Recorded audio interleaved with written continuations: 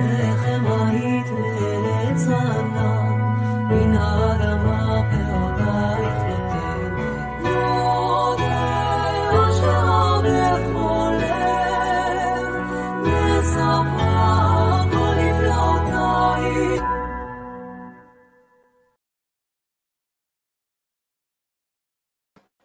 Hey, welcome everyone. It's been a bit of a while, but I'm finally out of my cast so I can sit properly. Well, not properly, but comfortably at least. Okay, so yeah, probably should address this. Also, going to have to take a dab in like 20 seconds. But so for this, I actually found, it's pretty amazing. There's this, I really don't know the background. There's not a whole lot on it. I just found it on YouTube. These different hymns to Canaanite and Levantine gods. And one moment. Rucha ed Asherah, Elionit Malka Olam. Borei Izve Besamim.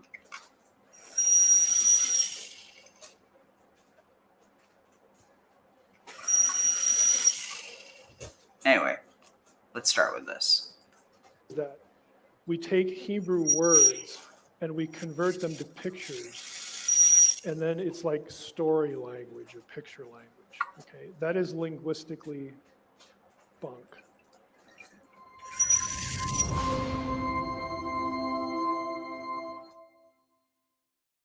This is an idea I came across from somebody who was also a PhD in. So yeah, here, real quick. And So yeah, I happened to find this on YouTube actually. Let's see.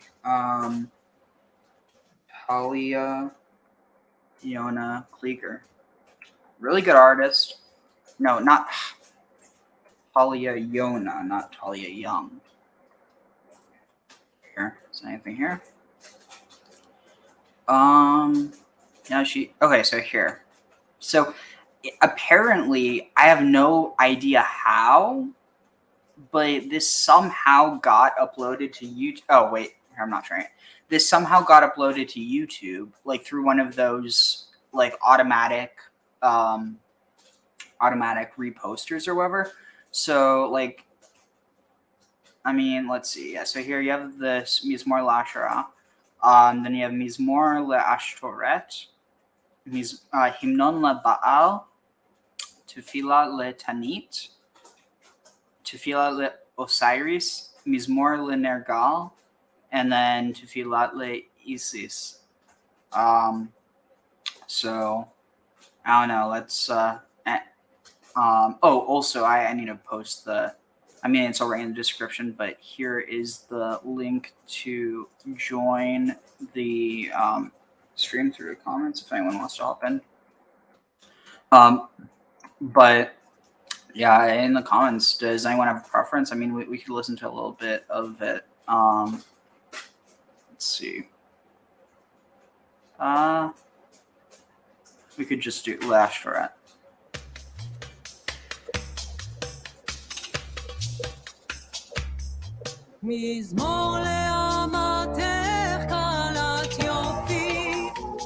So Mizmor LeAmatech,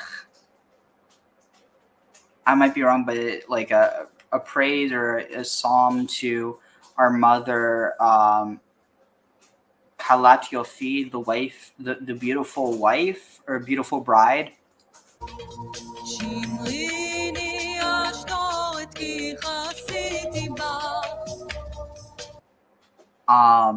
Protect me, Ashtoret, for I have done these things in you.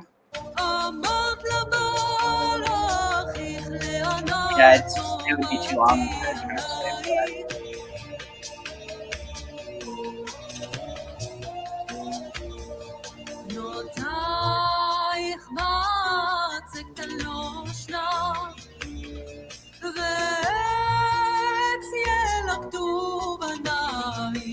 So yeah, I mean, I just happened to stumble across it, and so then I happened to just spend a really long time overlaying graphics onto it to like make it special, make it my own. But anyway, what we're talking about before. And it was the word Bereshit in the ancient version of it was a pictorial form. Are you familiar with that idea that the Hey, welcome to the stream, Bereshit, Graham. the How are you doing? symbols had some sort of Oh, pretty good, Ariel. How you doing today? associated with that word? So Are you Pretty referring good. to the idea Can't that complain. that paleo Oh, sure you could. letters? But I appreciate you not doing so. Yeah, I don't think there's any merit. Also, to check this the out. pictographic Recently got it. meaning of the letters. It's an incense burner. That's not clearly stated. Very cool. Hebrew I just need to has make my own incense, so I'm the not original version is inadvertently more poisoning myself with Yeah. God knows what. You know, Oh, try to come up with a quick. I don't trust any incense you can buy in a store unless the company like actually is transparent. Is that a real problem these days? All right, let's go that way.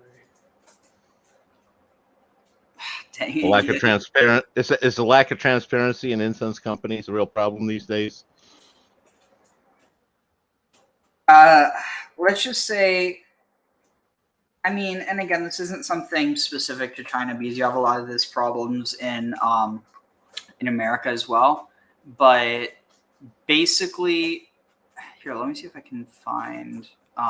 There was one channel that it's just like anytime I talk about a subject, I like to at least properly address it, even if it's only a little bit. But see, where was it? What was it?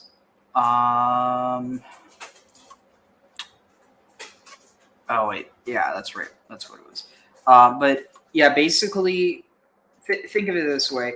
Have you heard of like the issue of like fake food in China? Like how they'll like, and again, I don't want to overgeneralize, but I mean, apparently there's also this culture. It's like and again, it's not something like inherent to Chinese culture. It has a lot to do with the state of like the quality of life of most people. But basically, where everyone's trying to like make an extra buck, even if that means poisoning or hurting someone else, because everyone's already getting hurt. It's almost like when everyone's hurt, everyone's willing to punch someone else, and it's really screwed up. And you definitely have situations like that in America. But okay, where what am I looking for? Oh, I mean, I totally know that's like a proper swastika and not like a Hakenkreuz, which is what the Nazis used. But still, it's like I just can't see it and be like, all you have to do is rotate it slightly and that's what it is. So it's like, I don't know, it's one of those things where it really is in the eye of the beholder, or I guess technically more in the eye, like how someone's using it. So, no issue with that. But if it's black ash and then they have like a red decoration around the rim, maybe you should be kind of concerned. Oh wait, oh my god, I probably sound like it, like I was talking about this for context. Probably made no sense what I was saying. Does it make a bit more sense now? Yeah, a little bit.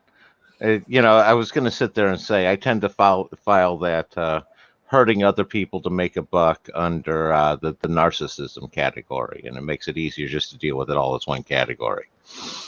So Incense Dragon, I think that's what the channel I'm thinking of it's called.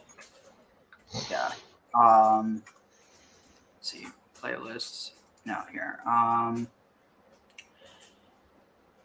Where is it? Maybe popular videos.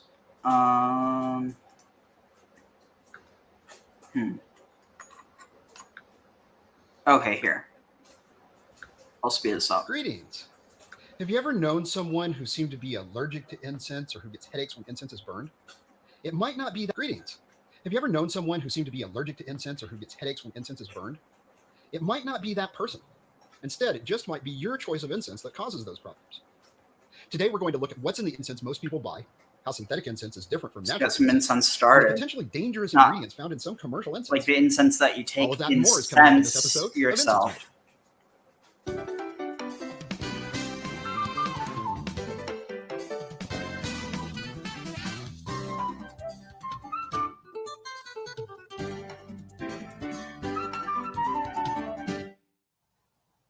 There are two fundamentally different kinds of incense in the world. Natural incense, which is made from woods, gums, and plants that are found in nature, and synthetic incense, which is made using incense blanks and scented oils that were created in a laboratory. The second type of incense is often called dipped incense because the sticks or cones are literally dipped or soaked in oils to scent them. Both types of incense can have a place on your incense shelf, but you need to be aware of the differences and especially be an informed consumer. So before we get started, a little lesson in terminology. When talking about synthetic incense, there are three components that you need to know. A blank is a wood powder combined with glue and shaped into incense sticks or cones. They're called blanks because they haven't been scented yet. The term oil in the synthetic incense world means artificially created fragrance or scented oils that are designed to fool your nose into thinking that it's smelling something that it's not. Finally, there are extenders. These are unscented oils added to the fragrance oils during the manufacturing process. Let's talk about these extenders first. Not all dipped incense makers use extenders, but many do. Even incense makers who don't intend to use extenders might purchase fragrance oils that already contain an extender and they won't even know it. The most popular extender for incense dippers is called dipropylene glycol, but most incense dippers just call it DPG. DPG has a lot of industrial applications and it's very safe when used as intended. It's found in deodorant, soaps, and skincare products, and it's used in a lot of different industries. The issue isn't DPG itself, but its use in incense. And see, DPG was not designed to be burned. When I was first told about this years ago, I defended the use of DPG and immediately went to gather proof that DPG was safe in incense. The first place that I looked was the Material Safety Data Sheet, or MSDS, which is a government-mandated document that tells you about the health and environmental impact of a chemical. At the very top of that first MSDS I read for DPG, it said, releases poisonous gas when burned. Huh? Who would add something to incense that even has the potential of creating poison gas? Why does this even happen? The answer is easy. Money. I started out as an incense dipper and used to teach others how to do it, and I can tell you that DPG makes a big difference to your product. All about that money whenever you're dealing with business. Why does Unless this you're even dealing happen? with The answer is easy. Money. basically, I started out as an incense dipper and unless used to teach others how to do someone it, and I can tell you that is. DPG makes a big I mean, it's kind of messed up, but really the only reason someone has to make incense naturally is because they have a vested interest in that, which would be like their health or not wanting to put poison out into. So it's like it's something that's going to be completely based on someone's ethics. I mean, it's screwed up, but that's really what it is. And that's one of the reasons why ethics are so important. You know, especially the types that don't deter, that it doesn't depend on religion, the stuff that needs to be universal. big difference to your profit margin. You see, DPG is a lot less expensive than fragrance oils. Most fragrance oils are very, very strong. Just a few drops of them can scent an entire bottle of shampoo. So incense dippers can add DPG to those expensive fragrance oils that are double or triple the amount of incense they can make while only raising their cost a tiny bit. So the profit margin goes way up. DPG does help incense dippers to make more money. Over the decades, I've heard a lot of creative explanations as to why incense dippers use DPG. It helps to disperse the scent, or it preserves the top notes, or it prolongs shelf life. All of that is beside the point, and probably none of it's true anyway. The bottom line for DPG is the bottom line of the incense dipper's bank account. You have to understand that incense is an unregulated industry. There's no government agency limiting which oils an incense dipper can use or testing commercial incense for safety. Most people who make synthetic incense have no idea about these problems, and I definitely don't want to imply that anyone is doing these things to intentionally harm people. They just don't know any better. Most incense dippers work on a small scale as a way to boost their income at their shop. The thing I think is really kind of even scarier that, I mean, like, think about it. If it were just bad people putting stuff in it to poison people, then you could go after them.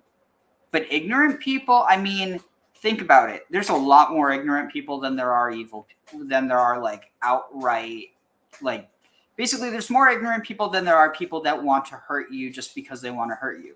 There's people who might have no issue hurting you because they're ignorant, but like this idea of, you know, the reason they're hurting you is because they get some sort of satisfaction out of that.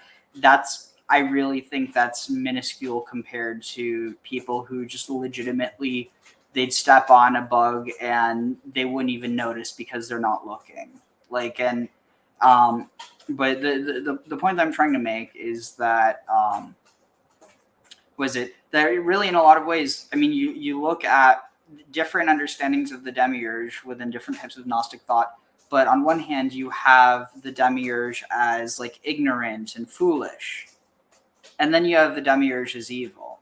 And I think it's interesting because it's almost like the way that you look at why the world is so messed up, why people die needlessly. Is it because of evil or is it because of ignorance? And it's one of those things where I think in a lot of cases it can be one, but in other cases it can be the other. And I don't know, you have any thoughts on this, Graham? I was going to say, yeah, this is a complicated subject, and a lot of it is you're dealing with the interplay between morality and economics. And again, I forget which one it was, either Upton Sinclair or Sinclair Lewis. I always conflate the two. Sat there and had the quote back in the day: "It's hard to get a man to believe a truth that his paycheck depends on him not believing." Interesting. You know, and it's again, I dealt with that with the whole evolution of the cigarette industry and tobacco industry, where when I was a kid, I remember watching cigarette ads on television. They were news, they were ubiquitous everywhere. And that was back even before the right about the same time as the Surgeon General, could possibly damage your health kind of concept. Yeah. that smacks directly into this hurting other people in order to make a buck. And one of the aspects of some people is they get into more of a mercantile mindset, where they don't recognize win-win situations. It's like one person has to profit and the other person has to lose. Mm-hmm. And that inherently produces some awful situations. Yeah. Okay. So Zara Rose said toxic ingredients. Yeah, that's the reason why it can be dangerous. Usal said Boker Tov Achim. Boker Tov Achim. Oh, sorry, just I was going to say, another thought is a lot of this seems like the way people would cut cocaine and stuff, where it wouldn't matter what they cut it with always. They just cut it with whatever. And some people use like strychnine and stuff. All sorts of nasty stuff. Yeah. Yes. So Usal said symbols gain meaning. They never lose the meanings they gain. Interesting. I mean, I think they can be lost, but they can always be regained. It just doesn't necessarily mean that it'll be through the same chain of transmission. Zyra said better living through chemistry. People tend to figure toxins as negligible, but they add up. Death by 1,000 cuts. Oof, 1,000 paper cuts. Usal said there are a lot of poor people that can't afford ethical incense ingredients, I'm guessing. Then Zara said thyroid damage quite common, and once it occurs, docs rarely can narrow down which agent caused the damage. Oof, that's a scary thought. I would hope that larger incense manufacturers take safety seriously and vigorously test their products for safety, so if they don't taste them. But there's no regulatory mandate that requires them to do that. So how did I come to learn about this and change my business from making and selling synthetic incense to making and selling natural incense? Well, I had a number of teachers along the way, but I think the real credit for uncovering these and other problems in the incense industry has to go to a gentleman named David Aller. As an indoor air quality professional, he conducted the groundbreaking research that uncovered these and other problems with synthetic incense. Now, as a scientist, he can explain these problems in far greater detail than I can, but there's no doubt that I would have remained ignorant about this without the information that he and his incense group called Alice's Restaurant shared with me many years ago. Thank you to everyone there, especially Mr. Aller. So we talked a bit about extenders, but there are still two other components to synthetic incense. The blank presents a similar problem to the extender. Wait, who is this? Incense blanks are wood powder and a pipe of glue formed into the desired shape. When I described the problem to the extender years ago, I would have incense. As an indoor air quality professional, he problem incense. Describe them like that extender. Incense, but there are still two other components to synthetic incense. The blank presents a similar problem to the extender. Incense blanks are wood powder and a pipe of glue formed into the desired shape. When I describe them like that, they sound like products made very much the way that natural incense is made. The issue here is in the ingredients. In theory, you could make a high-quality incense blank using sandalwood and a natural binder. It'd be expensive, though. Sadly, that isn't how commercial blanks are made. If you enjoy shooting off fireworks, then you might have thought at one time, gee, incense sticks and fireworks punks look a lot alike. Fireworks punks are used to light the fuses on fireworks. Now, there's a reason for that, and that's because they're made by the same companies. In fact, many times incense blanks imported into America are labeled as fireworks. When I sold materials for making dipped incense, the sticks I sold were often purchased directly from fireworks warehouses. That gives you a good idea of the care and quality that goes into blanks. Now, some blanks are even made with waste wood materials, such as from plywood factories. When David Aller tested such incense blanks, he found that they release significant amounts of formaldehyde when burned. That's a common result when burning wood that's been cut from plywood. The plywood is glued together in sheets, and the glue that's used in this process is definitely not intended to be burned for this very reason. But enterprising entrepreneurs have found this waste product, the sawdust left over from this manufacturing, and they've put it to use in some incense. Maybe the incense you're burning right this minute. The sad truth is you'll never know what's in the incense blanks that were used to make synthetic incense. There's just no way to tell by looking if the blanks used to make your incense were crafted by someone who cared, or if they were literally garbage that was glued together and sold to you. And finally, there's the oil itself. Most fragrance oils aren't designed to be burned. There are some exceptions to this, since there are oils made for use with candles, but candles use a couple of drops of oil for a large candle, while a single stick of dipped incense may contain hundreds of times as much oil, even though it's much thinner. It's the thickness of the wick of the candle. Have you ever smelled incense in a store and it smelled great, but when you got it home and lit it, it smelled like your house was on fire? That's probably because the fragrance oil was not designed to be burned. Now, there is some evidence that certain fragrance oils like musk and banana from certain manufacturers actually create more dangerous fumes than just these. These fragrance oils are generally very safe when they're used as intended, but most were never intended to be used for incense. Wow, that's quite a list of issues. Fragrance oils aren't meant to be used for incense. Blanks may contain dangerous ingredients, and extenders are unsafe to burn. All of that adds up to be a giant caution flag. If you've ever had a friend tell you that she's allergic to incense, there's a fair chance that she's actually reacting to the chemical chaos that is many brands of dipped incense. Some people have allergic reactions to any form of smoke or particulate matter in the air, but many people who think they're allergic to incense are having a healthy, normal reaction to these dangerous materials. Looking for a quick and easy way to pay for college? You gotta try Scholarship Owl. It's so much better than Googling for scholarships. Scholarship Owl is AI powered, so. The good news is there are companies out there producing high quality natural incense. Japanese companies like Shoedo and Bayedo. Also, that's another point. So it's actually, I mean, it's not, at the end of the day, the reason why you would use lower quality materials is because you're trying to make a significant amount of money. So I don't think that's necessarily a good, not necessarily a good excuse. I mean, like, for instance, you could use local materials. At the end of the day, the people who end up using this stuff, it's because they buy it in bulk and they don't care about the quality, so they'd rather get a lot of stuff that might not be good than invest in less of a higher quality material. Hundreds of years. Here in the USA, incense. I was going to say, I was going to comment there, Ariel, that the point of that one is economic, where the problem is there aren't enough people out there willing to pay a premium for the high quality stuff.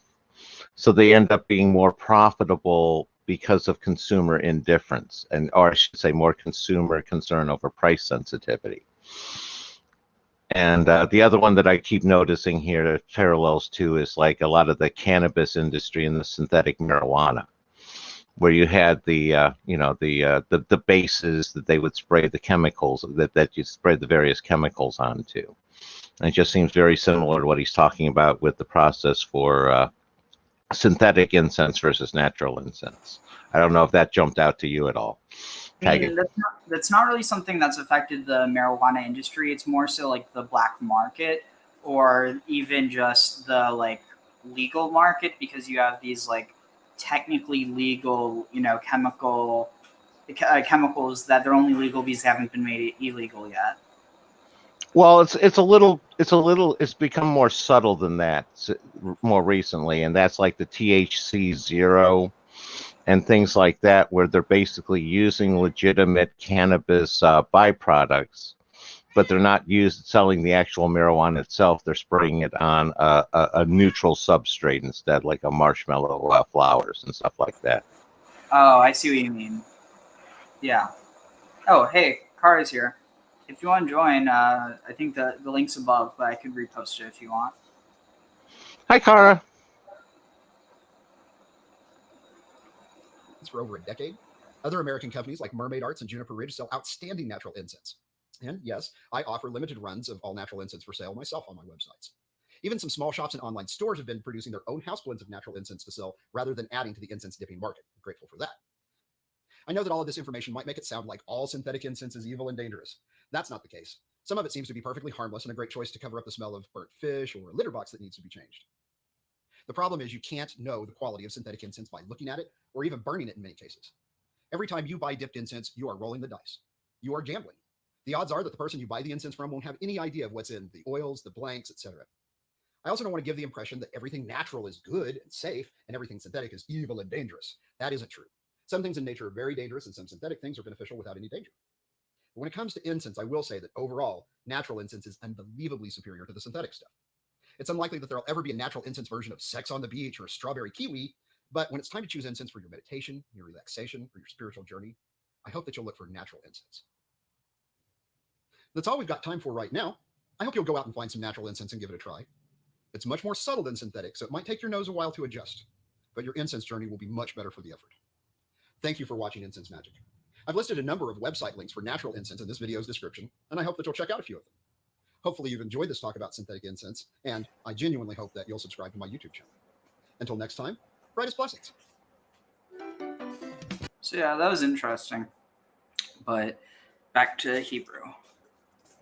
That was a thought I had. Where does potpourri fit into the whole incense schema? Because Isn't it similar, but different than incense, and it's definitely much safer than the synthetic stuff they're talking about. Having some issues hearing you. Graham? Oh, I was saying that I was wondering where potpourri, those dried flowers that, yeah? Are you hearing me now? Yeah. Are you hearing me? Okay. Yeah. No, I was wondering where potpourri fit into the incense spectrum, because the dried flowers that you're basically, you rehydrate a little bit in heat, and that gives off a sort of incense-like effect as well. Is it heated or set on fire? I thought it was just like the air that causes it to let the smell to waft. No, it's heated. You have like, it's like basically like mini slow cookers, where you're putting you're cooking the dried flowers in water and releasing the scents that way. Oh, interesting. Yeah, I mean, I don't know. I mean, the big thing with incense is fire and smoke, but I mean, I'm sure it's connected through smell. I don't know enough. Oh, this one here. That's a little blurred. I wish it was smaller. Let me go back here.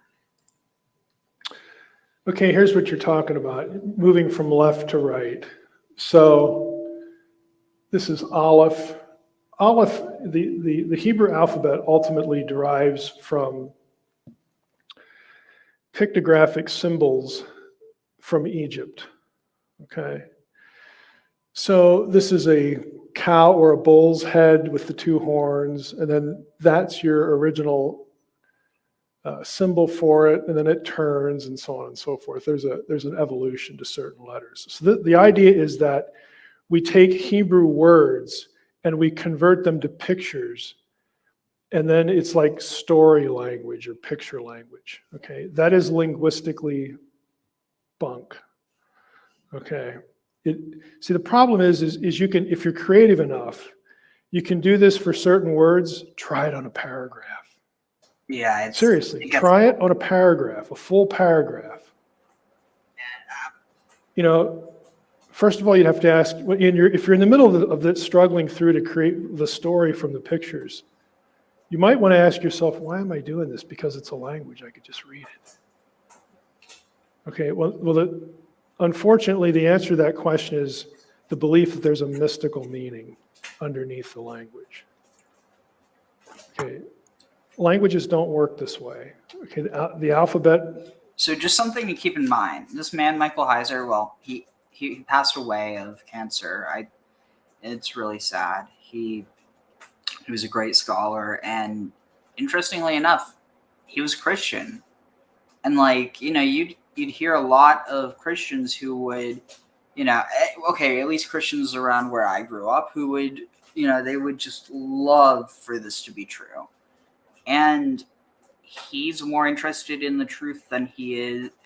I mean, given he's definitely biased in some areas, but when it comes to language, he's more interested in the truth than he is in his agenda. And that's the thing. I think these are the type of people that we need to, you know, commend. Like, at the end of the day, again, not perfect, you know, like nobody's perfect, but when it came to like scholarship, if more Christians were like him, I think that there wouldn't be this clash between, you know, religion and academia, because at the end of the day, it's completely unnecessary. Let's see, what's this? Oh, probably also tainted by extenders, yeah. Well, that was about the incense, but yeah, were you going to say something, Graham? Yeah, I was going to sit there and say on the conflict between the academy and religion. Part of that I'm not sure can be overcome because they're operating on two different bases. It's like the academy is much more knowledge, and religion is based off of belief. And those are two different standards of criteria for judging what's acceptable and what's not. And you can often reveal truths through academia that inherently conflict with a religion. And I agree with you. Heiser was one that he was always willing to go where the truth led him. And one of the things I think that any sort of academic or legitimate scholar needs to do is own their own bias.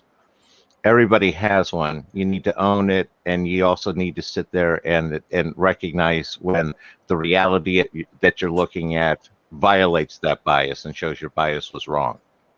Tagging on that. Yeah.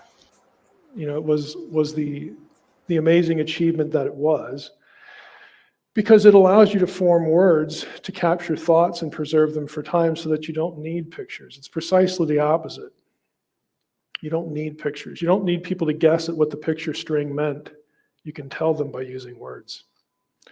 And you're using words that are spoken, and you've just codified the verbal, the oral, the oral and oral language into an alphabet so that it's preserved, just like you were having a conversation. You don't need the pictures if you can have the conversation.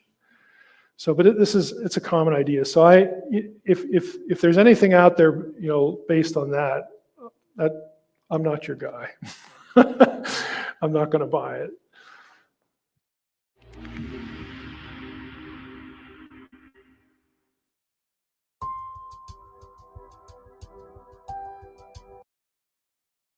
It's everything you wish for. Your site traffic is skyrocketing until... Here I have sebasoil chloride. I'll pour that in first. This is the other one, the hexamethylene. This guy's much more theologically inclined. Yeah, we're about to get into this. The ox pulls the cart, plow, train, and before the direction of reading becomes standardized, the direction of glyphs and letters switch every other line faces the other way. Boistrophodon, as the ox plows, turning when reaching the end of a row, or as the lawn mows. But yeah, so this is much more theological. But Diamine, which I'll pour on the top of this first layer. So. In the 1940s, the DuPont Chemical Corporation developed the first synthetic fiber to be used for clothing, and they decided to call it nylon. And you can probably also see some goo has been formed. There we go. Thread of nylon. Where did that name come from? Well, the corporate legend is that the labs at the time had one branch in New York and another in London. Nylon. And that's exactly how naming things works in the English language. Names are random. They're just arbitrary labels that are applied to objects. The word nylon doesn't tell us anything meaningful about what this substance actually is. But in the Hebrew language, each letter of the alphabet has its own meaning, and we can come up with the names for things by stacking together the right set of ideas. The major premise we have as Jews is that Hashem created the world by first creating the 22 letters of the Hebrew alphabet, and by combining letters together, he created the reality of everything that we know. The first letter is Aleph. Aleph, meet audience. Audience, meet Aleph. And Aleph always has a connection to God. That might be why it's the only letter in the alphabet that has no pronunciation. It's not a vowel. It's not a consonant. It's completely silent. And you can find that connection to God in the words that begin with Aleph. Aleph means the leader of an army. Ahav, that's a good one. That means love. Most of the names for God obviously are going to start with Aleph, right? Elohim, Adonai, as well as the name for our species, Adam. The second letter is Bet. That's where the Greeks got the word for alpha, Bet. And it means a tent or a house. You can even picture a little guy standing in there somewhere. So the word for household is bayet. The word for womb is baton. And really interesting, if we put a bet at the beginning of any word, it just becomes a preposition that means inside that thing, like a house for that word. So in the womb is bay beton, and in the house is bay bayet. Really cool. The word for the first city in the Bible is Babel, and that word also starts with two of these bad boys, Bet, Lamed. That Lamed, where's my Lamed? I have a Lamed somewhere, I promise. Lamed, and it means royalty or something special. It's the tallest letter of the alphabet, rising a head and shoulders above all the rest. So it makes sense that the second letter of words like Eluf and Elohim, which is the word for God that means majesty, would be a Lamed, because there's a sense of royalty in those things. So the word for Babel, or Babel, carries within the name itself the idea of what it is. It's a royal, not just a royal house, but a royal set of houses. Fun fact, that word that would just be royal house, one lamed in one bet, is the word lev, which means your heart. Special. This language sometimes, man. Actually, I'm going to need that bet back. If we have Aleph and bet, we have the word Av, which means father, a connection to God in the home. You know, there actually is another language that works like Hebrew that tries to name things in a similar way, and it's the chemical language. The chemical name for nylon is C6H11NO brackets lowercase n. Nice name, huh? It's pretty bulky, but it's actually a pretty useful name because it tells us something about what the substance is and how we could recreate it. The chemical language, like Hebrew, tries to describe reality from the inside. That's why in Hebrew, by the way, what's the word for thing? Davar. What's the word for word? Davar. Why is it the exact same word in the Holy Tongue? Because when God spoke it, it became the thing.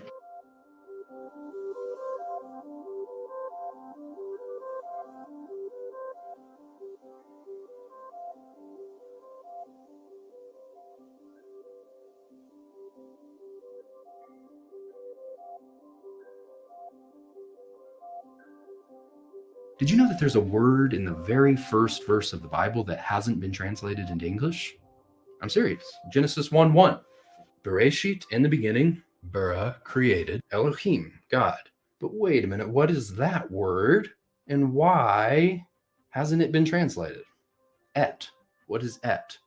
Well, if we take a closer look at this word, it's two letters. We have an aleph, which is the first letter of the alphabet, and a tav, which is the last. Bereshit bara Elokim. In the beginning, God created et. He created the aleph through taf. That was the first creation. The creation of the aleph bet, of the alphabet. So now this is a very interesting premise, because it means that if we know the meaning of the aleph bet, we can know reality. Even if I didn't know the alphabet, but I knew reality, I knew what something meant, I knew what a chair is, I know what a table is, I would come up with the language myself. That's how specific it is. That's how exact it is. We already saw how those letters for gift and seeds spell the word for garden, gan. Now, if we add an aleph to the beginning of this word, this changes the word from garden to pelvis. One more. If we change the last letter to a mem, which signifies water, we get God's gift of water, agam. What do you think this word means? You might have guessed it. It's the word for lake.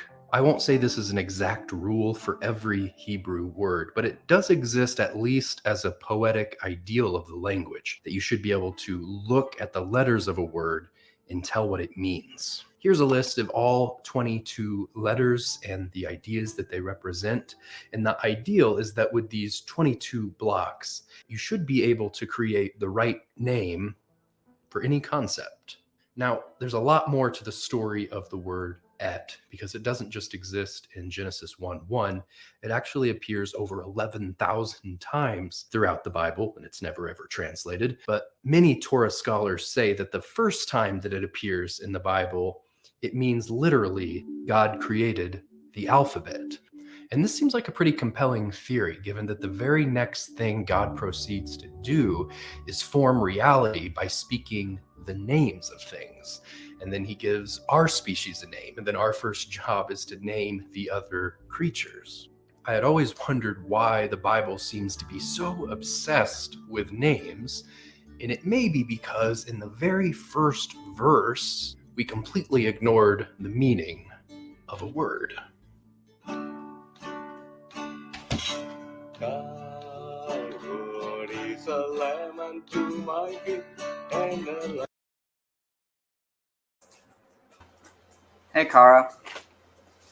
Hey. So, yeah, I was just working on, well, some of them so far, but I wanted to kind of go through the, oh, wait, actually did have it pulled up here. So,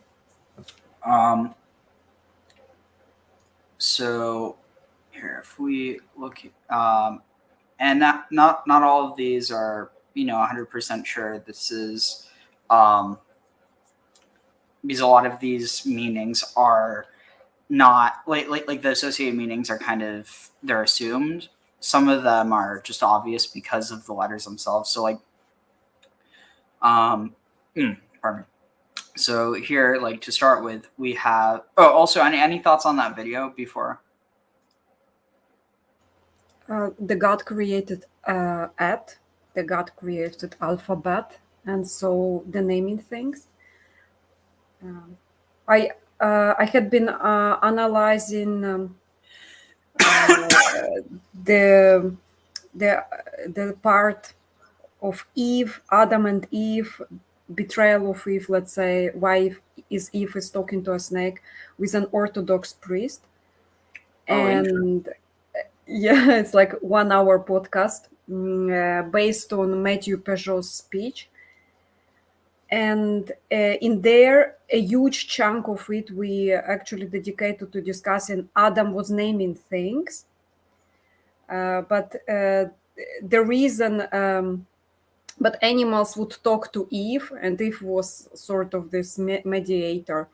It's like Adam would say, this is a cow, like this is a rabbit, and stuff like that.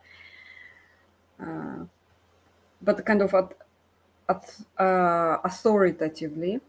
But the animals, if they had a complaint, they would come to Eve, and that's how snake got in. It started the conversation. I am not sure how accurate is that. Those are based on words of that priest. Interesting. It's definitely interesting. So, it was, yeah. Oh, no, go ahead. So we were trying to understand why is Eve talking to a snake and dive into details, and why would not snake talk to Adam but to Eve? And it's and the idea of naming things is important. Why is it important? And why Adam receives that role, not Eve? And how those roles are spread. And I understand that naming things is actually allowing them to come to our reality somehow. It's like giving them a concept, a thing that would, if you hear that word, that thing would appear in our mind. Even though a cow is a large animal with horns, but we don't say that. We say a cow. And so it's a connection between a living object and us trying to recreate it in our head. And I love how the actual, it's like the actual letters they look like something.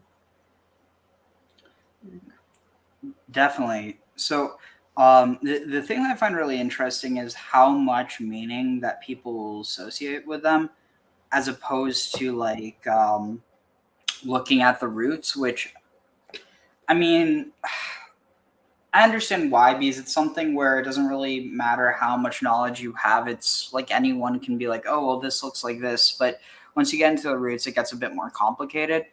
But let's see. Wait, where's the actual ones? Oh, all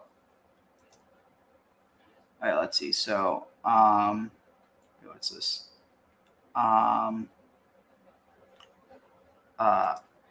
Goddess / mother's womb as our original house and home. Spell out the alphabet, or AZ, alpha Z in Hebrew, the alpha omega. Head, tail, Ouroboros, a string of elements. That's what the Aleph Taf is supposed to represent. The meaning of the Taf is like it's a finishing mark or seal, almost like like a wax seal. It's stamped to mean that it's finished. But some people look at that as the end, but it's not the end. It's basically just means completion, which, I mean, I don't know. I feel like completion is more something like full circle as opposed to the end, if that makes any sense. So, let's see. So to start with Aleph. So here you can see that there's, what is it? And keep in mind this, it says it's the first alphabet only and that might not even be technically true. I'm rusty on this, but what that would be, not the first language, but the first alphabet. And so that would be like a phonetic script that is like you can use it to represent words without there's not like you can represent the sounds, and the sounds are what make up the word, as opposed to I'm sorry, like it's not my strong suit. But anyway, to start off with, here we have the Aleph, which, I mean, there's a few meanings that you can get from that, but I mean, the first one is bull, or the cow. But sorry, I think I had this pulled up here. Oh wait, I thought I did. Sorry. BDB online. So here, Aleph. No, I just need to find Aleph.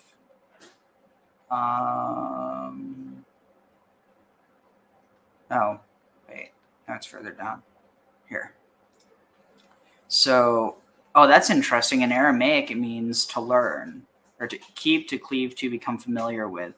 Aluf, it can mean to tame. But, so here, Elef, cattle, used in tillage, subject to man. So, what I'm going to do is, let's see, copy this. I don't know how well it will copy into this, but here's tab. So, let's see. Enter, Control V. So here we have the symbol. I mean, this isn't the same symbol that's used. It's just a cow head, but I prefer using the full bull. So then here you have Aleph, Lamed, Pei, and then that's Elef. And so you also have some other meanings that come with that. But any thoughts in the meantime? You're muted, Kara. I'm so centered, wondering how Kara would spell. So I mean, I guess it. So that's actually interesting. So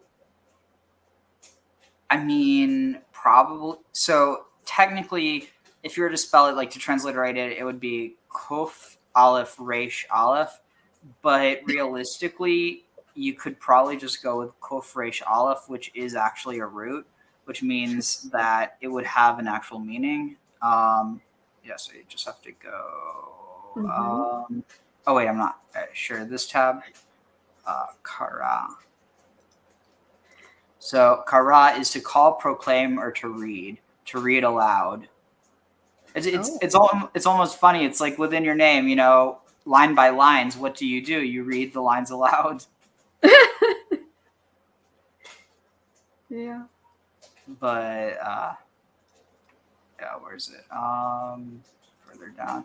This is like one of the most common verbs in the So here we have kore, kari, called, summoned, kriya, proclamation, mikra, convocation, convoking, or reading. Then kara can be encounter or befall. That looks like it's from Aramaic. Oh no, this is Arabic kara'a. In Polish, kara is punishment. The direct translation. Wait, really? Yes. So the way it's spelled, exactly, if you want to say punishment in Polish, it's kara. It's exactly spelled the way it is with the same letters. And let's say crime and punishment would be zbrodnia, crime, punishment, kara. Crime and punishment. So zbrodnia I kara. Oh, I'm sorry, but that's actually hilarious. But yeah. I know. But here, look, an encounter that befalls you. I mean, that could be viewed as a punishment. But but yeah, so back to Aleph. So the thing that's interesting about Aleph is that it actually has multiple meanings. So if we go further, we can see it also means 1,000. And it's interesting because the Aleph numerically represents 1, but it means 1,000. Yeah. So it's almost like it has the same idea of beginning and end, or like little or few and many. Then you also have, let's see, what is this? Aluf, which means chief, or I don't know what a chiliarch is, but elopne. Interesting. Oh, wow. Okay, Graham. Do you know why this word is so? Holy crap! So there's. Let me see if I can actually find something on this, because have you ever heard that Elohim can refer to human rulers?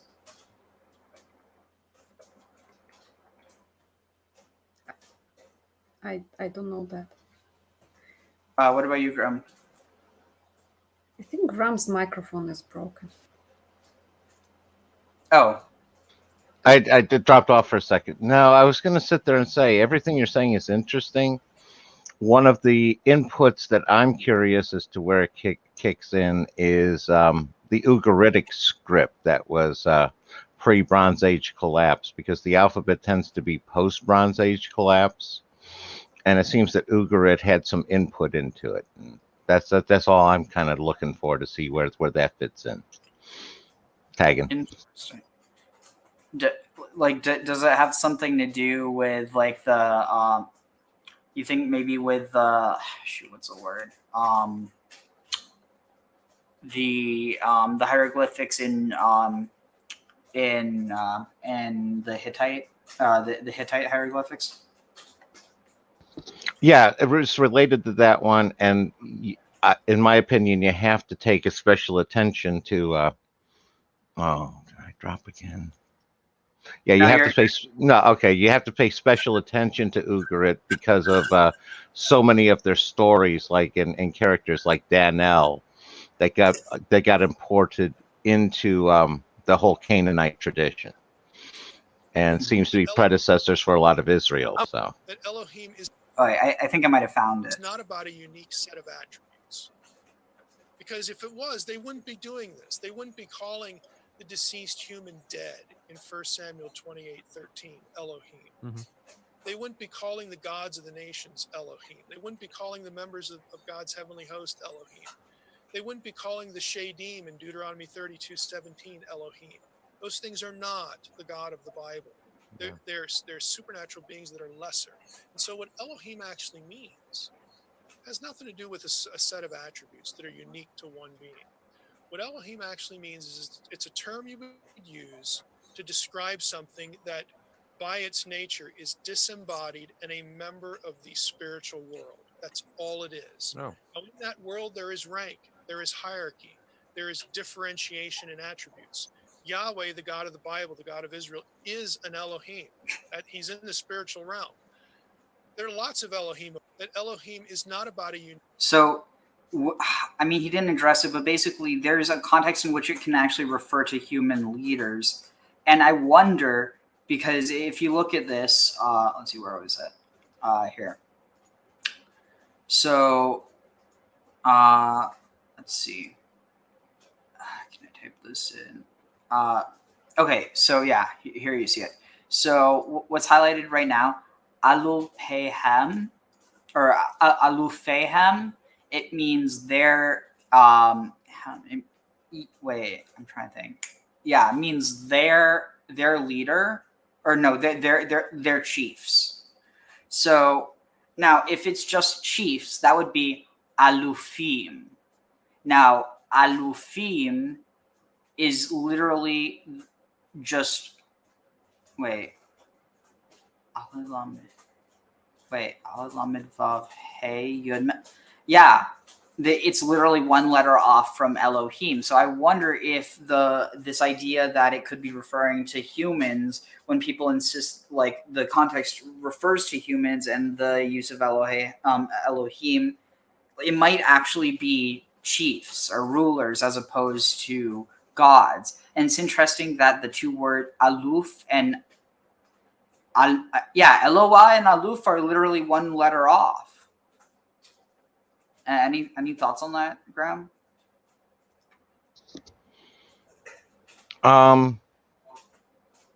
Definitely could work in there. I keep going with Elohim, with Genesis, with the that plural, we created man in our image sort of thing. And the idea of chiefs fitting in there also kind of works together in a lot of ways. I don't know. It's not something I've really thought much about. This is a good idea that's worthy of exploration, Ariel.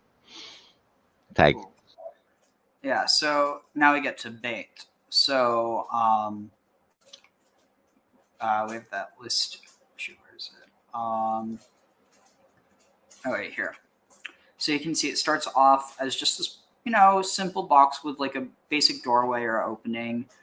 And alternatively also, trying to think, if you flip it on its head, if you flip it upside down, it would actually be similar to a tet. But anyway, so here's basically the house sign and gardener's sign. So these are hieroglyphics.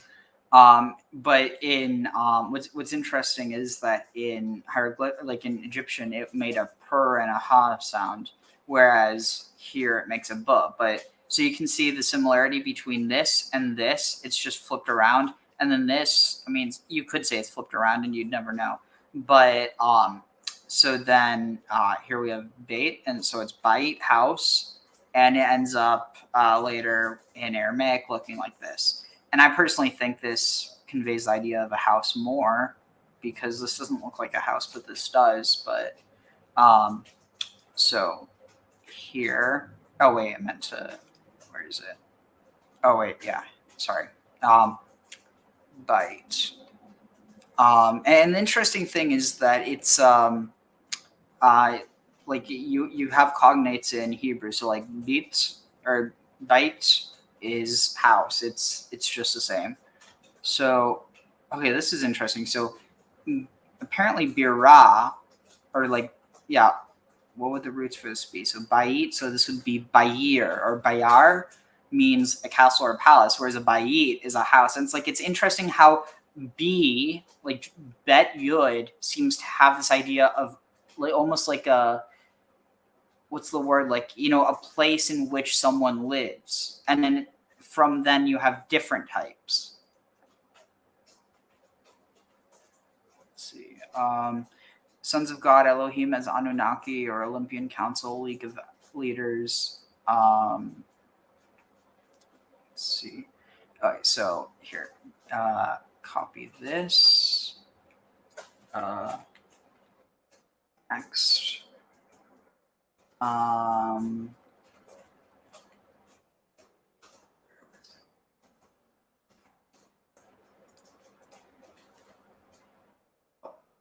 Oh shoot, what am I? Accidentally pressed the wrong button. Backspace, enter. Okay, there. Enter. So I had some interesting time with this. So with a Gimel, where was it? Here. So with a Gimel, here they're saying it's from Gahar, bend. And I mean, it's one of those things where on a certain level, when you're trying to reconstruct it, I think there's really no way to be certain, except for when you have like words like, Elef, where it's a cow's head, and Elef is, cattle. Beit, house. Delet, door. Like these all mean exactly how they sound. Then you have something like, let's see, how does it render Zion here? It renders it as Zea, but it's more likely that it's Zayin. I mean, Zayin literally means phallus, and so there's a symbol for that. Like, I'm not even joking. This isn't like an emoji or anything. Where is it? Oh wow! Wait, did it? Oh. Okay, that's funny. Apparently, Google doesn't like that symbol. I mean, I guess I shouldn't be surprised, but... It's a bad emoji. It's not. It's like... I mean, it's not like it's literally a picture of it. It's just a little sketch. I mean... Forbidden knowledge, Ariel. Yeah. That's you can't accidentally spell the forbidden name of God using a Zion pictograph. But oh yeah. So anyway, back to the Gimel. So I was looking into this, and I think that basically some people explain that the Gimel is like a slingshot, or but if that's the case, what's the word for slingshot? Well, so I looked that up, and I mean, that was kind of interesting, but here, shows how instead. Sling. Now, okay, what is it here? Beyado. Okay, so no, here he took the stick in his hand. I think it's used in... Yeah, it's used in Proverbs. So here. Like a pebble in a sling. Kitzarur. Like a kitzaror, what's this, like a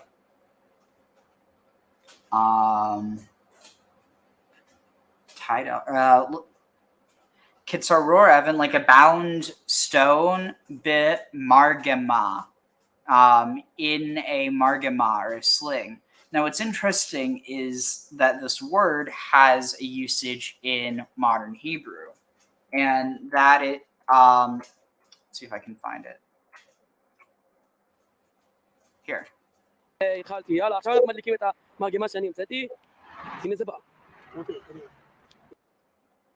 So, can anyone take a guess at what a margama is in modern Hebrew?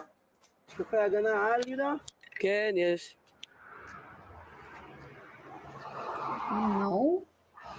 don't know. Pram? Not sure. It's got me mystified.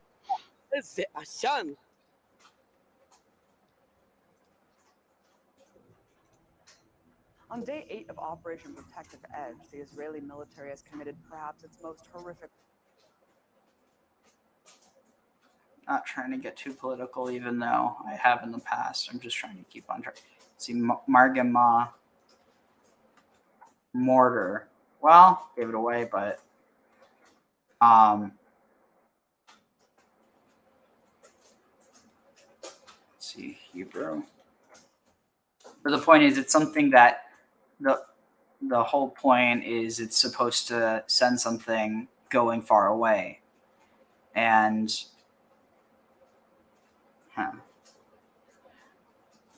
give me one moment. Maybe I can find something that connects to this. Well, Anesthesiologists, need a moment. surgeons, emergency medicine physicians.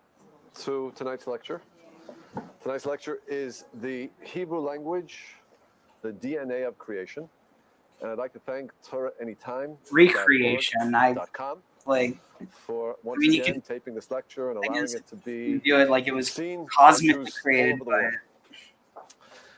So tonight's lecture is a very fascinating topic called the Hebrew language, the DNA of creation. What does DNA mean? When we think about DNA, what is DNA? Right, I can't pronounce that, but there are many people here who can. But I do know what it is basically. I do know when you study the DNA of a gene, for example, you can detect and discover exactly what the thing is. The DNA is like the code that will tell you the symbol of what is there. It will give you the definition of everything that you need to know about what you're going to see in that cell and perhaps in that person. That's what we talk about when we say DNA. We call the Hebrew language the DNA of creation. What does that mean, that the Hebrew language is the DNA of creation? It means like this. The major premise we have as Jews is that Hashem created the world by first creating the 22 letters of the Hebrew alphabet and the numbers 0 through 9, and by combining letters together, he created the reality it's of actually everything that we know. interesting. The first creation was... Apparently, the Phoenician alphabet had 26 letters, not 22. Which raises the question, because there is this discussion, was the Torah originally written in the Katav Ivri, the Hebrew script, or was it written in Katav Ashuri, the Syrian script? And that raises a specter. Well, if it was the Katav Ivri, which is also referenced as the Libana script, which is the Lebanese script, which is the Phoenician script, then that means there's 26 letters, not 22. Which, I mean, like, I don't know. Graham, can you think of, I mean, well, you as well, Kara, can either of you think of any reason, like, why 22 would be seen as, like, better than 26? I have, like, one idea in mind. Well, 22 seems very proportionate, and people would try to force it into that number. Sometimes, like, we all tend to, like, I myself, when I even edit the videos, I'm trying to end on 22, 11, 44, because 2 and 6 seem unbalanced. And we tend to lean towards perfection. That's my suspicion. I'm going with 22 equals 12 plus 7 plus 3. And this goes back to some of our Kabbalah explorations, where you have your 3 mothers, you have your 7 double letters, and then you have your 12 other letters in the Hebrew alphabet. And that seems like that's the sort of breakdown they're going with. Tag. Wow. I really should have realized that. I don't know how that slipped my mind. I was literally just thinking that it's the first, like, for instance, you can have 11, but it's like 11 is 2 ones. Oh, Zara's joining. Hey, what's up? Hello. It's actually 0. Oh, 0. Sorry. Spelled to differentiate from another 0 that already exists. Ah. Zero Rose, who has the kind of anagram locked up. Oh, I see. That's cool. Like, makes a magic square. He's an online author, so decided to spell it differently. Cool. So I probably missed a seconds there while I was coming in. It said first created the alphabet to create the world. Sorry, what? It said first created the alphabet to create the world. Is that what was I just stated? mean, yeah, there is like this one. Let me see if I can find it. This is actually super relevant. Let's see. Kind of goes with the in the beginning was the word. Let's see. What was it? Oh yeah. Hebrew letters creation story. Let's see.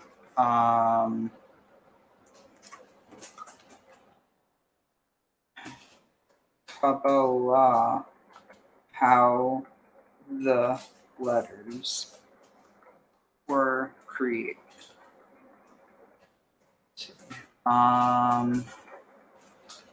Oh wait, not no. Were given their were the letters were given their roles.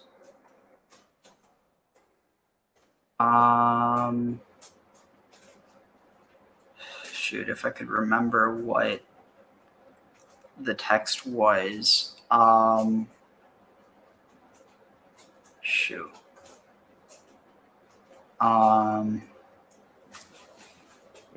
God's discussion with the Hebrew letters.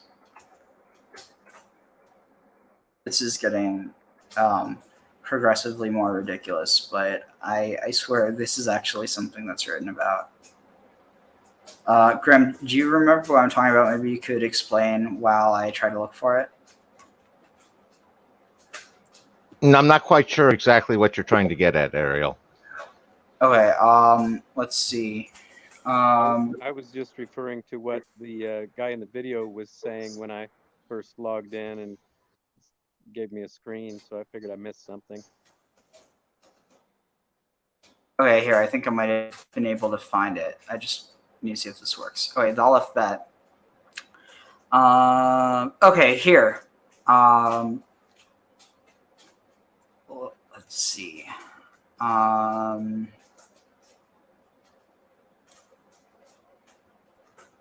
Let's see, is this okay. I think I know what to look for. Zohar introduction. Well, that in the beginning, and then where it wasn't translated, and it's et, and that means the alphabet. Aleph. Oh, I see what you mean. Okay, yeah. That's definitely where that that's how that idea comes into play. Well, and it kind of becomes that the world is created within the writing of it, as in the Bible, is a world created.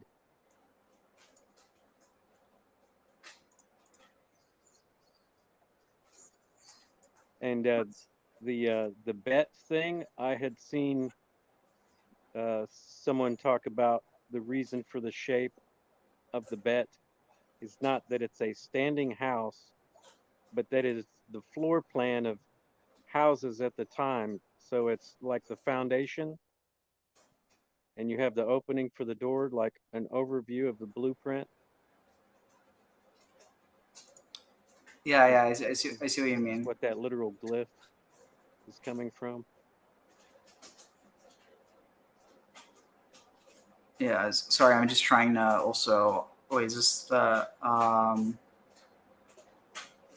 Yeah, well, the analogy with the chemistry and the elements, the letters as the elements, is interesting also in the sense of material creation as, you know, molecules from particles.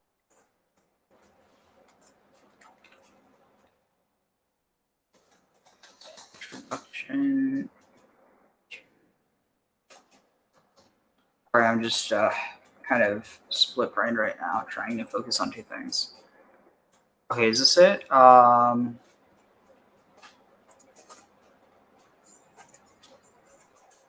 No.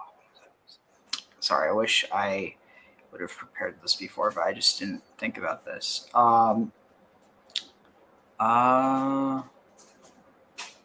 Introduction to the Zohar. Honestly, this might be good.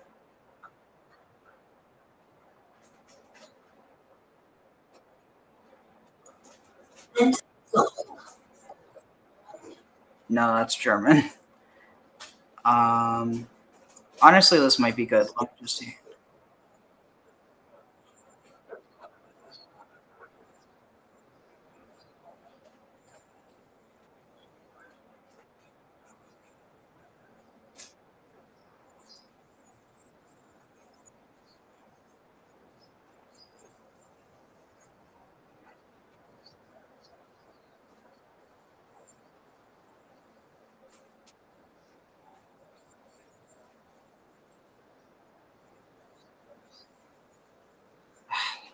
Sorry. Introduction. Let me just see what it is. Okay, Zohar introduction. Is it?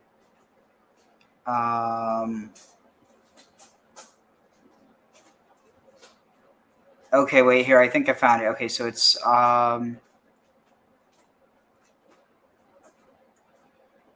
tab 9. So this is Zohar introduction 6, I think it says. Just want to be sure. Wait. Zohar introduction. Whatever, I'll just I don't know why this is so hard to find. The best stuff isn't usually spelled out. I was going to remind you, we didn't do the Zohar yet. This might be in the Yetzer. No, but it is 22 letters in the Zohar talking to God.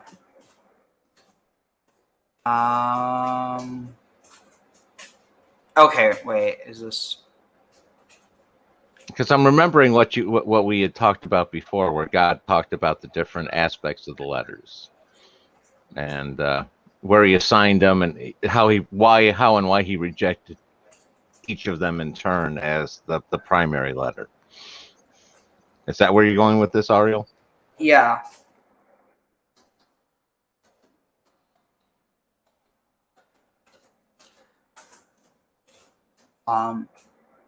The Hebrew letters honor to be the first. I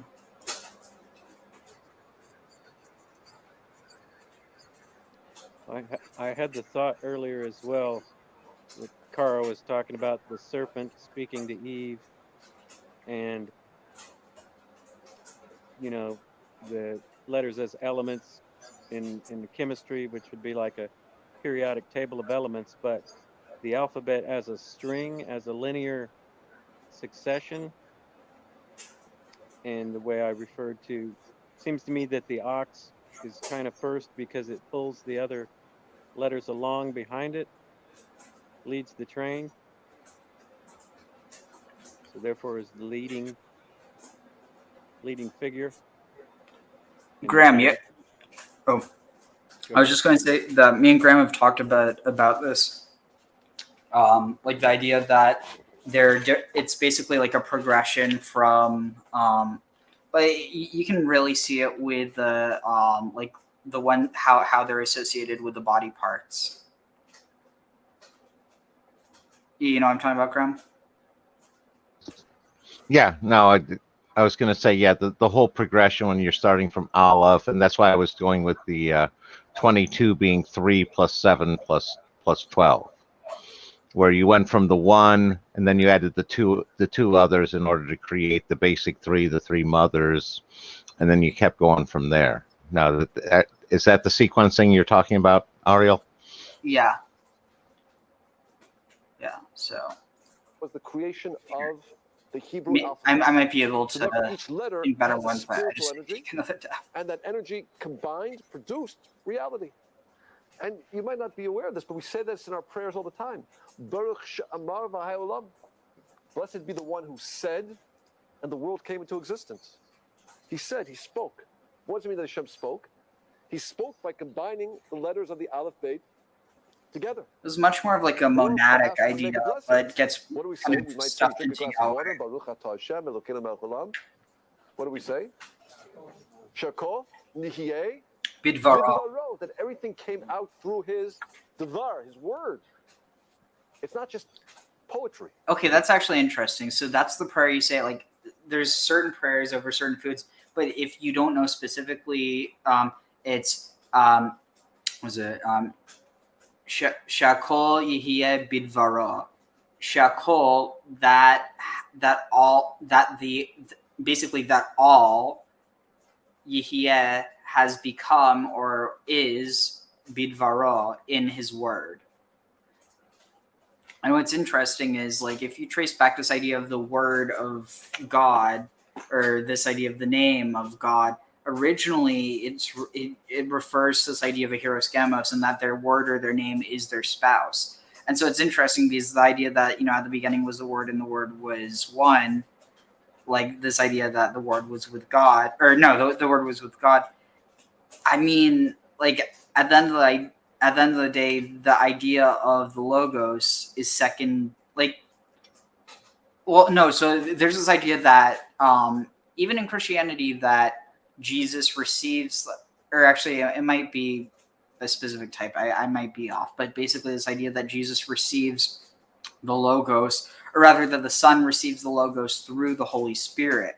In other words, that like, there's this idea that Jesus is the logos or the word, but not necessarily that Jesus was what was present at creation, but it's the word that was. And so the idea is that this word, like, incarnates and becomes Jesus, but it's almost like the spirit or the soul is in some ways is almost like connected to the Holy Spirit in that way.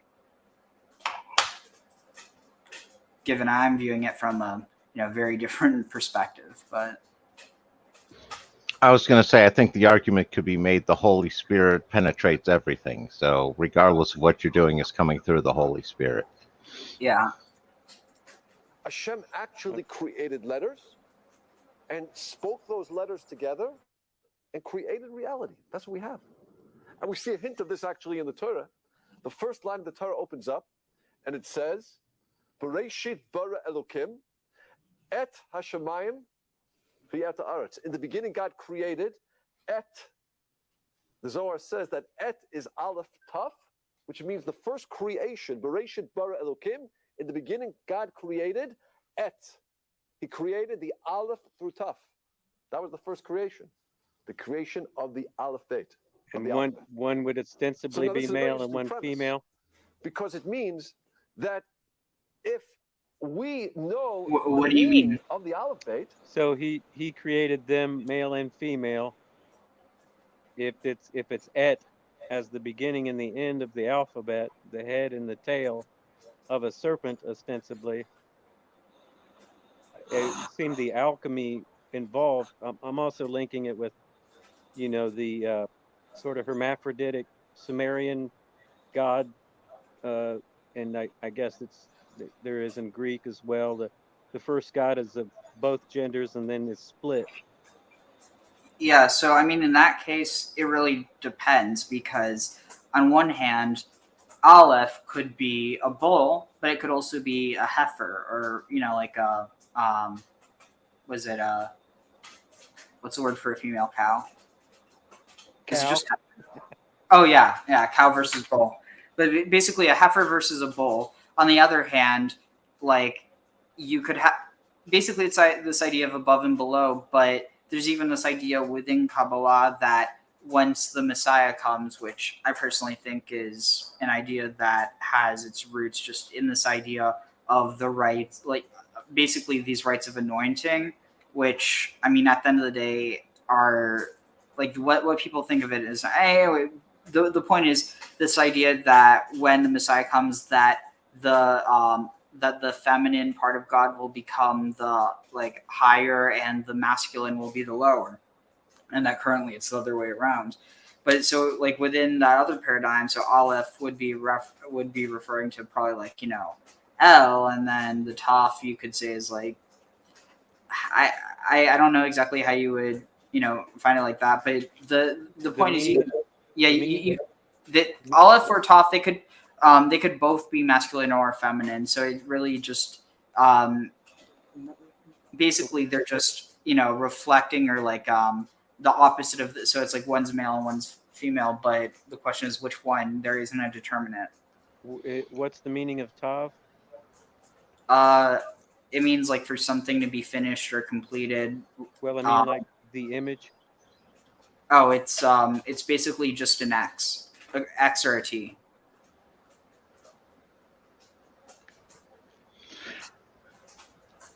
So that's not the one that's the hook? No. No, I was going to say, I was going to just bring back up the during our explorations before Ariel, you had the Aleph, Mem, Shin, and those were the three mothers, and that fits into that Aleph as the gender neutral, giving birth to Mem, which is the female, and then Shin, which is the male, the fire, the water and the fire, with fire being male and water being female. Or alternatively, are they all feminine and capable of expressing themselves in multiple ways? Like, why are they referred to as the three mothers? Because it's from the three of them that they give birth to everything else. You basically started as the gender neutral, you added the male and the female, and then you're still at a gender neutral state with that trinity. And out of those, they produced next, I believe, if I remember right, it was the 7 double letters, and then they went on to the 12. So what's interesting about that, though, is that you have this idea that what is it? So Mem is the mother, and then Shin would be the father, but Shin is the last one, and Aleph is the basically the bigendered or the basically the beyond gender, really, in a lot of ways. And so it's almost like implicit by being in the middle is the Mem. And I mean, on top of that, you have this idea that that the Shekhinah is never directly referenced in the Bible. I mean, indirectly in multiple ways, but there's this idea that the Aleph Taf is basically the hidden presence of the Shekhinah, and that because every time someone is doing anything, it's only through et, because that shows where the action is being directed to. Well, also biologically, it's said that we start out feminine as a fetus, and then the hormones transform the ovaries into testes, the clitoris into the penis, and so the male is an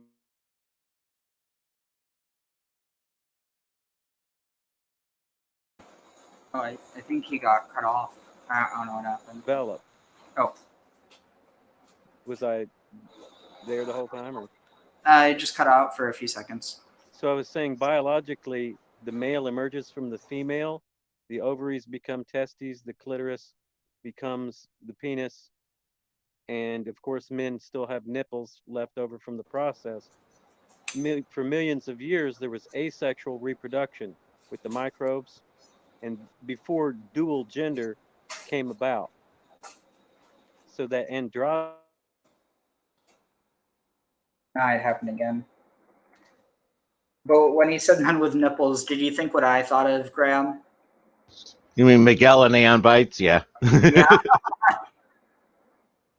the ace product in microbes for millions of years before the dual genders evolved. Sorry, what was that? You cut out again. And so for millions of years, the asexual reproduction was like mitosis, meiosis, that the cell just reproduced itself by cloning. And then later, you get the differentiation of a male. And you could say that really the feminine is primary and the male is an adaptation to create more biodiversity. It's personally why I think it makes more sense for the Genesis narrative to have Adam being taken from Eve's side. But I mean, technically, I think that it's actually they were created as a bigendered entity. That's why they're referred to as they. And then they have basically, and this is how I would pose it. Say you have one piece of dough. How many pieces of dough do you have? Well, again, you have one piece of dough. Yeah. Okay, but say you split that piece of dough into two. Which piece was the original? No, you're making a good point. That's one of the things that I recognized, as a kid was you can't really say, a lot of bacteria, you almost technically have to say they're billions of years old because they've just been splitting off ever since. Tag. Interesting. Yeah, I mean, and that's kind of the point. Like, at the end of the day, there's this idea that it goes back, but at the same time, if there's a cell that was only just created, it's like it's both ancient and new. Like, and there's something, it also gives this idea of, Aleph and Toph. It's, the beginning and the end. And so how can you have, what was it? Shoot, where are we going with that? Sorry. Well, it's androgynous. Well, I think you're going to bring it back to genders. And basically, it's almost like you have the Aleph, and then you have them split into the Mem and the Toph. And so it's almost like the moment you have this distinction, the feminine has to come first, but then the masculine is taken from that. So it's almost like the moment of division is also the moment of the creation of masculine and feminine. Right, and you're hitting onto something I think is key. It's the idea that you can't have one without the other. And it's not like the masculine comes from the feminine. It's that the masculine and feminine come into existence at the same time, which ties into another interesting fact of bacteria. And there was sexual reproduction before you had genders, because bacteria will exchange their core genetic DNA back and forth via like a tubule between them and do an interchange, even though neither of them is male or female. Yeah, in some ways, it's almost like you have Aleph, which is, neither gender, and then you have Toph, but the presence of Toph necessitates Mem. Yep. Or Shin, but like basic. Well, and that's another thing. So you have this other idea. So you have Aleph, Mem, and Shin, but you also have Aleph, Mem, and Toph, and that is the beginning, middle, and end of the Hebrew language or alphabet. And Emet is truth. And interestingly, there might even be some like synchronicity there with Ma'at, because Ma'at Amat. No, there's definitely a connection there. I agree. I'm not sure exactly what, but there definitely is a connection. Well, so think about it. Emet is truth, and Ma'at is the goddess of truth. Yeah, I'm so weak in linguistics, Ariel. I can't sit there and speculate for with any degree of confidence. I mean, it's one of those things where I think it's almost certain, but not necessarily an etymological connection, but it's kind of like where the sounds are the connection, a phonetic connection. Yeah, very good. And I was going to say, just to build off of what Zyra was talking about. Zero. Okay, sorry. Is that with the mammalian genetics, with the XY genetic setup, the basic body of the human being comes from the X chromosome. And the Y chromosome is a modifier on that one. And that again, that's why with women have their X inactivation in order to shut off one of the two sets of genes in their two X chromosomes, so they have the same right balance like the male does. And again, interesting effects coming out of that tag. When you could think of the et as the X and Y, and that actually the Aleph, yeah, the current form, sort of the X. And in a So- way, the T or the cross, well, the T, yeah. Well, also, I mean, think about it, because X and Y, which one is Y? Y is male, right? Right. So now, what is the shape of a Y? Like, basically, a Y, if you were to take a Y and just put it in Paleo Hebrew, do you know what letter it would be? Not without looking at a chart. No, I'm not that good yet. It would be Vav. Oh, and that I was going to say, yeah, and that was another point I was going to make with the Aleph Mem Shin. Those two aspects of Mem is partially why it's the mother, and that's where it gives birth. We were talking about that cycling, and it changes back and forth, and with each change, it kind of outputs another letter sort of concept. Tag. Yeah.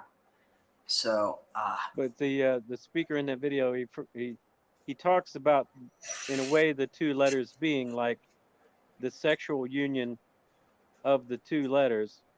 And again, it reminds me of the Sumerian early gods, that initially they were pairs, or they almost seemed like a male and female aspect of the same god, goddess, and that's what was required to create some aspect of creation that they were the progenitors of, that it was that the gods didn't create things, but that these pairings of god goddessness is when some aspect of the universe would come into being. oh, by the way, it was 420, but 421 now. But yeah, I think you're onto something, Zero. There's just sort of an alchemy involved there. That's what it means.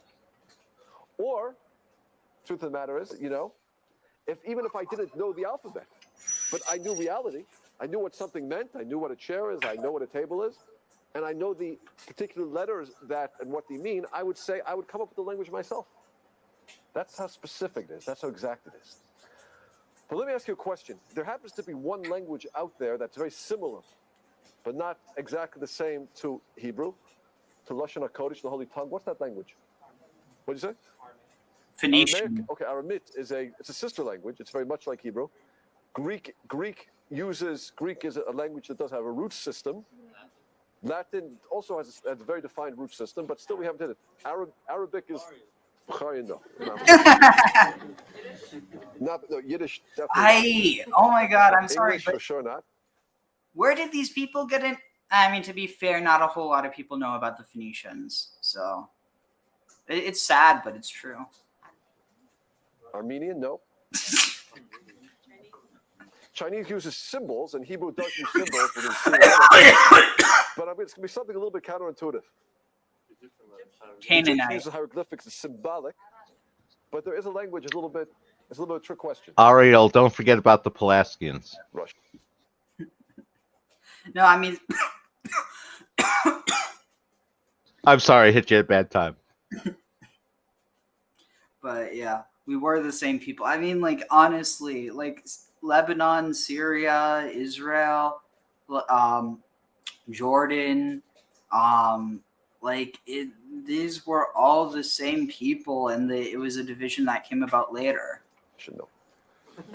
The language is the chemical language. What? The chemical language, for example. It's Phoenician. How are you going to? It's Phoenician. He's going I think he's going an entirely different route here, Ariel. I think he's going with the physical chemistry. Yeah, so. If I were to write this formula right here, what does that mean? Water. But it means more than just water, doesn't it? What does it tell me about the property of water? It has 2 hydrogen atoms and 1 oxygen atom. Or if I were to write NaCl, what's that? Salt. But it's more than just salt. You'll be able to tell me that is sodium and that's chloride. Now, there's one difference between the chemical language and the Hebrew language. Why we call hydrogen, hydrogen, oxygen, oxygen, or sodium or chloride, why we choose those names Has nothing to do with the intrinsic nature of those substances. They're just names which we have chosen. The Hebrew language goes deeper because we're going to see in the Hebrew language that the letter means something by what it means, by its shape, by its numerical value, and other sources we'll talk about in a moment. But we have to understand that all other languages don't work like that. All other languages are symbolic. For example, my socks over here. Not all. Can't see them. Hold the camera. My socks are made of nylon. Why is nylon called nylon? Science majors, pharmacy majors, pharmacists. Why is nylon called nylon? Who can tell me it? Give me a scientific explanation, Emmanuel. Because why? The people that made nylon, they had a company in New York. Oh, very, very smart. Nylon is called nylon. Why? Because the DuPont chemical factory had two offices, one in New York and one in London. Therefore, it's called nylon. Now, if you look back at the camera over there, you'll see a kind of rubber which sort of connects the base of the camera to the stand. That rubber actually is called bakelite. Bakelite. Who can tell me why it's called bakelite? Science majors? Why is it called bakelite? What's that? Oh, no, it was actually baked first. Like 50 years ago, they would heat up. Named after the creator. That's good. That's a nice suggestion. Any other suggestions? Why it's called bakelite? This is the word, guys. Science people. Bakelite. Why? Bakelite. What do you hear about that? What are you hearing that? Behind the light. Okay, close. Dr. Bakelite happened to invent it. He used his name. So there's no reason why it's called bakelite, except he chose to call it by his own name, or we chose to use his name. But again, there's no intrinsic meaning to the name and what it is. Now, what we're going to see in the Hebrew language is that the Hebrew language, every letter is going to mean something. Every letter is like an atom. And when you combine it with the other letters, you have a description of reality. That's the premise for tonight's talk. Okay. Now, to get there, we have to have a few fundamentals. Number one, how do we know what a letter means? How do we know what a letter means? So we basically have 5 sources. Source number 1 is the actual meaning of the letter. Aleph means an aluf, a champion, something elevated. Beit, bait, is a house. Gimel, gamal, camel. Dalet, dalet, door, etc. What the letter looks like is important, because the shape of every letter is actually composed of other letters. We're going to look at an aleph in a moment. You're going to notice it's composed of 2 yuds and above. Every letter is composed of other letters, so shape is very important, and not just the letters that compose it, but what it looks like is important. Another tool that we have is the numerical value of a number. We know that every letter not only has a meaning, every letter has a numerical value. Aleph is 1, Beit is 2, Gimel is 3, Dalet 4, etc. Chaf is 20, Lamed is 30, goes up to 400. So numerical values are going to mean something. We also have a famous statement in the Gemara Shabbos when Rabbi Akiva explains letters to us. It's a very important source. And finally, a very, very interesting source the Gemara in Bava Kama tells us is, listen carefully, the first time a letter appears in the Torah, where that letter begins the root of a word, that word will teach me the meaning of the letter. I'll say that again. The first time a letter appears in the Torah, where that letter begins the root of a word, that word will teach me the meaning of that letter. Okay, first time the beit begins at the root of a word in the Torah, who can tell me? No, Bereshit, but there means in. It's a preposition. It's separate from the root of the word. Bereshit bara. Bara means create. And as we know, beit means a house. Something you build, something you create. There's going to be consistency like that, as we're going to see. Okay? So these are our sources that we have. The actual meaning of a letter. Every letter means something. Shape of a letter. Numerical value of a letter. Description that Rabbi Akiva gives us. And finally, when the letter begins for the first time, the root of a word in the Torah, that word teaches me the meaning of the letter. That's how it works. Okay? So let's begin and see if we can analyze a few different words and see what we come up with.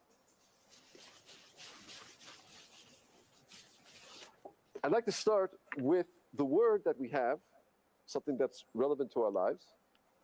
Us. Who are we? What does it mean to be a human being? So let's take a look. How do we say human being in Hebrew? Who knows? Adam. Technically Ben Adam, son of man, but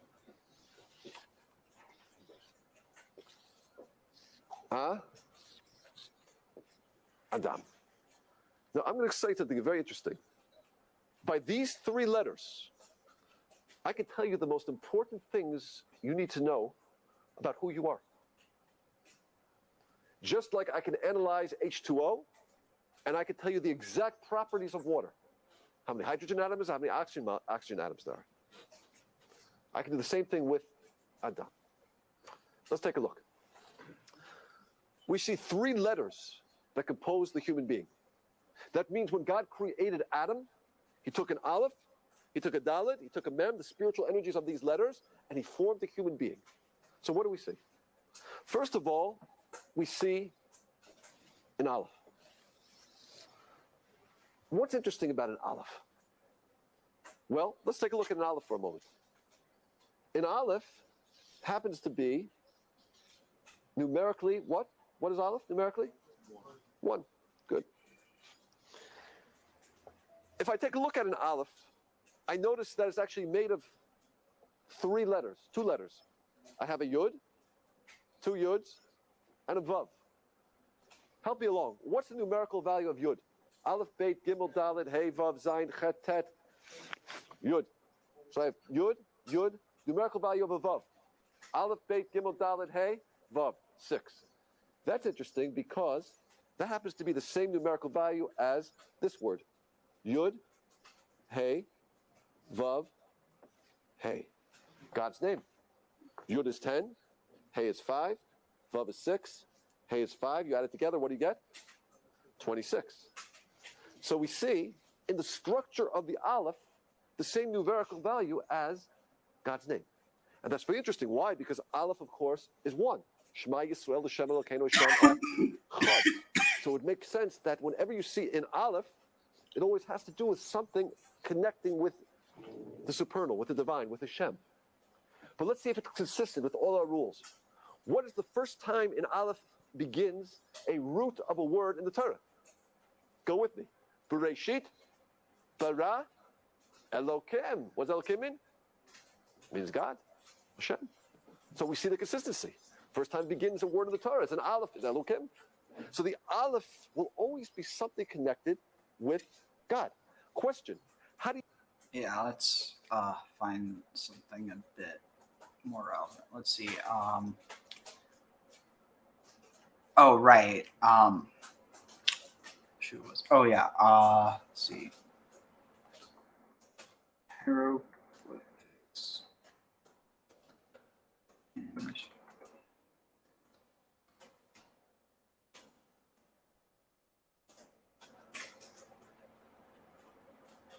Let's see.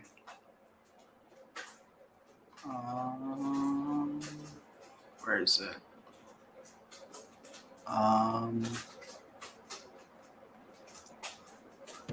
Got a technical background? Looking to go... Oh, never mind. This is the same thing that was being addressed before. Let's see.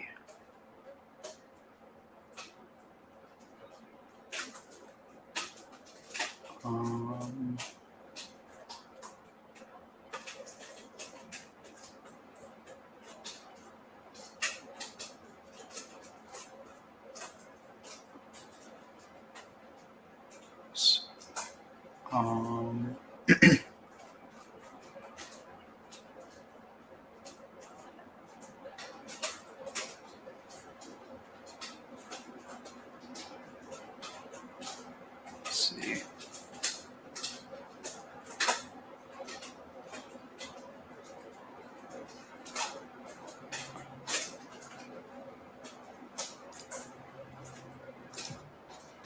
So the language itself is very different, but the symbols that are used are very similar.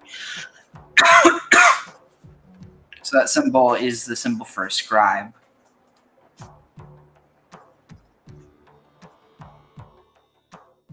ancient Egyptian grammar, very basic. Let's start at the beginning. Let's start with nouns. Now, nouns can be either male or female. Male nouns do not have a suffix to indicate the gender. Female nouns end in a bread loaf, which makes a t sound. Wait, what? No, For there's also. example, you So have that's a interesting. makes It a has a t sound, whereas in Hebrew it's usually a hey. But so that bread, it also has a well, and the well also denotes it's feminine as well. t sound. For Also, there you can see, hey, wait, what was this? Husband. I don't know. Oh, so a husband, it's pronounced hey, but you have a house, a man, and a penis. Then a ship is Dephead. It's a ship with, what was this? Boat / ship. Oh, okay, I understand. So it's then you have a hand. What's that with bread in? I don't know what the square is. And then hero is a. Oh, I don't remember. a bread loaf, which makes a t sound. For example, you have the word brother, sen, and then you have the word sister, senet. Masculine nouns may sometimes end with what is called a determinative. That is So, a like, I hieroglyph think what at would the ideally end be with really cool to do would be to create so. I mean, basically, so here, let me show you what I'm thinking. So, say you take this word for sister. So, have some sort of. I mean, honestly, I think that might just be the easiest to just take what Egyptian there is and to translate that into Hebrew. So this word would be achot. The only thing is there really wouldn't be a way to like standardize it. So like this symbol means this. You would just have to learn it. But the thing is that if you know that this means woman, and then this means I don't know what the bread would mean in this context, but then this arrow, it means brother, sister, or spouse. And so in this context, if it was spouse, it generally will have either I'm trying to think what it would what they would use if it was a wife, but with a husband, the symbol that would be used before here you see husband, it has a phallus. So whatever is used in place of, because I don't think they actually have any depictions of female genitalia besides breasts, but I might be wrong. have the word sister, senet. Masculine nouns may sometimes end with what is called a determinative. That is a hieroglyph at the end, which shows that it is connected to men or male activities. So, for example, we have it, father. So we have the reed, bread, horned viper, and then at the end we have the man. Sometimes you may find this symbol at the end of a word associated with men, and I think you can see why. Sometimes feminine nouns include the determinative of a woman, as indicated here, and this shows that this word is associated with a woman or with a woman's tasks. And an example of this is the word mut. As you can see here, we have vulture, bread loaf, and a woman at the end. And then we also see it again with sut for daughter. These both contain the two female determinatives, the bread loaf, T, and the female sign at the end. Now, words that are neither feminine nor masculine actually take a feminine ending. An example of this can be seen in the ancient Egyptian word for Egypt, Kemet, and also to the ancient Egyptian word for Thebes, Waset. And here you'll see that both words end in a T. So, and the generic. So the tav being the t sound and being at the end of the alphabet, like the suffix, the feminine suffix. Holy crap. I think you might be onto something. So look at this. So Kemet and Waset, what do they have? What do these two words have in common? well, on one hand we have the et, and then we have this, both the bread and the so this symbol, it's a X in a circle. That actually is a symbol for a village. So, but like a hot cross bun. I guess it looks more like a railroad sign to me. Well, it's religious breads that are the cross, like the pretzel comes out of, I think, a solstice thing. Oh, interesting. And the circle and the X, but yeah. Hey, Johnny, shalom. Hey. It's like this is the most people I think we've. Wait, oh, I thought it was 6, but no, the 6th person is just the stream. But I just didn't want to be alone. I don't have anything to say. no worries. But yeah, so look at this. So you have Waset and Kemet, and they both have the. So it actually makes me like. Based on that, I wonder if you could because it seems like both of these are the location or their location names. Maybe you could almost say the Toph, even if it's more of a reconstructionist thing, that a Toph has some connection to like a location or to villages. And I mean, it makes sense because I think that X marks the spot. Well, I mean, there's that, and there's also the word for site in Hebrew, like site or place, is atar. I don't know. It'd be more significant if it started with a Toph, but it's still interesting. But the et of being alphabet, the idea we were talking about as a male-female pair, the suffix of t being a feminine suffix, if you think of the alphabet as a word, and the very last letter is a feminine suffix. And on top of that, et, or if you pronounce it at, actually means you, but like in a feminine. Mm-hmm. So you have whereas if it was male, it would be ata. Which indicates that this word is it's somewhat tangentially on what you guys are talking or what we're talking about. But speaking of the hey, not speaking of, but you mentioned it with the at nata. It's funny how you have at, and then the nekava, the numbers, the feminine numbers, also don't have the hey. But then in feminine words, you have the hey. And it's like the masculine gets the hey for the numbers and for the ata. So the hey balances out in the language. So we both, the male and the female, not we, but male and female letters and numbers and letters and words get to share the hey. So it balances out there. It's just strange how Hebrew always seems to balance out. Do you understand what I'm saying? So you would say chamesha or chamesh. But chamesh is feminine and chamesha is masculine. Can you guys hear me on the mic? Yeah, we can hear you. Okay.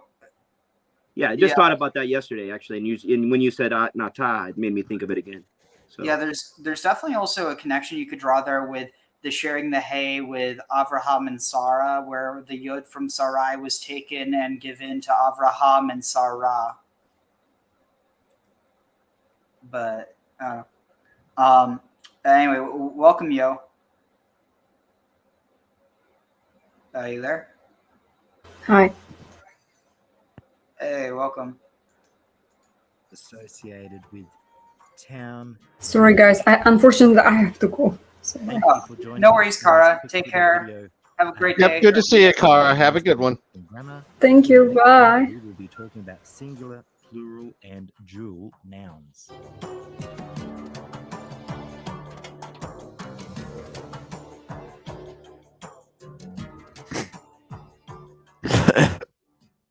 Can older guys date? Do you need help learning to drive and getting your license? The solution is Go and Drive. In this video, I'm going to walk you through what you need to know about some of the most commonly used ancient Egyptian hieroglyphs, how to read them, and how to use them to write names. These are the first hieroglyphic signs that I learned when I was learning Egyptian in graduate school. But you don't need to go to graduate school to learn these signs. Just stick with me through this video. Welcome to Voices of Ancient Egypt, where we demystify the words and lives of the ancient Egyptians through animated videos like this one. If you're new here, I'd love to have you subscribe and hit that bell icon so you don't miss future videos like this one. Let's jump right into the 3 things that you need to know about these hieroglyphic signs in the so-called hieroglyphic alphabet. Number 1.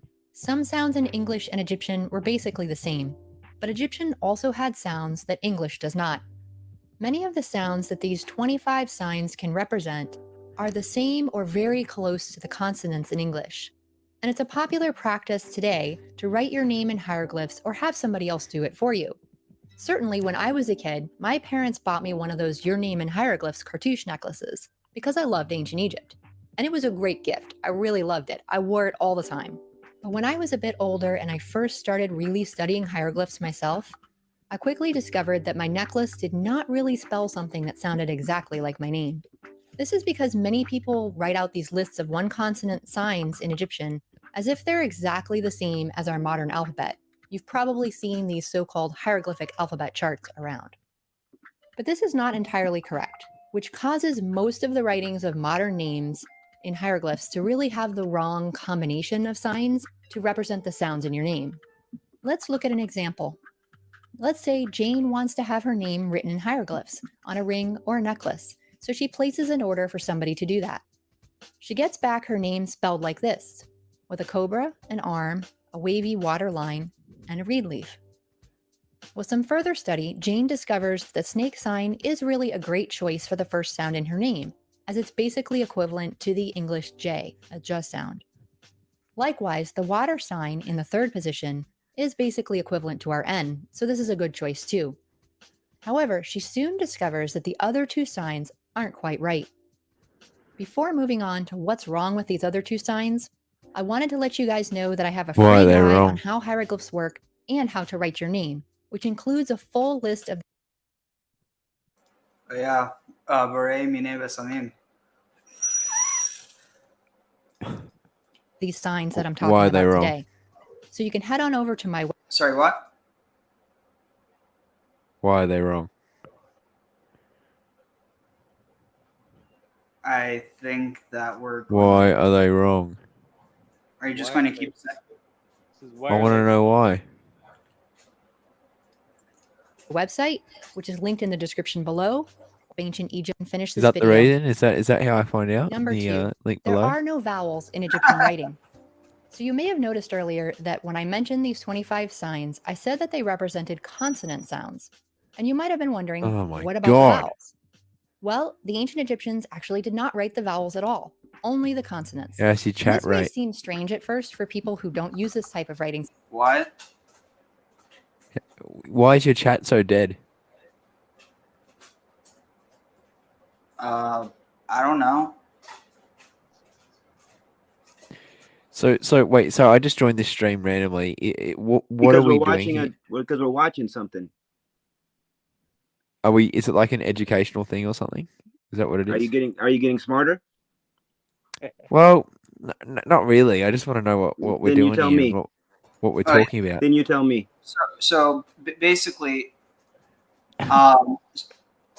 so all the Hebrew, or rather Paleo-Hebrew letters are derived from Egyptian hieroglyphics, and so just kind of doing a deep dive into how Egyptian works as opposed to Hebrew, which talked about a lot.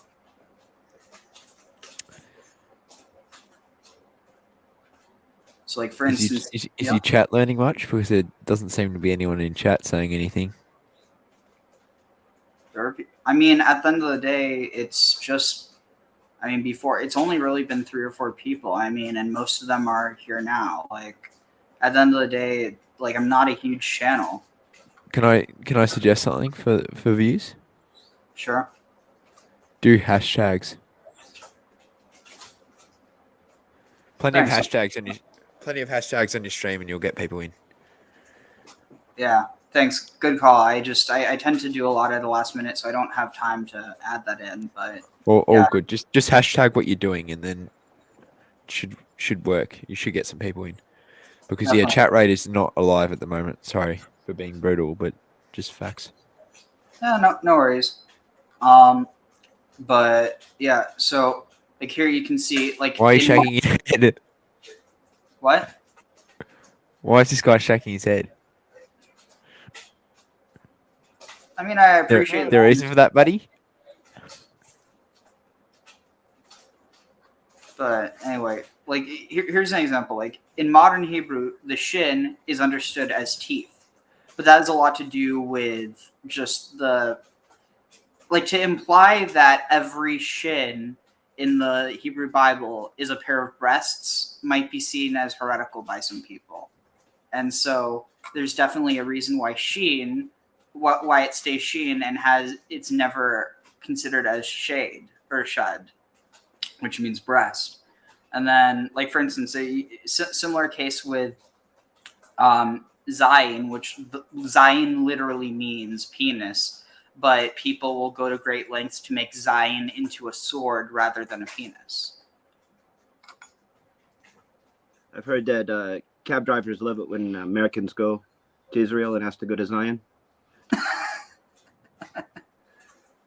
What context?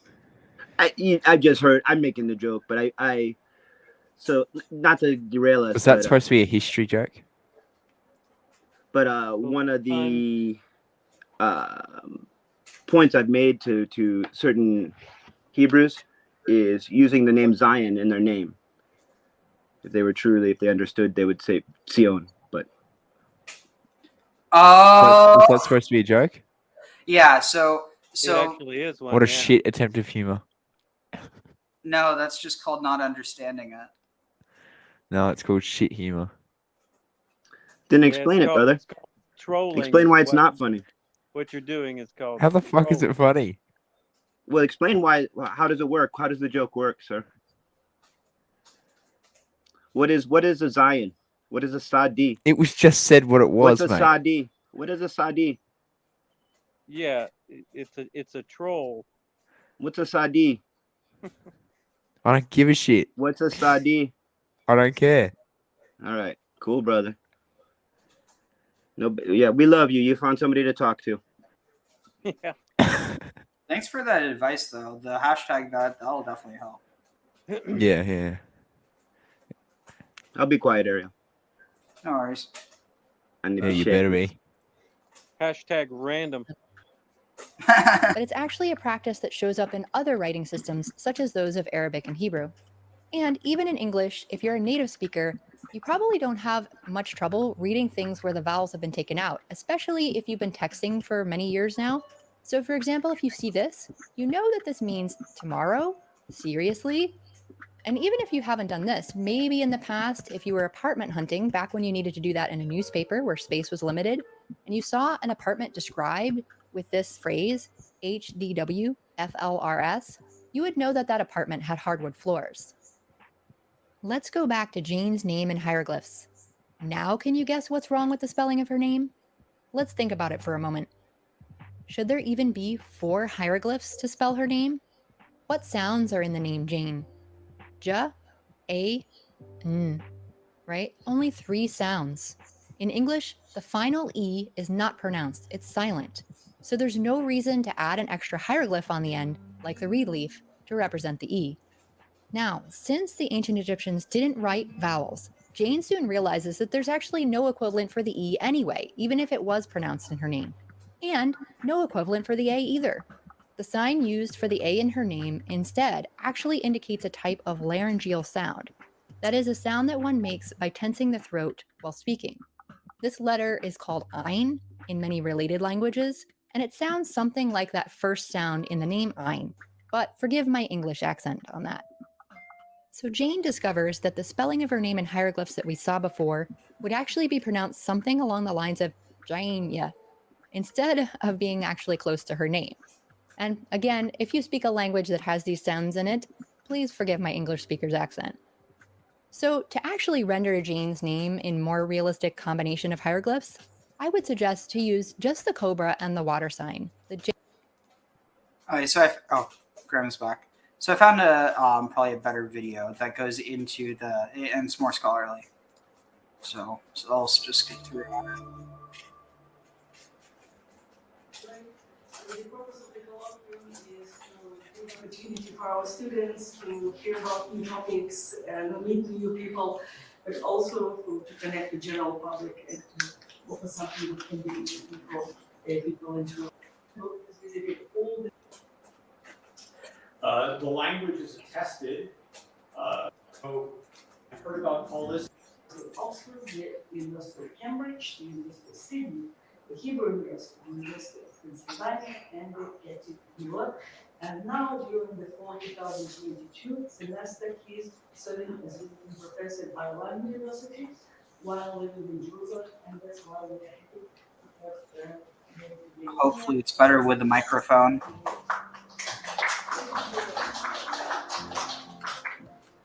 Thank you very much, Tanya. I've heard about Polis for years now, mainly through Tanya, though also through other avenues, and it's wonderful to actually have the opportunity to be here, see the facility, we can have a little tour, learn more about the Institute and all of the activities and courses which are taught here, and nice to meet some of you beforehand, and we'll get a chance to meet some of you afterwards as well. Hello to a number of my Babylonian students who are here as well. So let's move on to our topic. Everybody loves the Egyptian art. Ancient Hebrew, and we'll come back to this image at the very end. Hello to a number of my Babylonian students who are here as we get a chance to meet some of you afterwards as well. Hello to a number of my Babylonian students who are here as well. So let's move on to our topic. Everybody. I think he said Ariel, which is usually, yeah, that's like religion courses. For my Babylonian students who are here as well. So let's So move on to he must be a religion professor. Ancient Hebrew, and we'll come back to this image at the very end. Ancient Hebrew and hieroglyphic Egyptian contact through the ages. Now, I don't think anybody in this room, and hello to everybody on Zoom, needs to see the map, but certainly for my students in the United States or North America more broadly, we're not familiar with the geography here. It's always a reminder as to how close Egypt and Israel are, especially from the southern part of the land of Canaan to the delta of Egypt. True, there's a vast Sinai desert in between. Thank you, NASA, for these beautiful photographs. But the two countries actually are bordering countries, notwithstanding the desert wasteland which separates the two. For those of you who have never been exposed to the ancient Egyptian writing system, the language is tested from, we'll use a very rough number, 3000 BCE, and is still used today by the Coptic Christian liturgical language, which is to say the Bible is read by I didn't know that. and so on. There are 4 different scripts: the hieroglyphic, the hieratic, Oh, the Demotic. never mind, I knew and that. the Coptic. The hieroglyphic one is the best recognized. Nerd. Walk through a museum and say, oh, those are hieroglyphics, or if you visit Egypt. Hmm?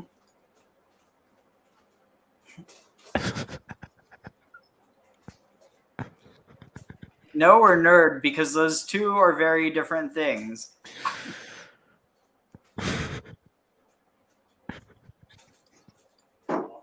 Temples in Karnak and so on. Hieratic is a cursive version of that. There is a one-to-one correspondence between the hieratic symbols and they may not look the same anymore, but that's true of all systems where you have a print version and a cursive version. If you just take the first letter of my own name, Gary, the print version, you all recognize the G, and the script version looks somewhat totally different. So similarly, but there's a one-to-one correspondence. Latin-based alphabet, 26 letters. Here you have hundreds of symbols, but a one-to-one correspondence. And then the Demotic is a late cursive version of it, even more cursive. And finally, with the spread of Christianity throughout the Eastern Mediterranean and the influence of the Greek language, the ancient Egyptians, certainly as they became a Christian country, borrowed the alphabet, added 6 symbols on the end for sounds which occur in Egyptian but do not occur in Greek, such as the sh sound, which has no symbol. So Coptic alphabet includes, for example, the sh. So those are the 4 scripts. It's the same language for 3,000, or if you include down to the present day, 5,000 years of attestation, but using different scripts along the way. Now, I'm going to be talking about the interface between the two, Egypt and Israel, or Egyptian and Hebrew, but I need to set the stage historically. To remind you that the Egyptians were in this land, they ruled Eretz Canaan during what we call the New Kingdom period, 18th, 19th, and the first portion of the 20th dynasty, from the 15th century down to the middle of the 12th century BCE. And we have all sorts of evidence for this, including the Amarna letters, which were found at Tel El Amarna in Egypt, ancient Akhenaten, the capital city of Pharaoh Akhenaten of the 14th century BCE, towards the end of the 18th dynasty. And these are letters sent in Akkadian, originating cuneiform, sent in Akkadian from the princes or kinglets or whatever name you want to call the rulers of these city-states, Byblos, Tyre, Akko, including Jerusalem, to the Pharaoh, to the court of the Pharaoh in Egypt. So that shows you the interconnection between the two. They could report you We for also have copyright. testimony in the Amarna letters, and here are 3 examples of rulers. Sorry, what? They can report you for copyright. For scholarly work. The troll speaketh. So it's not really trolling. If you're going to at the steal end of the people's day, the problem content, is that they can report. Like that's the fucking you're thing. kind of with stealing people's content, though. Just watching Yeah. a video that's stealing No. people's content. Not if we comment on it. What do you mean? Just like we can comment on your stupid fucking hats. Huh. But yeah, so this is interesting. Abdi Heba, the first ruler of Jerusalem that we have record of, he his name Abdi means the servant of, and then Heba was the original goddess of Jerusalem.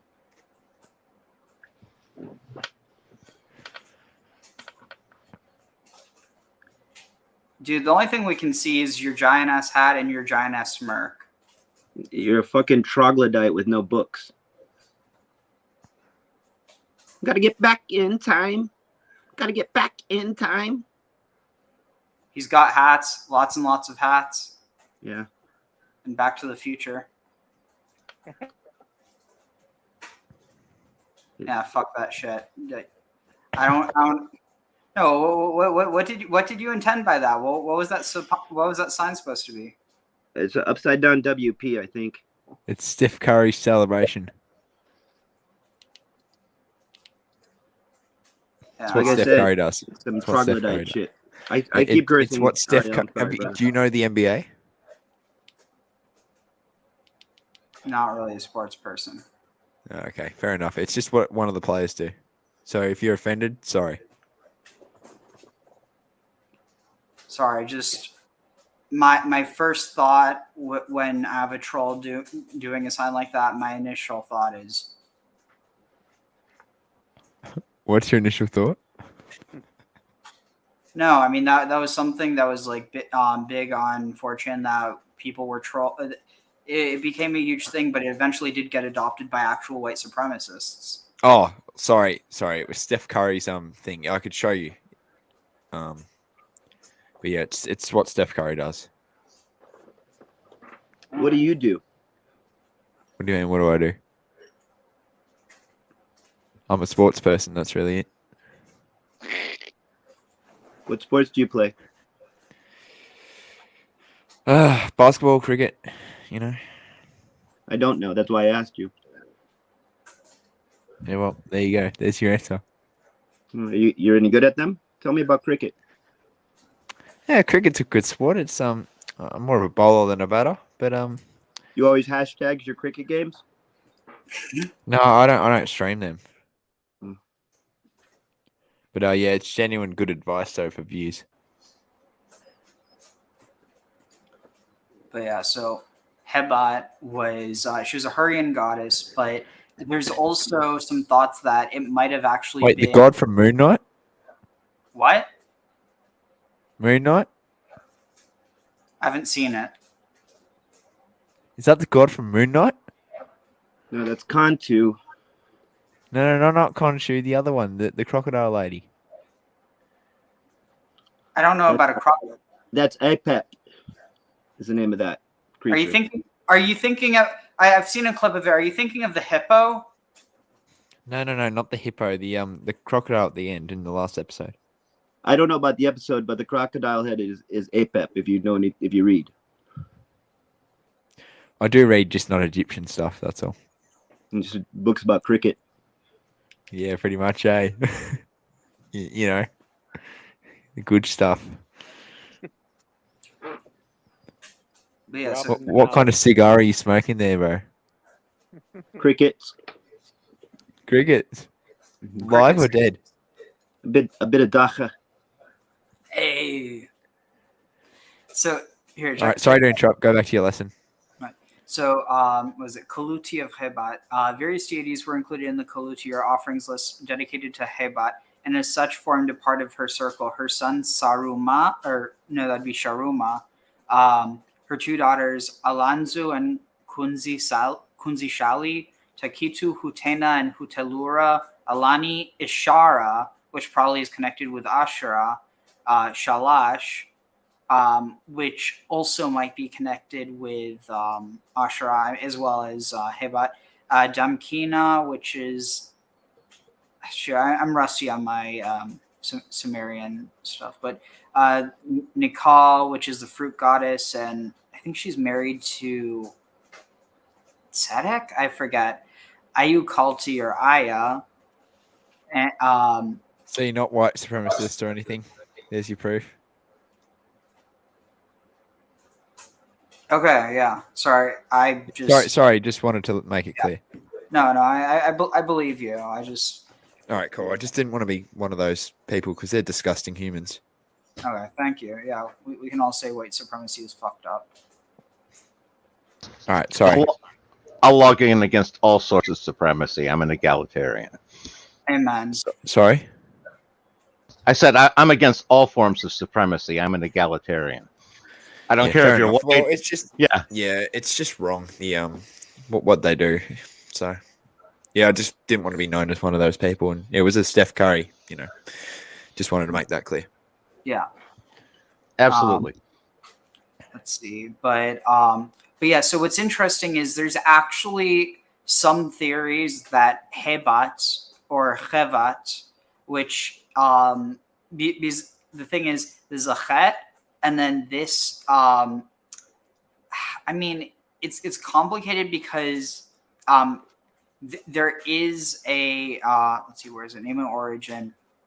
So there is one. So if it's from Hapat, it could be like Hapat or Habad, in which case there or Habad, sorry, which case there some. Oh no, they're saying a goddess named Ha'abadu was associated with Khalab, and so, like for instance, if you ever meet someone with the last name Khalabi, it means their family is from Aleppo. And this is actually something that's very common in Arabic culture, that people's last names will either be like connected to the tribe that they're from or like the clan, or it'll be the city or the region they're from. But let's see, Ishar Damu, where was it? Nisba, point of origin. So she of Khalab. But then they're saying this guy, Alfonso Archi, proposes unfortunately, it's really hard to find anything on Hebat. I'm trying to find better better than just a Wikipedia page, but it's really scarce. So Hebat emerged due to the loss of the L due to the process of velarization. The spellings Hepat and Hebat both can be found in literature, with the former being an attempt at representing unvoiced consonants present in the Hurrian languages. In theophoric names, Hebat is often written as Hepa or Heba, as seen in the ruler's example of Mitanni princesses Kelu Hepa and Tadu Hepa, Hittite queen Pudu Hepa, or Abdi Heba, the ruler of Jerusalem, known from the Amarna correspondence. And so what's interesting is that Abdi Heba is, I'm pretty sure he's the oldest, let's see, does it have here? Yeah, he was a servant of Hebat. Whether Abdi Heba was himself of Hurrian descent is unknown, as is the relationship of the general populace pre-Israelite Jerusalem called Jebusites in the Bible. And the Hurrians, Egyptian documents have him deny he was a mayor, Chazanu, and assert that he was a soldier. So it's like he was a common person. But let's see, do they have it here? Do they mention? Okay, wait, is it? No. Do the Habiru come in anywhere there? Oh yeah. So here, actually, you just mentioned. So, say to my king, say to the king, my lord, message of Abdi Heba, your servant. I fall at the feet of my lord 7 times and 7 times. Consider the entire affair. Milkilu and Tagi brought troops into Kiltu against me. May the king know that all the lands are at peace with one another, but I am at war. May the king provide for his land. Consider the lands of Gazru, which is Gezer, Ashkeluna, which is Ashkelon, and Lachish, which is Lachish. They have given my enemies food. Wait, is it here? Oh, wait, no, it's further down. Sorry about the Piru. Is there a mention? I could have sworn. Or what? Labaya was. Sorry, it's been a while since I've looked into this. But the. I could have sworn there was a. Okay, yeah, here it is. This is the deed of Milkilu and the deed of the sons of Labayu, who have given the land of the king to the Apiru. Consider, O king, my lord, I am in the right. Is that the guy from Fortnite? So is that Laban in the Habiru? That's what I was thinking, but Yeah, that's the transliteration I know for Habaru. They add him into Fortnite. Is that what happened? Yeah. Yeah, they added him into Fortnite, and the Shashu shot him. Did the battle royale the floss dance or something? Is that when did they add him into the game? Nabisco. Well, they think maybe they added him. Like I said, they found it. They found him on a pillar in like Was he playing 3500 cricket? BCE. Yeah, it was, and he was in that. He was with the Shashu. It's the first place they think they may have found him. Playing cricket? Shasu Redemption. Yeah. The redemption of the renegades. Yeah, that's the one where the hillbillies come down and take over the cities around 1400 BCE, right? And then those same hillbillies now make all the movies. It's so crazy. What are you talking about? I was making a joke about the Bronze Age collapse. Well, there is, Oh. yeah, the mountain people. The hills. The Book of Judges. Oh yeah, just imagine like they're yodeling from one mountain to the other. That's what they got to get the horn involved. The shofar. Yeah, just make sure you don't hit the brown note. Oh my goodness.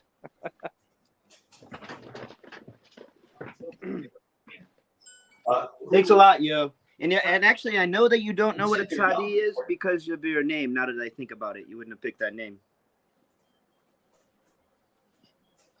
Wait, what? Think about my name, and what's the theonym? What makes it a theonym? The yo. Yeah. Yochanan. Yeah. Yochanan. So yo, his name is Yo. So I'm just making a joke about that, like calling himself L. Bad jokes this morning. Been a long morning. No, but like Sadi being what? He wouldn't know what the letter Sadi is, or he wouldn't have picked that name earlier. It's a callback. It's terrible, terrible jokes. When I asked if he knew what a Sadi was, when he first came in, whatever. I'm gonna try to hit the brown note. Try having more. What shit are you smoking? Because I'd like to get on that stuff. You could. So what I said. Remember when I asked you what a Sadi was, yo? And you don't know what a Sadi was? No, I don't shouldn't recall have even that, mate. asked the question because you naming yourself Yo proves that you're ignorant of the Hebrew language, because the Yo is a name of God. Oh, really? Oh, sorry. Absolutely no idea. It's just my name for all StreamYards, so. But it's kind of funny because what was it? It was such a good joke that Ariel didn't even get it. No, so have you ever heard the? Let me see if I can find a clip on it because I know myself I'm not going to be able to tell it as good as All right, let's see. It was. Is Graham in here? I don't know. He keeps still in. Still on the Piru? How many views are you on? That's the Habiru. Let me see if I can find it. I don't know what's going on anymore. Thanks a lot, you. Still kind of contention as to whether the Habiru were the Hebrew. Oh yeah. How many views? I don't think they were necessarily. I think they were an Asiatic people, of course, but there is a there people think Abiru, Habiru, Hebrew, but it's Ivri. What do you mean? Hebrew's etymology is from Ivri. Oh yeah. It's not from there. But so the point though is that the reason why it's important to point out that it's Apiru and that because it holds the meaning in Semitic. Apiru, the people of afar. Ah, okay. The people of the dust. Tovia Singer. Sorry for But that cursing so much, the guys. Laban, The white one. wasn't it Laban that Abraham came into the land, and I don't know I don't either. the Laban, the patriarch. So his brother. So Laban was the son of, was it Nahor? Yeah, no, yeah, I think so. Which, interestingly, the name Nahor might be connected to Nahar, who was a god in Phoenicia. Which makes sense too, with Laban being Lebanon, the white one, as in the moon. Oh, interesting. Yeah.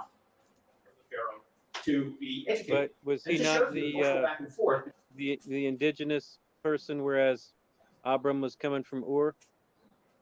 So that, I mean, it's, I mean, well, so because no, I think Laban's family just happened to settle in Aram Naharaim, or yeah, was it Aram Naharaim or no, Padan Aram, I think. But is that not the point at which Abram comes in from Ur? Yeah. And then it's that he ends up sending Eliezer to Padan Aram, where he sees Rivka, who's the sister of Laban and the daughter of Nahor. And then, wait, no, who's Aram then? It's like that's a land, isn't it? No, but it was also a person. Mm-hmm. It represents a land. Yeah. Aram. Let's see. People. Son of Shem. Huh? Really? Okay, that's interesting. Way off. But anyway, here, let's continue with this a bit. Between people who spoke Canaanite in this land. Also, Zero, if you don't mind me asking, are you Jewish? I seem to have it's my uncle determined that they have a little bit. It's unclear whether as my generation is the one where I wouldn't have any. You know what I'm saying? Is Rose your surname? What's that? Is Rose your surname? No, Rose. Yeah, that's your surname. Rose, which could come from a lot of things. Yeah. It's kind of a catch-all. And again, sorry you guys for cursing earlier. The guy. Oh, I don't mind. He got me immediately, like right off. So I apologize. He was a troll, but at least he wasn't a white supremacist. Yeah. No. I was waiting for it, of course. You know what I was waiting for. Yeah, he was just bored and boring. Yeah. That's yeah. Poor guy. All right, I'll be quiet. In this case, from the 14th century BCE, and although these are written in Akkadian, every once in a while you get an Egyptian word spelled out in the cuneiform symbols. For example, in the third entry here, the ruler of Jerusalem writes to the Pharaoh that I am a soldier of the king, my lord, meaning you, Pharaoh. But instead of using the Akkadian word or a Canaanite word for soldier, he uses the Egyptian word. Cuneiform has a problem of not being able to represent all sorts of sounds. So if I say uehu or something like that in the Akkadian, and similarly when he gets to the word companion, he doesn't use a Canaanite or Akkadian word, but rather uses the Egyptian word spelled in the cuneiform system, ru'i, which equals the Egyptian word ref, meaning companion, possibly related to Hebrew Reah through the Afro-Asiatic connection. When the Egyptians were in this land, especially during the 19th dynasty, they erected all manner of when related to Hebrew Reah through the Afro-Asiatic meaning companion, possibly related to Hebrew Reah through the Afro-Asiatic connection. Oh, interesting. When the Egyptians were in this land, especially during the 19th dynasty, they had all manner of garrisons and governors' houses and erected stelae. This one is the stele of Seti I found at Beit Shan, the original on the left, and the replica. Beit Shan. Egyptian was an Abjad 2, right? What? It was an Abjad 2, right? The hieroglyphics. I don't know. I don't want to misspeak. But the thing that I was going to say is that Beit Shean is also known as Scythopolis, or the city of the Scythians. Yeah, it's probably where the Israelites were getting their cannabis from. The dispensary of ancient Israel. Yeah, the Tikkun Olam, Tikkun Olam Atikah. Yeah, that's why we have a genetic tolerance. Wait, I seriously hope that's not a thing, because if that's the case, I mean, I guess that means my ancestors must have been huge weed smokers. But that doesn't make sense, because I'm really the only one in my family that has such a high tolerance. Just skip some generations, bro. Just skip some generations. I'm just kidding. I'll be quiet. I'll be quiet. Endocannabinoid system. And this is the replica there.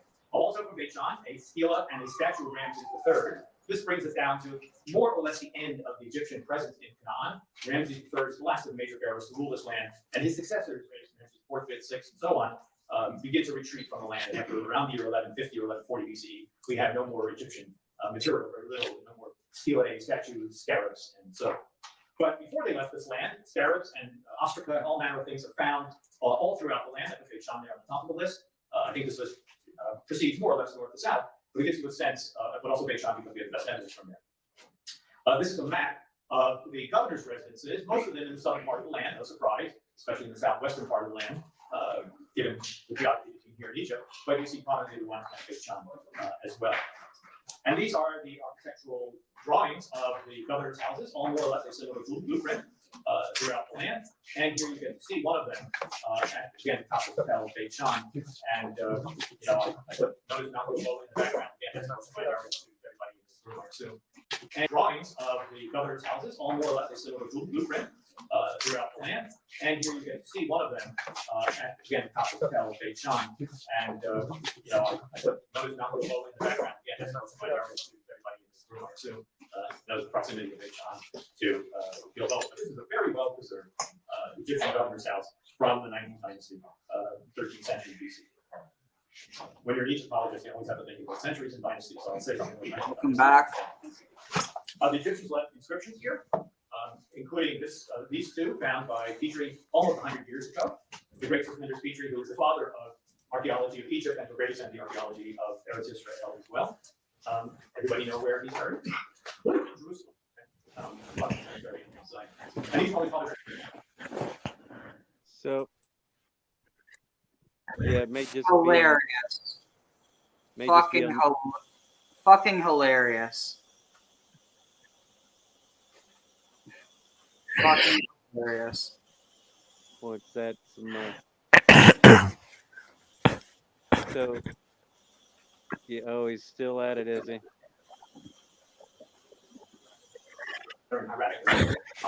Just to remind us that we have. Dude, we're only halfway in, bro. Now, that's the Egyptians here. What about Semites in Egypt? This is an image which we show all the time. Again, 12th dynasty, around 1900 BCE. No connection to the people of Israel, which would be 700 years later or so, in the presence of the Israelites in Egypt, according to the biblical tradition. But it's such a wonderful tomb painting. This is colored and doctored up and so on for you. I'll show you the actual thing in just a moment. But it shows you a group of Semites. You can see them by their beards. They're distinguished by their beards. The men in Egypt are clean shaven. And they're coming as families, the children on the donkey, for example, migrating to Egypt. And they're coming with bellows on the second donkey. You see, probably doing some sort of metal smithing. And they have some. Which room is it? Pardon? Which room is it? Beni Hassan. Beni Hassan is 3. Beni Hassan about halfway between. Beni Hassan. I thought he said Medi. Just a wonderful image of. Because we've studied this for a long time. There are 37 individuals, and the Egyptian tells us that right here. Some basic introduction to the writing of ancient Egyptian, or in this case, the numerals. You see the little loops that look like horseshoes. Each one of those is 10, so that's 30, and then 7 lines, 37. And the Egyptian word here is Amu, and it's a term the Egyptians use already in the Middle Kingdom. This is the Middle Kingdom for the general population of Canaan and the Semitic world.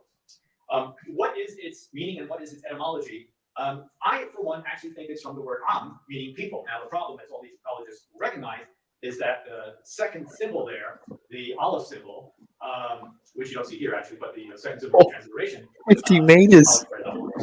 Fuck's sake. Late Egyptians to represent this kind of a vowel. But notwithstanding, and the W on the end is Egyptian plural, by the way, masculine plural. Oh. So my thinking probably is our word which is well attested throughout all of ancient Egyptian. Here's the actual tomb painting, just to show you what it actually looks like if you were to enter the tomb, into which, by the way, that has been moved into the site. Okay. Other Semites coming to Egypt, closer to the biblical period. Oh, it's a mark. It's a mark. Now in the British Museum, from the reign of Seti II, refers to the admission of the Shasu of Edom. We'll come back and talk about the Shasu later.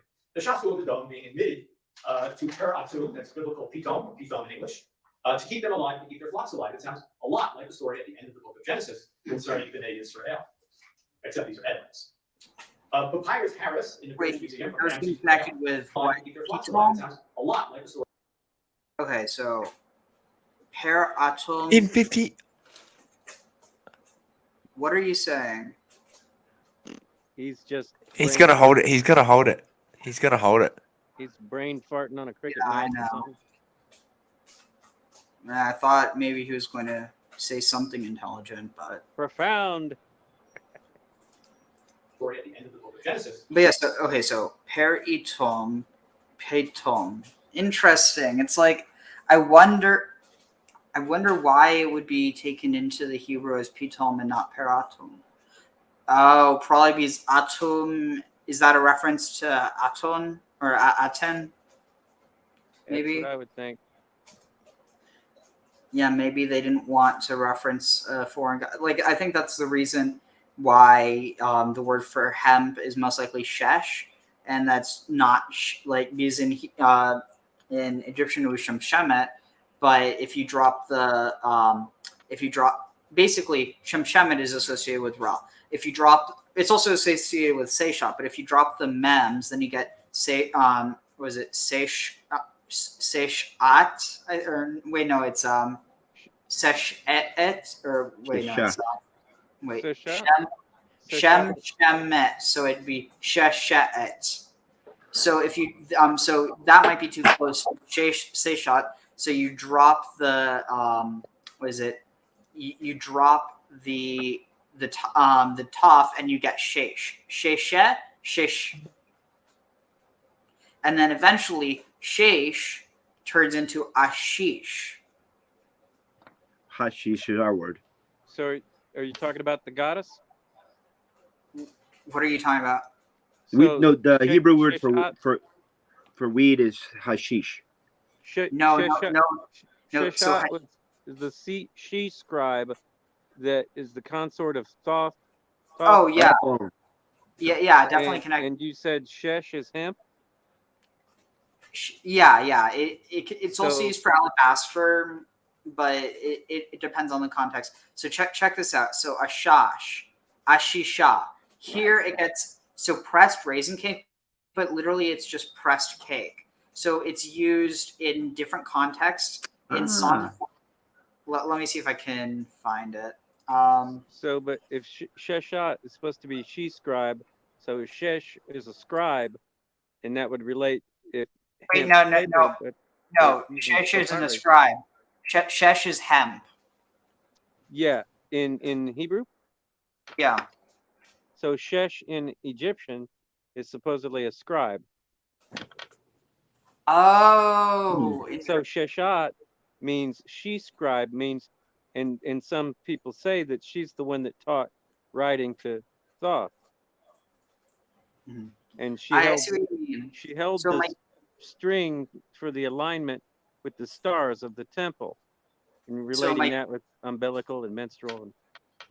And, So it might be like she, like the scholar or the scribes, they write on shesh or on shemshemet. Well, I'd never heard of them using hemp paper, always papyri, but if you're making a mash of a vegetation, kind of a cake. Yeah, that's what I was thinking right away. Is when they burn stuff in the temple, it's not going to be like modern incense. It would be like a keef cake, like a hash cake or something like that. So check this out. So here it says, God said to me, further, go befriend a woman who will befriended for the sons by a companion consorts with others, just as God befriends the Israelites, but they turn to other gods and love the cups of the grape. But that's not what it actually says. Vayomer Yahweh, and Yahweh said, Eli said to me, Eli od said to me further, Lecha ehav, Lech ehav isha, take a loving woman, or what would this be, like a You take a loving woman. like, wait, what would Lech be? Wait, no, go to like a isha ahav, like a woman of love. Go Potentially, out it's to. oh yeah, it's like it's an imperative. So to like a woman of love, it says ahav isha ahavat, but the thing is that here it's connecting ehav isha, so it seems like it's like a lovely woman, or no, it wouldn't be. That'd be yofi. So like a woman of love, or like a love woman. A woman of love that loves bad. Basically, a prostitute. Yeah. That loves bad. No, so here it's saying a temple priestess. Potentially, yeah, but here it says ahuvat rea, not ra. So rea, which means like who loves her fellow, umenafet, and fornicates, ahavat Adonai, fornicates, or like commits adultery, like the love of Yahweh, like the love that Yahweh has for the children of Israel, and they ponim, they turn. Their face, yeah. They turn their face El Elohim Acharim, to other gods, ve'ohavei ashishe anavim, and they love ashishe anavim. And so here this is this. So here it says cups of the grape, but the priest of the hash. I mean, it's probably connected, but so here you can see it says raising cakes used in sacrificial feasts, consistently translated in the AV as flagon of wine. But what it probably is a pressed cake, which only here does it say ashishe anavim. Elsewhere, it's only ashishot or ashisha. And so what that means is that it means pressed cakes, and the ashishe anavim is the pressed cakes of grapes or raisins. So therefore, we can know that, like in here, check this out. Dates maybe too. So smachuni, so like sustain, or like support me, from semach or somech, the ashishot, in or with ashishot, with basically with hashes. Rafdoni, rafad, what would that be? Spread, Rafduni. I spread. Oh, yeah. I spread betapuchim. I spread in apples. Kicholat ahavat. Here it's saying refresh. Maybe. Oh, here support. Sustain me. That's yes. Yeah, sustain me. Yeah. That makes sense. Sustain me with apples, for I am sick with love. So like, I mean, let's see, where is this? I mean, it's kind of like the way you say it like that, it almost has like an opium den feel. Like I'm sick in love, maybe even with Elohim or whatever, but still, like, I don't know. It's got a weird the vibe to it though. All of a sudden, seems to does that ring make of sense? a sexual psalm. Not even sexual, like lost, like like somebody's in an opium den for days or something like that. I'm getting that kind of vibe from that verse. The line in a psalm about. I'm interrupting. I'm sorry. Love. Oh, so it's reference, you mean? Okay, I'm sorry, brother. One to the other, something. But with Sheshat, the association of Sheshat, the goddess, Egyptian goddess, with cannabis, right? Yeah. That her symbol above her head is kind of like a star or a hemp leaf. And so that connection with the hemp association off of her name, which just means she scribe. Isn't there a depiction of her handing it to man too? Yeah. like to Akhenaten or something like that. One of the pharaohs, I think there's a symbol. A glyph of her handing it. I don't know though. I'm just picturing it. I'm also medicated I've as only hell seen too. the one above her head. So here, check this out because this is huge. As the ark of the Lord entered the city of David, Michal, daughter of Saul, looked out the window and saw King David leaping and whirling before the Lord, and she despised him for it. They brought in the ark of the Lord and set it up in its place inside the tent which David had pitched for it. And David sacrificed burnt offerings and offerings of well-being before the Lord. This is like, he's not a Cohen. He's not even a Levi. When David finished sacrificing the burnt offerings and the offerings of the well-being, he blessed the people in the name of the Lord of hosts. What was this? Vayichlek, and he apportioned lechol am for the entire nation or the entire people, lechol hamon for all the multitudes of Israel, lemeish, and what was lemaish? What would that be? Wait, Is it human to the whom to from the men? Oh, lemeish ve'ad isha, like to from. I don't know. Maybe like just from from the man and also and until the woman, leish chalat, to a man chalat lechem, a single was a cake of bread, ve'efshar achad, and wait, no, this is eshpar, not efshar. Was this a piece of meat and a single piece of meat, ve'ashisha echad vayalech kol ha'am. So and a single ashisha vayelech, what is that? He took it. He took the no. Then all the people of Israel went a man from his house, or a man to his house. But yeah, I mean, every time that Ashisha is mentioned, it's here Isaiah. Ashishake. Wait. Yeah. So Here. Yeah. Are these to do with like festival cakes for Asherah? Probably. And is Ishtar? Yeah. Does Ishtar Inanna have a parallel? So yes and no. It's I mean, my theory of ash. I mean, what? Cakes of ash. I remember something about cakes of ash. No, cakes of Ashish, probably. Yeah, but I mean, I think there's something about a festival cakes where they're made for the goddess of ash, of like burnt offerings, presumably. And if you think of like resin,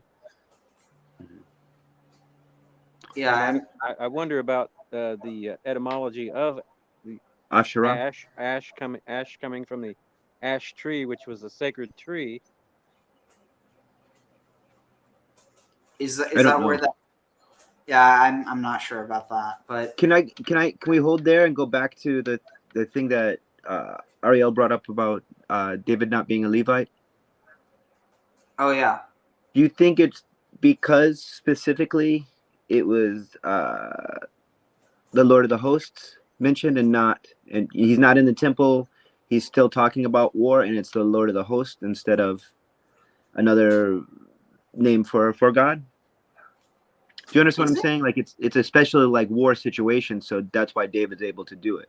And specifically the Lord's mentioned as the Lord of the Host in that verse. Well, but it also references him just as Yahweh. Oh, I didn't read the Hebrew. I only listened. I'm sorry, brother. No worries. So yeah, like most of the references are just to Yahweh. Then you have it's transliterated or whatever. Well, no, but you do have where is it?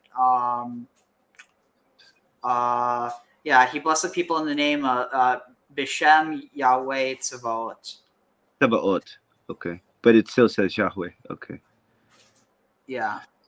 Yeah, but the Tzavaot is host as in like an army, correct? Yeah. But what was it? So the thing with Ashisha is that it probably just means pressed cakes, and in the here, let's see. So look at this. It means to strengthen. He strengthened, was strengthened, encouraged, was encouraged. He showed himself strong, regained strength, gained courage. Ushushu, from Akkadian to strengthen, fortify, found, or establish. And then Ashash can be a bottle of glass or a flagon. I mean, it's pretty clear that it might be that the flagon gets it from like this idea of fortification, or it makes you strong or courageous, and then further that like you see what I'm saying? Or a vessel. No. What's Liquid in courage. the vessel itself? Liquid courage. Yeah. Anyway, let's get back to this a bit. Concerning Bnei Israel. Also, speaking of Saul, there are some theories that Labayu could be a reference to Saul. Also, another thing, there's I forget what the guy's name was, but there was a king of, I forget where, but he put down a rebellion of the Banu Yamina, which sounds parallel to the rebellion of the Benjaminites. Except these are headlines. Papyrus Harris in the British Museum from Ramses III also mentions the capture of the Shasu of the Dome and the relocation of these people into the temples of Egypt, where they would be working presumably as laborers in some fashion. Interesting. One sheet of the entire Papyrus Harris is 41 meters long. Everybody want to consider that? Half of a football field almost. Okay, you'll have to be home by 5 o'clock this afternoon for the Mondial final, right? So think about a papyrus scroll that's 41 meters long. Okay, we're really seeing a little bit of it. Okay. Most famously, the Renepta seal, which is the only reference to ancient Israel in the entire record of documents from ancient Egypt. It mentions Israel. Many of you are familiar with this, whether you study Egyptology or not. If you study the Bible, if you study ancient Israel. The earliest mention of Israel outside the Bible, the only reference to Israel in any Egyptian text, and I would argue the oldest reference to Israel, full stop, which is to say this is probably a century or half century or a century older than even the oldest biblical text. So if we assume that Shirat Hayam, Exodus 15, is the oldest biblical text, as many scholars do, I know somebody in the room is a specialist on archaic Hebrew poetry. I refer to the Notarius, of course. That's interesting as well, because 50, 70, 80 years. Shirat Hayam, or the Song of the Sea, is also directly taken, not directly, it's basically a mimesis taken from or inspired by the Epic of Baal, and Baal's fight with Yam, the sea. Whereas it actually seems like in the case of the Exodus, it's Yahweh versus the sea. He splits the sea. Potentially even a reading that Yahweh is Yam. Maybe the oldest reference to Israel, full stop. And here's the text. And famously refers to Israel as defeated amongst all of the peoples whom Renepta encountered in the land of Canaan, along with Ashkelon, Gezer, etc. This is the way Israel is written in the actual stela on the next to last line, discovered by Petrie again in 1896 at Renepta's funerary temple on the west bank of the Nile opposite Thebes/Luxor. So there's some thought that it's not actually directly Israel, but Yisrael, which is actually Jezreel, and it means El will inseminate or El will seed, versus Israel is like struggle with El, or El like it. And it actually makes a lot more sense, though the reason why you might want to avoid the names Israel is because it implies that God can, basically that God has sperm, which is a problem in the eyes of people who would take the Bible like at its word. And so it makes a lot of sense why Yisrael and not Israel gets used later, but it probably is the same people because it's referring to Jezreel, which was a fortress land of the oh, nice. Here, wait, let me let's see. So here, wait, pull it back up. Yeah, Ugaritic text, ball cycle. Hell yeah. But let's see. How do I make it? Here. can be written left to right or right to left. This can be written right to left. Basic introduction, you read into the profiles when there's a profile like of the vulture or the man and the woman at the end. But this says Yisrael. I could do a whole quick reading of hieroglyphs with you, but I'll leave that for the moment.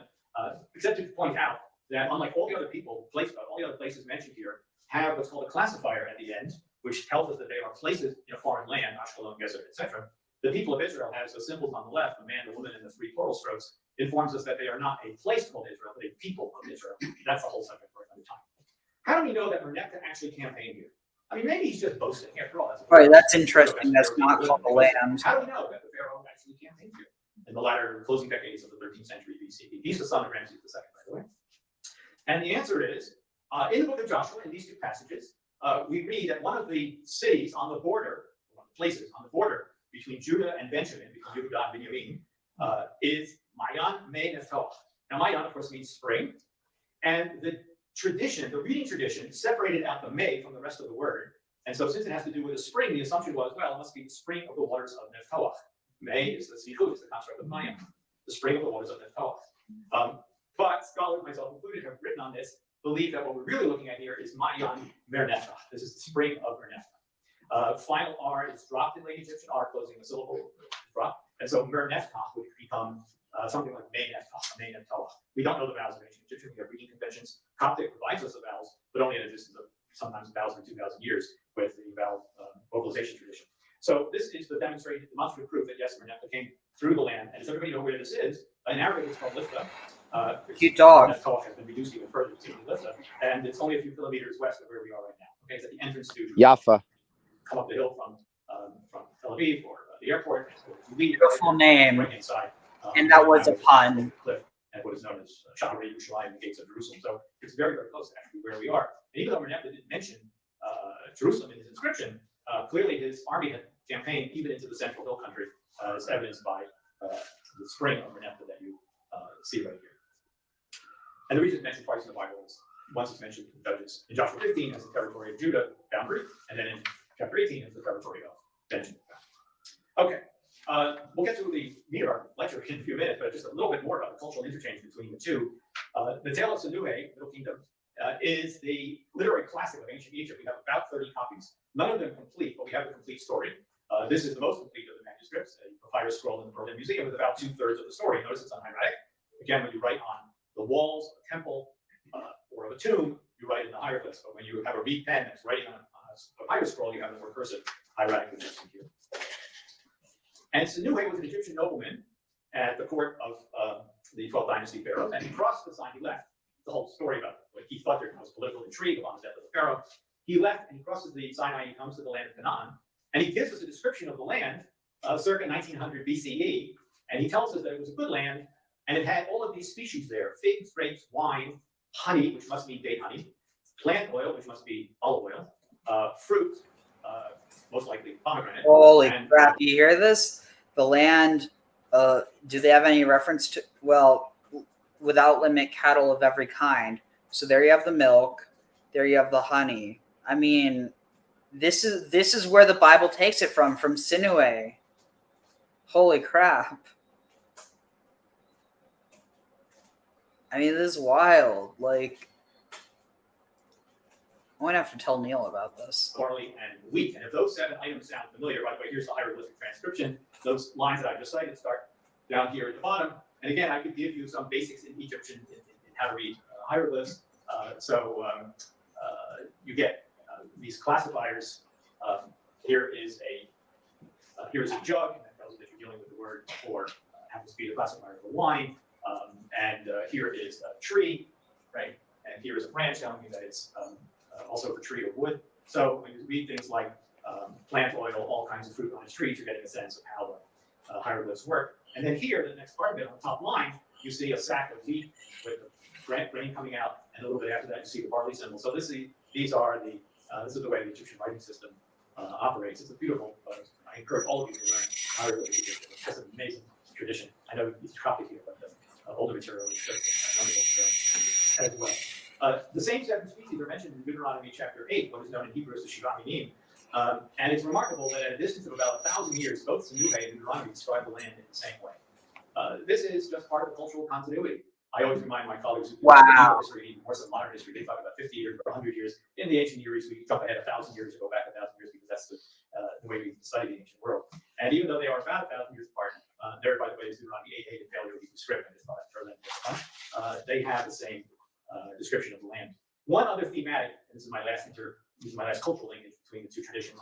One final thematic item which comes out of the Senuhe story. When Senuhe comes to this land, he fights against a champion of Retinue. Retinue is again one of the words for phenomenon. Again, not clear what the etymology is. And it's a one-on-one duel. Senuhe defeats the champion of Retinue, and it's very similar to what we read in the Bible, especially with David and Goliath. And two examples and Harry Hoffner, the late Harry Hoffner, pointed out a Hittite analog as well. In a number of these cases, in the Senuhe case, in the David case, and also in the Benaiah case, a much less known story at the end of the book of Samuel, in all three cases, the hero not only kills the other individual in this one-on-one duel, but he takes the weapon of his opponent and kills him with his own weapon. So after. Wow. I'm sure Graham has some thoughts on this. I don't know if, Johnny, if you're able to talk. I'm back now, but I missed everything because I was in the other room with the dogs. Okay, so get this. So, here, let me go back so I can see. So, in Sinuhe, an Egyptian literary story or epic, it there's someone who's exiled, or like they go off to the land of Canaan. This is 1900 BCE. I think that's what they said. Here. Most of this land, description of the land. One other theme of the ancient world, and even though they are about 1,000 years apart, there, by the way, is Deuteronomy 8 hated failure of Hebrew script. I just thought I'd throw that in. They have the same description of the land. One other thematic. This is my last. Senuhe comes to the etymology of what we read in the Bible. Pointed out one other theme in the Deuteronomy as well.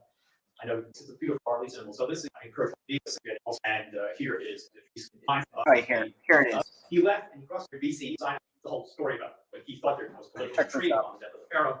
He left and he crosses the Sinai and he comes to the land of Canaan, and he gives us a description of the land circa 1900 BCE, and he tells us that it was a good land and it had all of these species there: figs, grapes, wine, honey, which must mean date honey. So like immediately when I saw this, I was like, holy crap.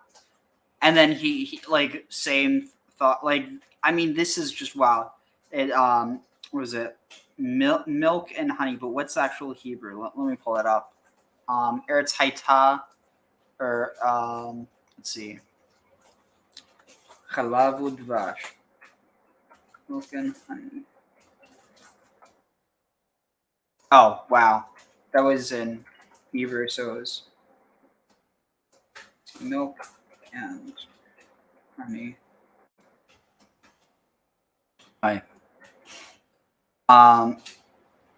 Ve'ered, and I've gone down lehatzilo to rescue them.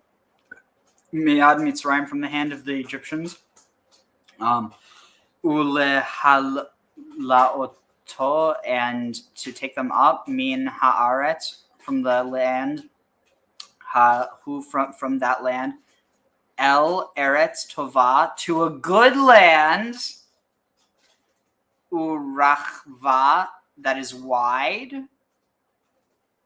El Eretz Zavat Chalav, and to the land of Zavat Chalav, that is, what's that, filled? That gushes with milk and honey. El Makom, to the place. Hakanani, to place of the Canaanites, or the region of the Canaanites. Chiviti, the Hivites. Emori, the Amorites, or the Amorites. Perizi, the Perizzites. Chivi, and the Hivites. Yebusi, and the Yebusim were the original inhabitants of Jerusalem. So I mean, look at this. To Eretz was it Eretz Tova, and here a good land, and then here you have honey, and then you have the mention of cattle of every kind. So that's where you would get the milk from. Plant oil must be all over. But yeah, I mean, Yeah. Feed it to Neil. Yeah. Feed that to Neil. So yeah. The next part of it, the barley symbol. So these are the this is the way the Egyptian writing system operates. It's a beautiful. I encourage all of these are a separate tree or wood. So when you read things, right?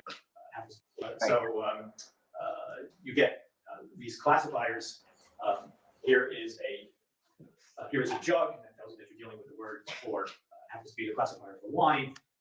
And here is a tree, right? And here is a branch telling you that it's also for tree or wood. So when you read things like plant oil, all kinds of fruit on its trees, you're getting a sense of how the hieroglyphs work. And then here, the next part of it, on the top line, you see a sack of wheat with the grain coming out, and a little bit after that, you see the barley symbol. So this is the way the Egyptian writing system operates. It's a beautiful. I encourage all of you to learn hieroglyphic Egyptian. It's just an amazing tradition. I know it's copied here, but the older material is just wonderful to learn as well. The same 7 species are mentioned in Deuteronomy chapter 8, what is known in Hebrew as the Shivaminim. And it's remarkable that at a distance of about 1,000 years, both Sinuhe and Deuteronomy. Yeah, and there it's a direct parallel. Look, a land of wheat and barley, vine and fig. So what is this, Geffen? Yeah, so vine or wine and fig and pomegranate, a land of olive oil and honey. Though there's no mention of milk, it's interesting. This is just part of the cultural continuity.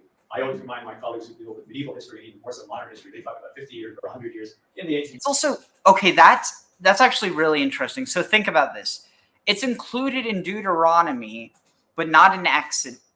So Exodus has Zavat Chalav Udvash, but the Chalavs, it's not there in Sinue, and then it's not there in Deuteronomy. So it's almost like the writers of Deuteronomy were basing it off of Sinue. I mean, wait, hold on. I'm just trying to, like. I mean, the book is never mentioned in Deuteronomy, whatever the book was that was found in Chronicles. I mean, the Kings are Chronicles. That's what I'm saying. So, like, would that? Yeah. It could have been Sinue. It could. We just assume it was Deuteronomy. Interesting. Years, we jump ahead 1,000 years, go back 1,000 years, because that's the way we study the ancient world. And even though they are about 1,000 years apart, there, by the way, is Deuteronomy 8 and failure. They have the same description of the land. One other thematic, and this is my last cultural linkage between the two traditions. One final thematic item which comes out of the Sinuhe story. When Sinuhe comes to this land, he fights against a champion of Retzinu. Retzinu is again one of the words for phenomenon. Again, I'm not clear what the etymology is. And it's a one-on-one duel. Sinuhe defeats the champion of Retzinu, and it's very similar to what we read in the Bible, especially with David and Goliath. And 2 examples from the Iliad, and Harry Hoffner, the late Harry Hoffner, pointed out a Hittite analog as well. In a number of these cases, in the Sinuhe case, in the David case, and also in the Benaiah case, a much less known story at the end of the book of Samuel, in all 3 cases, the hero not only kills the other individual in this one-on-one duel, but he takes the weapon of his opponent and kills him with his own weapon. So this is interesting. So Retgenu, Retgenu or Retenu was an ancient Egyptian name for Canaan in Syria. It covered the region from the Negev Desert north to the Orontes River. The borders of Retgenu shifted with time, but it generally consisted of 3 regions. The southwest was Jahi, which has about the same boundaries as Canaan. Lebanon proper was located in the middle, between the Mediterranean and the Orontes River. North of Lebanon was designated Amuru, the land of the Amorites. Interesting. Scars with the name Retgenu have been found in Avaris, also dating to the 12th dynasty. Interesting. Kamos, the last king of the Theban 17th dynasty, appears to Apepi, the Hyksos pharaoh, as chieftain of Retgenu in a stele that that implies a Canaanite background for this Hyksos king. I wonder if, let's see, this is Kamos, the brother of Amos. That would be wild. What if, like, Amos was Aaron and Kamos was Moses? I mean, it's such a stretch. I don't actually think that's the case, but I don't know. Like, I feel like there's something to the Moses story as like a cultural memory, but it's like just so mythical that it's like no real history. It's basically just myth at that point. But I don't know. So after David slew Goliath, killed him, hit Goliath with the sling stone, he goes up to Goliath, takes Goliath's sword, and cuts off his head and kills him that way. Similarly, Senuhe used his opponent's axe to kill him, and Benaiah used his opponent's spear. Oh, so speaking of mortars, Johnny, have you ever heard of the Davidka? Davidka? Yeah. Mm-mm. No. Nope.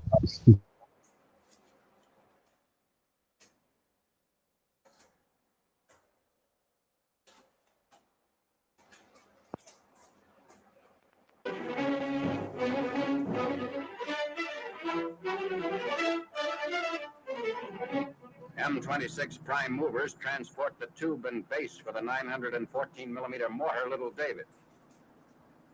A 12-foot pit is dug with timber flooring to facilitate emplacement of the base assembly and to distribute the firing loads. A 12-degree slope serves as an entrance ramp. I was a mortarman in the army, and I carried. The half-ton base is backed into the pit. Built-in hydraulic jacks lift it so that the bogey can be removed by a crane. What are you saying? Prime mover driven out I was a mortarman in the army. I carried a 60mm mortar. by bulldozer, angle dozer, or other. Wait, millimeter? Yeah, they're saying this is 914mm. Backfill be tamped solidly. It's huge. A timber runway is constructed, enabling the 40-ton. Okay, this paints the mechanics. I'm more interested in the history of it. Let's see. Davidka. Oh, nice. This guy uses StreamYard as well. Last episode where I'm going to be telling the story at this time until the last second because I'm in a pretty crowded place. I'm here in the center of Jerusalem, here for the next installment of The Story is Right Outside Your Door. Wasn't it also like Yom Yerushalayim yesterday or so? I don't know. I don't honestly. I care more, but I mean, like, I don't know. Maybe it'd be different if I was there, but it's just because of how political everything's gotten. I don't know. It feels weird. It's the series where I take you around the country and I tell you stories all over the place. This is going to be the last episode where I'm going to be telling the story at this time slot at Wednesdays at 6 o'clock. Because it's getting to be evening already. I'm going to be starting next week doing it at Wednesdays at 11 o'clock in the morning. Okay, so for those of you who are diehard fans, and I know who you are, make sure you make the change. So next week, Dalet Tishrei, means the day after Tzom Gedalia, we're going to be doing it in the morning, Wednesday morning at 11 o'clock. So I'm here at the Davidka, and I got to say that. Oh, Tzom Gedalia, a fast where we commemorate a Jew who was killed by other Jews for being a quote-unquote collaborator. I mean, like, oh, that would actually be such an interesting discussion. Collaboration and, like, how... I mean, because, like, on one hand, like, it's like there is actual collaborators, and then there's people who are trying to ensure the survival of their people. And it's like, at the end of the day, to a radical, they'd be seen as a collaborator. To other people, they'd be seen as saviors. It's like one of those things where I think it's so... Remember the 5th of November. Yes. Why? That because that Guy Fawkes has a No, I know. And V for Vendetta. You as a insurrection kind of thing. It was Catholic underground. Yeah. To the Protestant. The graphic is perfect. But on the same note, I mean, it's so confusing because the Haganah blew up a boat, right? Wasn't that the Irgun? Oh, the Irgun. Okay, sorry. Yeah, and right after I said it, I knew it too, brother. Yeah. But regardless, you get what I'm getting at. Like, it's a confusing thing. Yeah. I guess the greater good is. I mean, we're not. I don't want to get us off on a tangent, but the greater good is I guess the factor. Because it says the words Davidka right next to the Davidka itself. I've got to talk about a trivia question in advance with Jordan, so I'm hoping that we can get a trivia question up. And the trivia question... Actually, so this is, I think it's just one stop up or down from Kikart Sion. If you know where that is. For this week is... Americans call it crack square, but that might be a generational thing. So I don't know if they called it that back, before. I didn't think of one in advance, so I'll think of one now. If you know the answer to the trivia question that I'm about to ask, don't write the answer in the comments. Just give a thumbs up, and I will tell the answer at the end of the video. But I'll be able to see whether you're watching it live or if you're watching it later. I'll be able to see if you knew the answer by you giving a thumbs up or not. So the trivia question is, I'll throw you an easy one. What major shopping area is really, really close to the Davidka, right where I'm standing, to the place that's called You want to take a guess? I thought you were right. But no, that's just what you're talking about is where people like proselytize and stuff like that. Is that the same place? No, it's mainly where like gap year students and Israelis off their military service get drunk and hook up. Okay. But no, I think there are some people who they proselytize there. But anyway, so do you know what shopping center he's referring to? I think he's probably talking about Mamila. Davidka Square. What shopping area is close to here? Or what popular place to buy stuff is very close to here? You know Jerusalem, this is a gimme. Okay, so let's talk about so it's got to be Davidka is an amazing story. First, we're going to talk about the name, Davidka. Davidka is a Yiddish, next week's episode, thank you, Jen, for putting that up. Davidka, little David. It's a Yiddish kind of term of endearment for someone or something called David. And they decided to call this mortar the Davidka. Why did they call it the Davidka? Well, in order to understand that, you have to get a grasp of the story of David and Goliath, the original David, as far as we know. And the story of David and Goliath is basically that regular-sized David, or even slightly smaller David, defeated the giant Goliath. And that was the goal of this little mortar over here. This is actually one of the mortars that they made. They made 6 Davidkas. You can see it in the camera there. They made 6 Davidkas in the War of Independence. When I say they, I mean the Israeli army made 6 Davidkas. It's a mortar, but it's not your typical mortar. Most mortars is a large mouth tube, and you put the projectile rocket into the tube, and the rocket then uses the tube itself as a way of aligning it so that it can aim properly and it can hit the target better. This does not have a wide mouth tube. You can't really see it on this end, but if you go around to the other end of it, it's a small little opening. That's because the bomb itself actually didn't go into the tube here. It was just used as a holder. The bomb itself was massive. It was like, I think it was 88 pounds. It was a huge, massive explosive that was attached to a stick that went into this mortar, and then it was fired, kind of like a firecracker. Like it has a stick, and then at the end of the stick is a large explosive. So that's what this did. And by doing that, by having the bulk of the explosive outside of the launcher, it made one of those German grenades with the handles. Yeah. This mortar wildly inaccurate. This was a very inaccurate mortar. It didn't shoot. It didn't hit where you wanted it to hit all the time.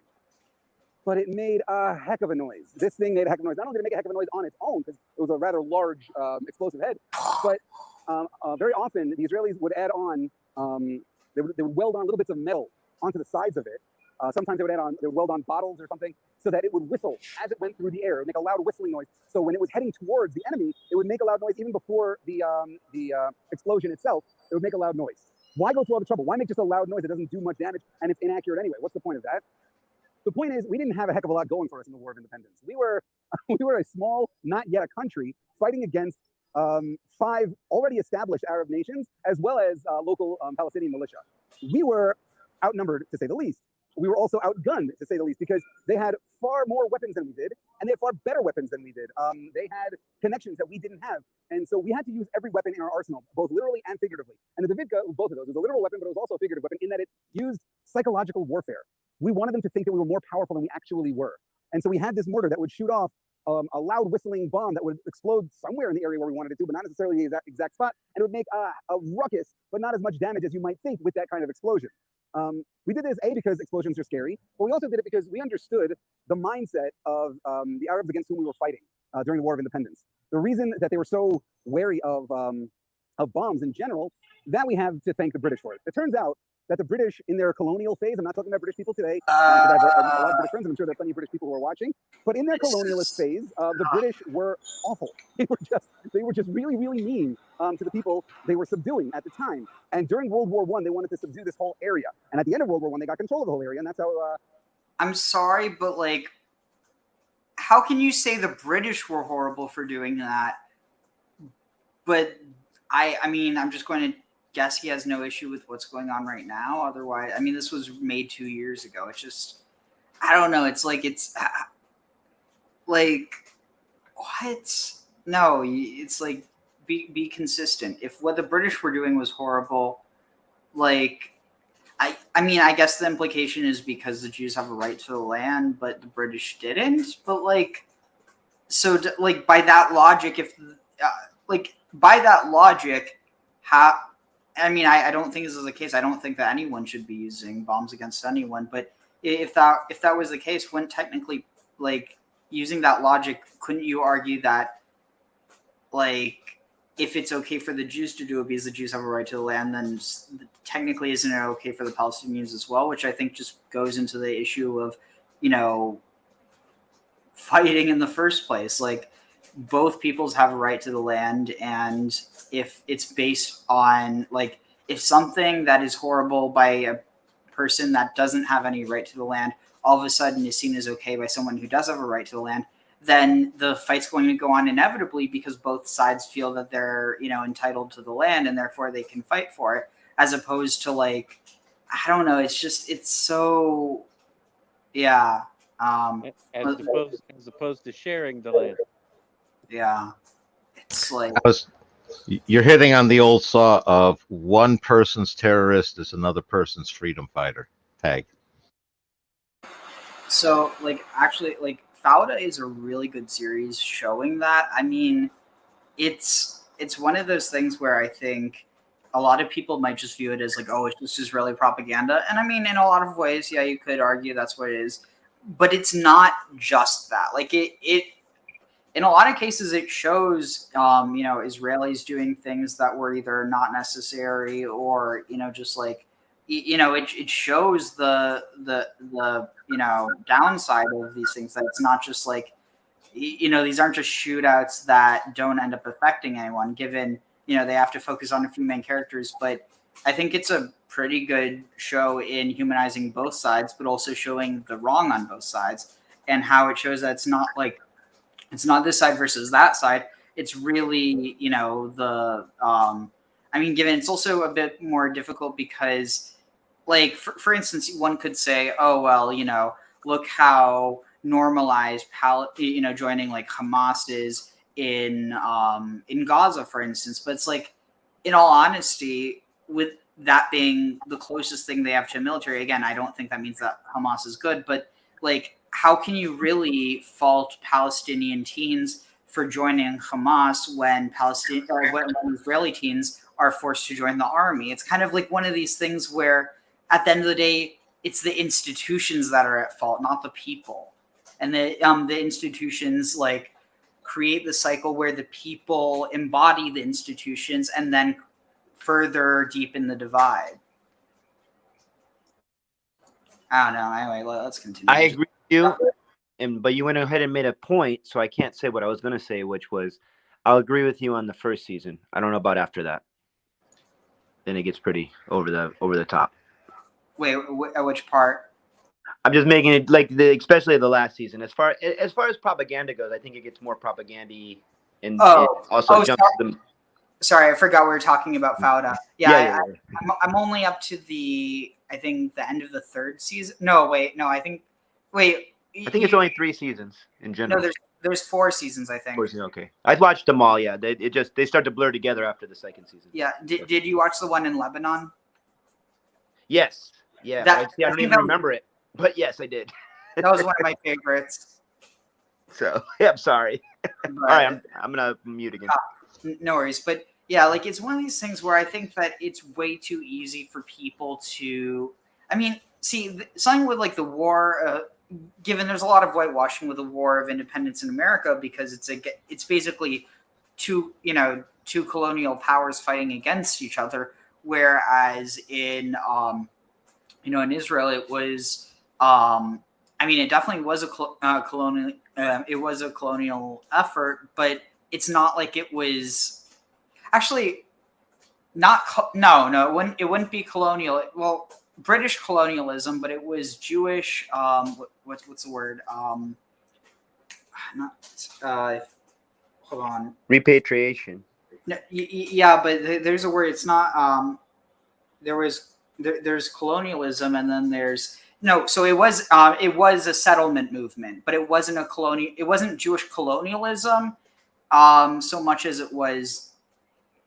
I mean, it's difficult because are there any other cases of settler colonialism being used by a people who have an indigenous connection to that land? It can't be. I mean, I'm not an expert, of course, but that term itself can't be used in this sense because of indigeneity. And yes, there's an occupation now, but I don't think that the initial plan was occupation. I mean, maybe through other ways, through farming, through population density, stuff like that. Like maybe there was going to be a slow occupation. I don't know, or maybe the cultures could have blended. I don't know. I don't know the answer to that. Ben Gurion's quoted as basically saying that Israel can't be both a Jewish state and a democracy. He basically says that. It makes sense, right? It's a theocracy if it's a Jewish state, or an ethnocracy, or not even like an ethno state, I guess. But yeah, like I just real quick because I might forget this. I subscribe to the school of Echad Ha'am, which is like cultural Zionism as opposed to national Zionism, but it basically disappeared after the Jewish state was created, and like as a result. Yeah. This is before. I understand. I know the time period. I'm sorry to interrupt you, Ariel. No worries. Go ahead. I don't know because I can't remember, but yeah, settler colonialism isn't like, because there's genocide I think innate with settler colonialism. Like Machiavellian, like the Prince style. Yeah, I mean, but like, I still think that even like, I mean, there was genocide that happened. Like whether you just view it as displacement or actual like depopulation by murder, like that did happen in certain places. Given it wasn't something that was like it wasn't institutional, but you definitely have like efforts to scare the population that lived there away. I guess what I'm saying. With the guise of sorry to cut you off, just because goes right on that, with the guise of self-preservation. So at that point in time too, we however you want to look at it, could also say we need to protect ourselves and not worry about anybody else anymore. So that they could use that as justification for the genocide you're talking about happening underground or beneath the surface. Yeah, I would say that the situation of the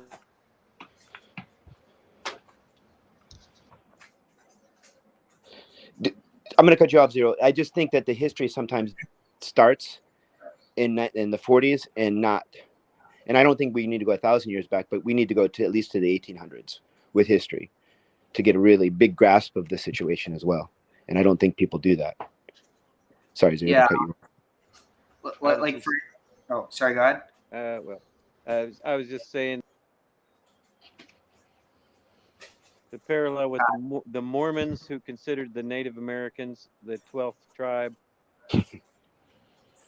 So I mean that's the thing, because the the genocide of Canaan never happened. It's fiction.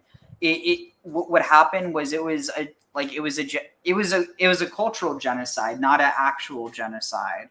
And again, I think cultural genocide still is a form of genocide because it gets rid of a people as a living group. Absolutely. But the point being is that in effect, by saying that we killed all the Canaanites, all the pagans, and saying this is what we have to do, you're essentially saying there's no more pagans because none of us are pagan anymore. We just killed off all the Canaanites. And we never were. Exactly, because how can you kill yourself and still be alive? Again, and this gets into the idea of Judean propaganda to take the identity of Israel. I mean, all this kind of stuff. I just said we need not to go 1,000 years back, but now here we are. I'll be quiet. It's fine. Or yeah, let's maybe continue so we can get back to Palestinian Mandate was born. But during World War I, while they were fighting to gain control of this area, they were fighting against the Turks. And there are stories of I know the answer to the trivia question. I told you this time, if you know Jerusalem, it's a gimme. It's an easy one. So where was I? Yes, the Turks. So when the British were fighting the Turks in World War I, the British won more often than they didn't. But even when the Turks were in retreat, the British would still fly overhead and drop bombs on the retreating forces, on the retreating Turkish forces. Now, the Turkish forces weren't only made up of Turks; it was also made up of local Arabs, local Palestinians, even Jordanians or other local Arabs from the area. So these people who survived the British onslaught during World War I had a really healthy fear of bombs, especially whistling bombs. It freaked them out because they remember the days when the British would just bomb them mercilessly from the air. We used that fear to our advantage, and we made a mortar that didn't actually do that much damage, but it sounded like it did. And when they heard It's called when terrorism. They heard that coming, followed by the giant explosion that it made, it freaked Oh them my out, and they God, ran I away. know what we need to watch. Very much like the Philistines ran away when David killed Goliath. Actually, before I forget, this is just so. Oh my God, this is chef's kiss. I should probably clarify so I don't seem like I'm approving of terrorism. It's making fun of the fact that the Haganah didn't realize that they were terrorists. May I make a terrible joke? Yeah. Well, if you're going to talk about, moi to the chef, you've always got to pay the butcher his due. Oh, you like Daniel Kahn? Yeah. Well, the song reference is there, but also I'm referencing Sharon. Wait, Ariel Sharon quoted that? No, Ariel Sharon was called the butcher, or no, it was a Begin. One of them, they were called the butcher because they were part of like sneaking in the villages and all that kind of stuff at night. No, I think it was the was it the butcher of Deir? No, not Deir. It was Sabra Shatila. But that wasn't Sharon? No, that was Sharon. Yeah. Okay. There you go. Sorry. Except I mean, not that it makes it any better, but it was indirect. He basically I think they were coordinating with the Lebanese phalangists, like the Christian nationalists. Oh, those dudes that would just carry knives and oh yeah, I know about those. Yeah, and so it's probably also part of the reason why Hezbollah is so powerful now. Yeah, scare tactics, exactly. And this gets, man, I'm sorry guys to derail us, but that gets to the point of, not to the point. Something I thought of earlier is that it's the violence is a reaction to us going there. I mean, not that that's not an obvious thing, but I don't know. I don't even know how to finish it. It's just like a little bit of an epiphany I had. Like the waves. I don't know. I'm gonna because I just got underwater and now I don't know where I am. I'm gonna stop talking. I think maybe part of it is that they saw a continuity between the British and the Zionist presence, even though there were Jews in Palestine or in Israel before the British. But that's the British. But the British set that dichotomy up not long before, but in the 1800s. They set that dichotomy up of the Jews versus the Arabs or the Palestinians. Or the Arabs at that time. There was no Palestinian, so to speak, necessarily. It was Ottoman people prior and all that. But that was a very political statement that I didn't mean anything by. I didn't mean it in the political sense. Yeah, well, what you're referring, because at the end of the day, like they actually, I mean that is interesting. I think look at the Hutu and the Tutsi in Rwanda. They did similar things. They set up a dichotomy, even a racial dichotomy of two groups that there really isn't anything there, but they set it up to where we get the massacre in Rwanda as a blowback from that way of ruling, that divide and conquer rule. Let's see, is it here? It is. I was going to say, just to make sure my facts are right, the British did that. Didn't they do that post World War I and the fallout from the Ottoman Empire splitting up? Yes, they took it as a mandate. Okay. Yeah, you had said 1800s, and I thought it was early 1900s. Just wanted to make sure.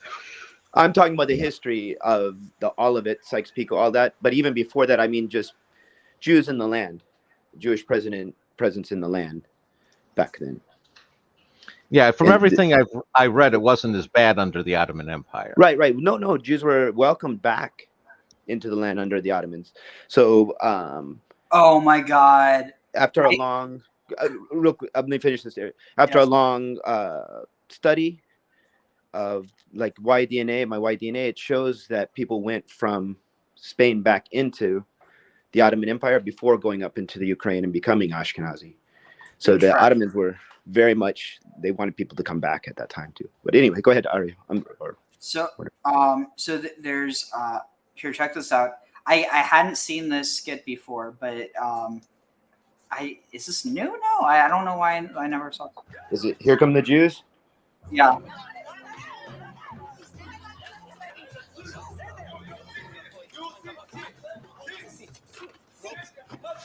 How do I know, brother? How do I know you're gonna? Of course you would know. ממש. עשינו את כל החופשה בפריז. מה נזכור ממנה עכשיו? כלום. לא אייפל, לא לוברה. רגע, מה הייתם בלוברה? Wait a second, I thought... Wasn't that flight hijacked by Germans?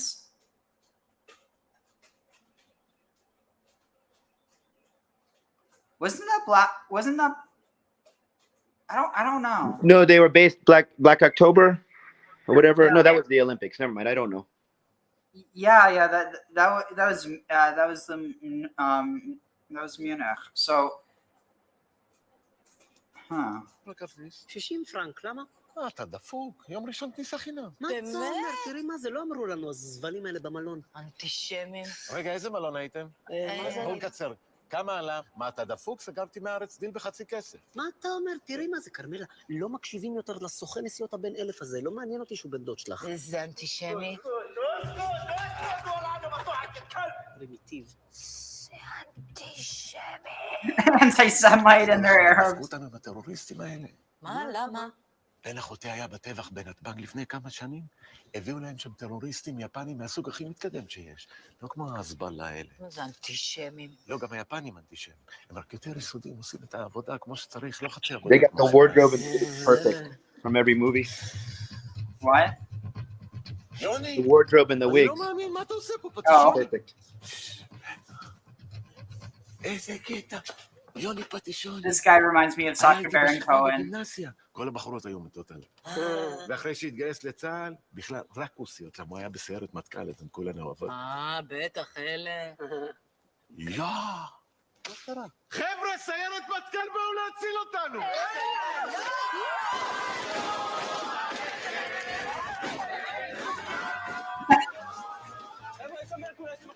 Like every movie.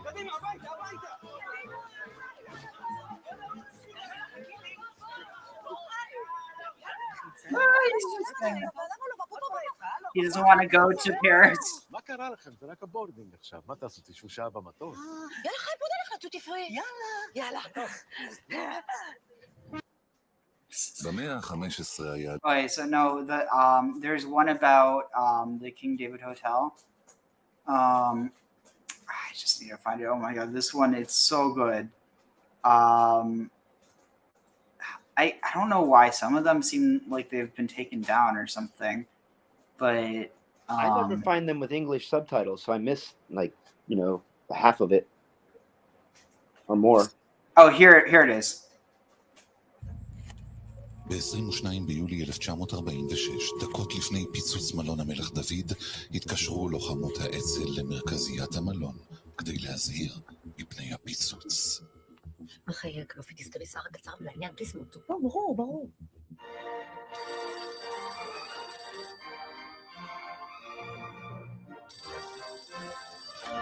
Hello, King David Hotel. Yes, hello. Top of the morning. What weather we're having today? This wonderful. Yes, lovely day. Who am I speaking to? I'm fine. I wondered the... הנה אני מדברת בשם המחתרת העברית. הנחנו חומר נפץ במלון, עליכם לפנותו מיד, ראו, הזהרנוכם. הזהרנו מה? ההוטל הולך בום בום. Oh, I see. Atten terrorists. מה? הוא אמר שיש טרוריסט. איפה? נפץ במלון. הנה אני מדברת בשם המחתרת העברית. הנחנו חומר נפץ במלון, עליכם לפנותו מיד, ראו, הזהרנוכם. הזהרנו מה? ההוטל הולך בום בום. Oh, I see. Atten terrorists. הוא אמר שיש טרוריסט. איפה ראית ערבים? No, not ערבים. Atten terrorists. לא. מתכוון אנחנו. סליחה? תביא לי אותו. Aten, terrorists. לא, מתכוון אנחנו.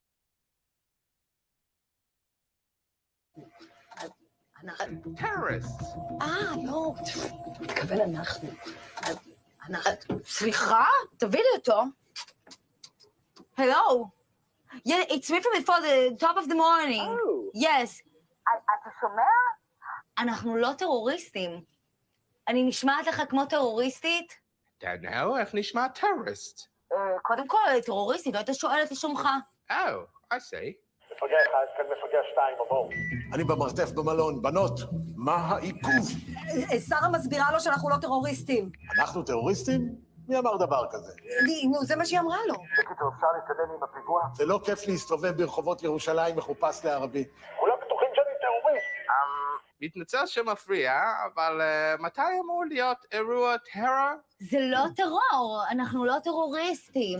שרה, תסבירי לו שאנחנו משתמשים באלימות רק כדי לייצר פחד ולאיים על אחרים, זה ממניעים אידיאולוגיים, תגידי לו. זה ליטרלי ההגדרה של טרוריסטים דחייה. אהרון, מזל טוב, אתה בוגד ומעכשיו אתה בלח"י. כל עוד זה בתחום הטרור? סורי, ג'ולי גוד, תסדרו את זה ביניכם, רק אולי תוכלו להגיד לנו מתי בום בום? wait. תגידי, אולי יש בזה משהו? כאילו, שמנקודת מבט אובייקטיבית, אז כאילו אנחנו טיפה לטרוריסטים. ממש לא, ממש לא. ערבים, טרוריסטים. אנחנו ערבים. ממש לא. אז אנחנו לא טרוריסטים. את יודעת, גם הצד שלנו הוא פוגע לפעמים ברכבים בפשע. בסדר, אבל אין סימטריה. אצלנו מי עושה את זה? זה הקיצונים ביותר עושים את זה. שזה אנחנו. בדיוק. אל תגידי את זה. אז אולי בכל זאת תגידו לנו מתי פיצוץ? טרוריסטים זה אנשים שפוגעים בתמימים, באזרחים, באנשים לא חמושים. אי פעם בחיים שלך תעשי דבר כזה? לא, עדיין לא. אני פה עם אשתי וילדים פשוט. שקט רגע. קטע לי עכשיו את חוט המחשבה, איפה היינו? בפיצוץ מלון המלך דוד נהרגו 91 אנשים, רובם אזרחים.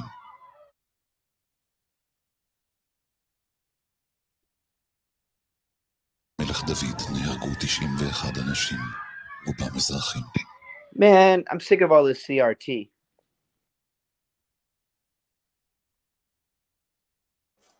What do you mean? It was a bad joke. Critical race theory. Oh, wait. Sorry, Johnny. I accidentally removed you. I thought it was Graham's extra. Yeah, but let's see. That's what he said. He said CRT. Yeah. I'm old, so I think cathode ray tube when I hear that. Oh. Motifs, which I'm sure look just like that in joking, of course, in 1616, when Rubens painted this. Now, to the linguistics. Hebrew and Brothers, I gotta run my dog to the beach. I'll see you later. All right, have fun and enjoy. Sorry for cursing earlier, and thank you so much for being here, Ariel. And everybody You don't else. gotta worry. I curse all the time on my channel. Oh, I guess I could. Wait. Show my face. See you guys later. Take care. Have a good one. Shalom.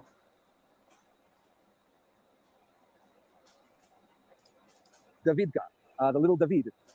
It was able to defeat a much larger enemy. So, Graham, do you have any thoughts so far on any of what we've seen? Talking to me? No, he's talking to me. I was going to say on the not a whole lot on the political front. No, it's a shame that they have all this stuff going on. That's pretty much my thoughts. Yeah. I feel pretty comfortable. I mean, it's not like a middle ground, but like at the end of the day, I'm not taking sides. I see a lot of issues with both sides, but it's so easy to just, entrench yourself. But that doesn't do anything for you, and that doesn't do anything for anyone else. In those situations, I'm a big advocate. Just the two of you get together and decide something and make it work between you. Yeah. What about you, Zero? Is the parallel here with the mortar with the big boom? Is the stone slung by David and the surrounding 5 nations, the Goliath? I guess so. Yeah. Oof. Just burned myself a little. It's much smaller and less effective weaponry. So, like I said, there were 6 of them made. Another level of psychological warfare that we used with the Davidka. Like I said, there were 6 of them made, but we moved them. You can see they're relatively small. You can get a couple of guys, 2, 3 guys can lift this up and move it. We moved them from battle to battle, and from warfront to warfront. We did it constantly throughout the War of Independence. The Arabs thought we had dozens, maybe even hundreds of them, because every time we met them in battle, we brought out the Davidka. And like, oh my God, they brought out that giant gun again, and it freaked them out, and they ran away, which is exactly the desired result. The Arabs thought we had dozens, maybe even hundreds of them, because every time we met them in battle, we brought out the Davidka. And like, oh my God, they brought out that giant gun again, and it freaked them out, and they ran away, which is exactly the desired result. Another layer, so that's the second layer of psychological warfare, but another layer of psychological warfare is that it's no secret that people like Einstein and Oppenheimer were Jewish people who also helped with the development of the nuclear bomb. And there were these rumors that the Jews had figured out a way not only to build a nuclear bomb, but also a way to make it more compact and make it fit for use in regular battle, not just dropping from airplanes, but we were able to use it in regular battle. And they thought that this was a little atomic bomb launcher. You know, from we Fallout. did nothing to dispel those rumors. We embraced those rumors and said, yes, that's exactly what we did. We made the nuclear bomb smaller, now get out of our way. Which really I think is a great lesson for Israel today. There's been plenty of times when our enemies have made up stories about us that are completely outlandish. Like there was a swimmer one time in Egypt that was attacked by a shark, and there was an official press release, I think it was Hamas, might have been Egypt themselves, I'm not sure, that said that Israel was training sharks to attack swimmers.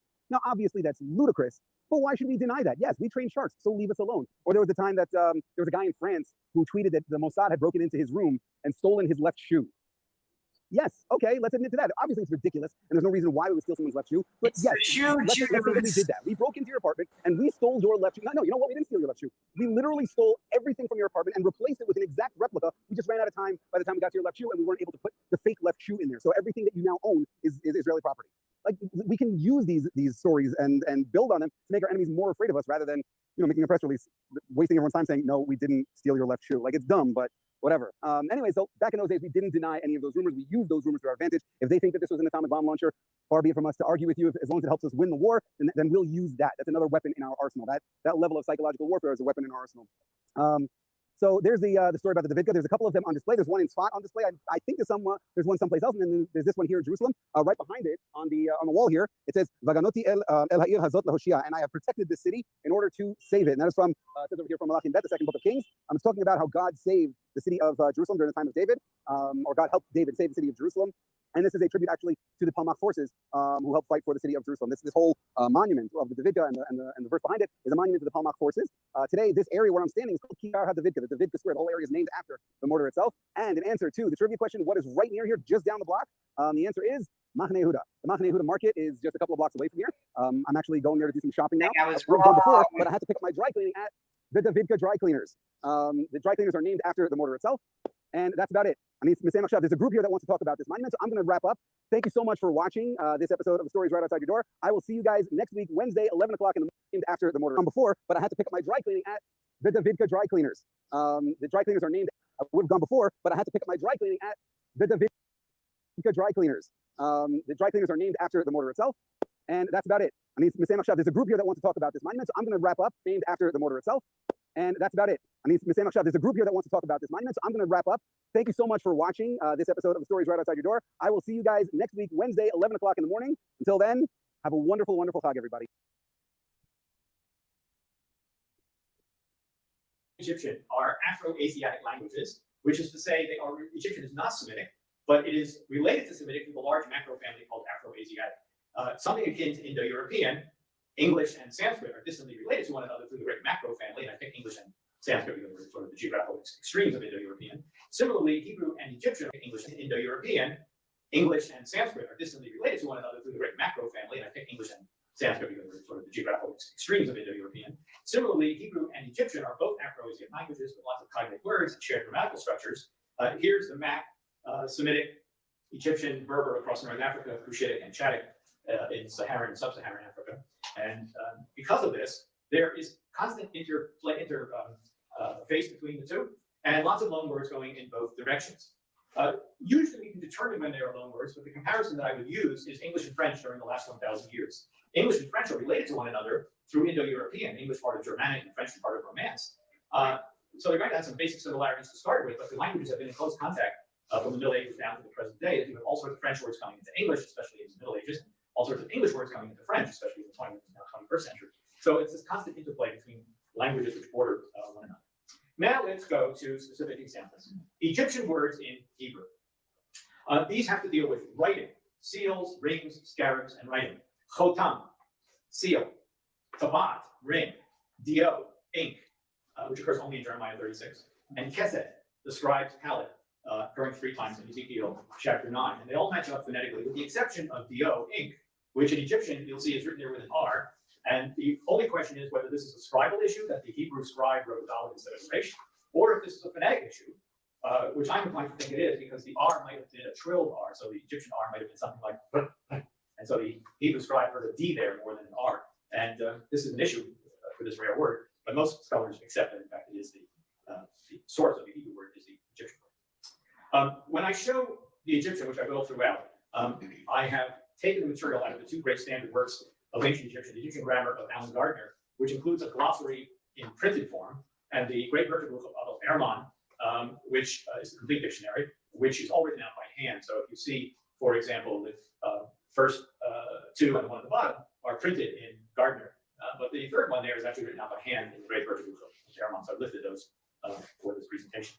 All sorts of words related to the Nile. No surprise, in Hebrew, including the word Geor, all sorts of words written out by hand in the great Virtual Book of Erman. So I've lifted those for this presentation. But the first 2 and the one at the bottom are printed in Gardner, but the third one there is actually written out by hand in the great Virtual Book of Erman. So I've lifted those for this presentation. All sorts of written out by hand in the great Virtual Book of Erman. So I've lifted those for this presentation. The third one there is actually written out by hand in the great Virtual Book of Erman. So I've lifted those for this presentation. All sorts of words related to the Nile. No surprise, in Hebrew, including the word Geor, meaning Nile, but also all sorts of words for the plants that grow along the banks of the Nile. Ahu, appearing in, for example, Pharaoh's dreams. Gomer, for example, Moses' basket, pirates. Soup, also in Moses' story, reeds. And one of my favorites, the one at the bottom here, a hapax legomenon in Hebrew. The word aros appears only here in Isaiah chapter 19, verse 7. It's a poem that deals with the Nile. And the text actually reads, aros al yor, the reeds along the Nile. And we know the word ayin resh, ayin ar, from Egyptian. And again, notice the way the wonderful Egyptian system operates. The arm is the ayin, the mouth is the r, and that third symbol there is a plant classifier. It tells you that it's a plant. I didn't say this explicitly, but almost without exception, every Egyptian verb and noun is followed by what we call a classifier to tell you this is a plant, this has to do with wood, this has to do with whatever it might be. And then this single long range, chronologically that is, Egyptian word in Hebrew. What about the word niyar, writing material, either papyrus or parchment? No known etymology, and one of the theories is that it's the Egyptian word en itru, except we know the T was not pronounced. Niyar, interesting. Itru is the word for Nile. That's why it comes into Hebrew as Yor without the T. And en itru is a reconstructed form. It is not attested in any Egyptian text, but it's the best etymology we can give. So it would mean something like of the Nile, the stuff that is of the Nile. And that would eventually yield the Hebrew word Niyar, not attested in the Bible, but attested in the Mishnah. Here's one example. It's attested in Akkadian. In fact, it's attested in Akkadian already in the 14th century BCE in text from Nuzi, although it means papyrus in the sense of a basket. It's a material used for a basket. You could make baskets out of papyrus, of course, as the Egyptians did. And later comes also to a word still used in modern Hebrew, of course, for paper. And our word paper, of course, comes from papyrus. The form of the noun, niyar, looks like it should be an Aramaic type noun, but it's not tested in Aramaic as far as I know. And by the way, the text box there is around the Hebrew expression niyar hamachuk, which is how you say palimpsest in ancient Hebrew. Writing surface, niyar, that has been erased and rewritten over. Okay, words from the royal court. Most famously, paro. Everybody knew that word before you walked in here. Pharaoh, which originally means great house. Per means house. You see that rectangle looking thing? That's the hieroglyph for a house. Per means house. Is the adjective great.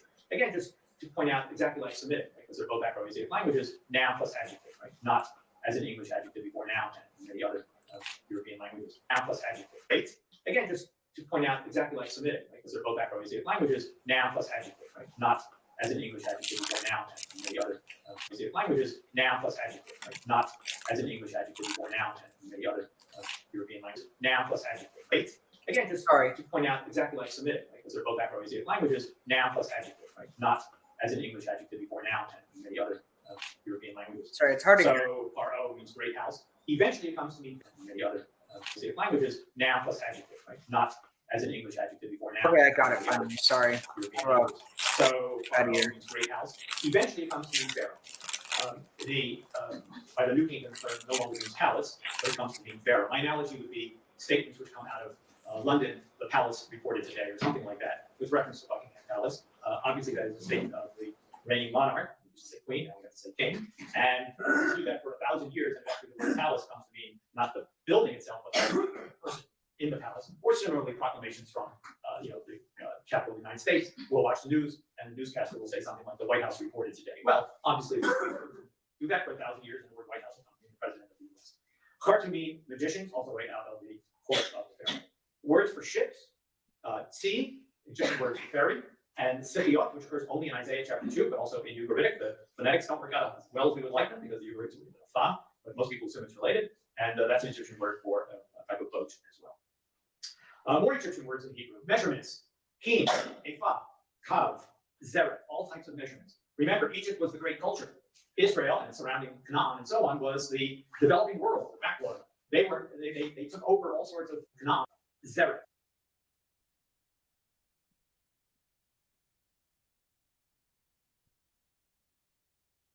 All types of measurements. Remember, Egypt was the great culture. Israel and surrounding Canaan and so on was the developing world, the backwater.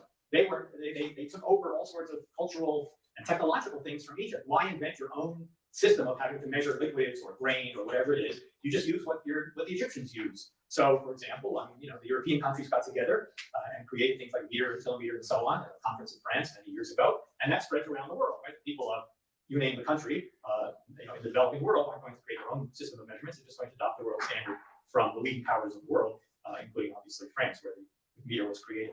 Okay, so hopefully that works as an analogy. Let's see. Words for containers: tena, basket, cauldron, which also appears in the rib, and teva, kalach, which appears in the rib, and teva used for Noah's Ark and for Moses' basket. Now, teva is really interesting. This brings us back to the Mishnah. In biblical Hebrew, it's used only for those two items that float on the river or float on the water. Teva shel Noah, Noah's Ark, and teva shel Moshe, Moses' little basket. They both float on the river. And you have that in the first excerpt there from the Erman Version book. In the second one, you have a slightly different form of the word translated here as Gerdenstein, a ark, not an ark, like an ark, but an ark like in the synagogue. It literally means a divine cabinet, God's cabinet, is what it means in German, Gerdenstein. The shrine of the deity, which is deep inside the Holy of Holies of all Egyptian temples. We only know this from Rabbinic Hebrew. We only get this in the Mishnah. For example, this Haover Lifnei HaTeva. So for 1,000+ years, it's not attested in biblical Hebrew at all. Obviously, there are no synagogues in the Bible either. It's the synagogues of development, where 3rd century BCE Ptolemaic Egypt is where we get our first synagogues attested, and then it's imported into the land of Israel. But it's a creation of ancient Egypt. So here you have. Wow. That's huge. I mean, I guess it makes sense because you wouldn't need synagogues if you have temples within the land.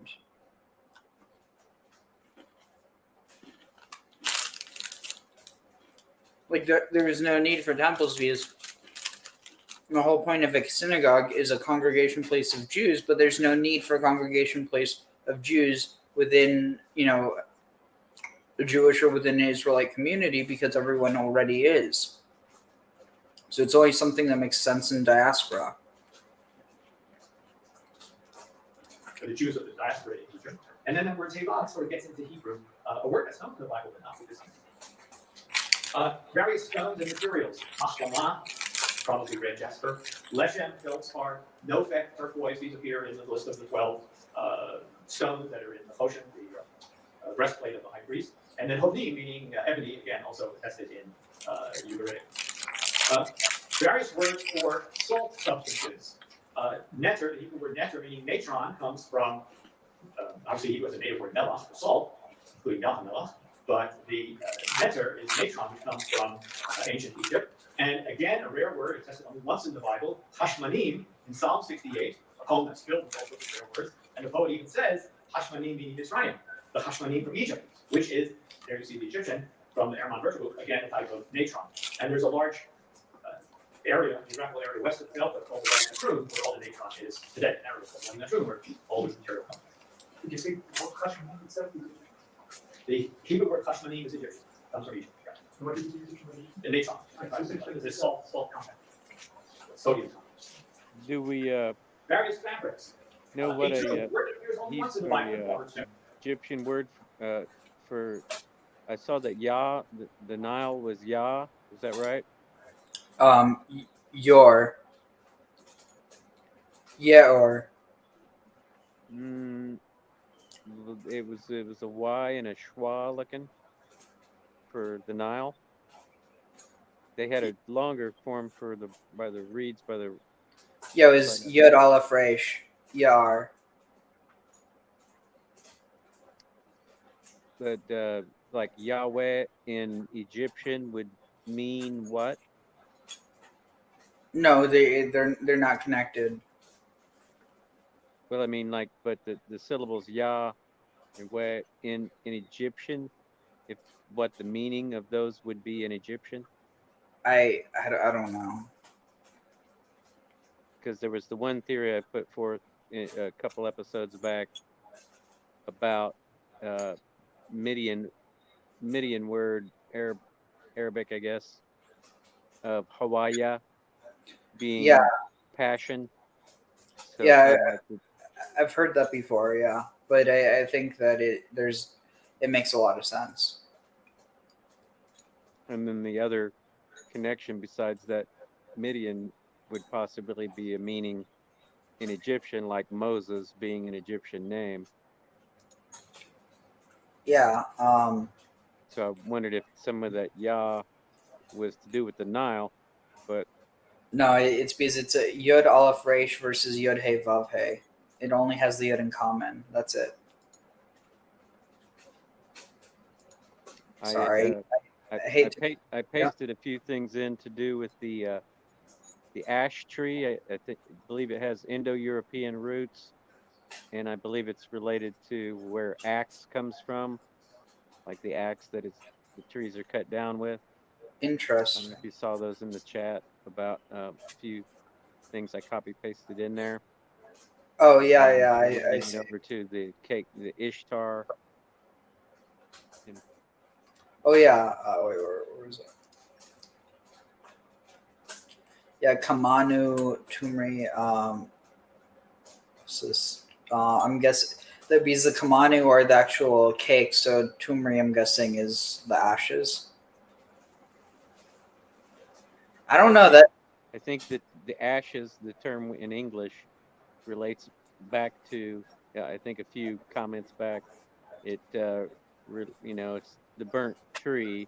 The tree was considered the tree of life in the Norse system, and just the tree connection with Ashra and the juniper.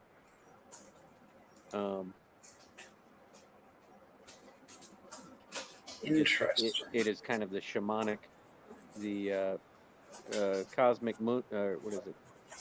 Axis Mundi. Interesting. Also, it kind of connects to that one symbol for village or land, the one which is it's a circle with the axis or a cross in it. Yeah, I definitely think that. I think we uncovered it right there with the bread being the symbol for the feminine, and that relating to the X, and it being an ending. As you said, Tav means an ending or a conclusion. And then. But what if it also denotes a land? Essentially, that's why I was coining the term earlier, alpha Z, to be correspondent to that.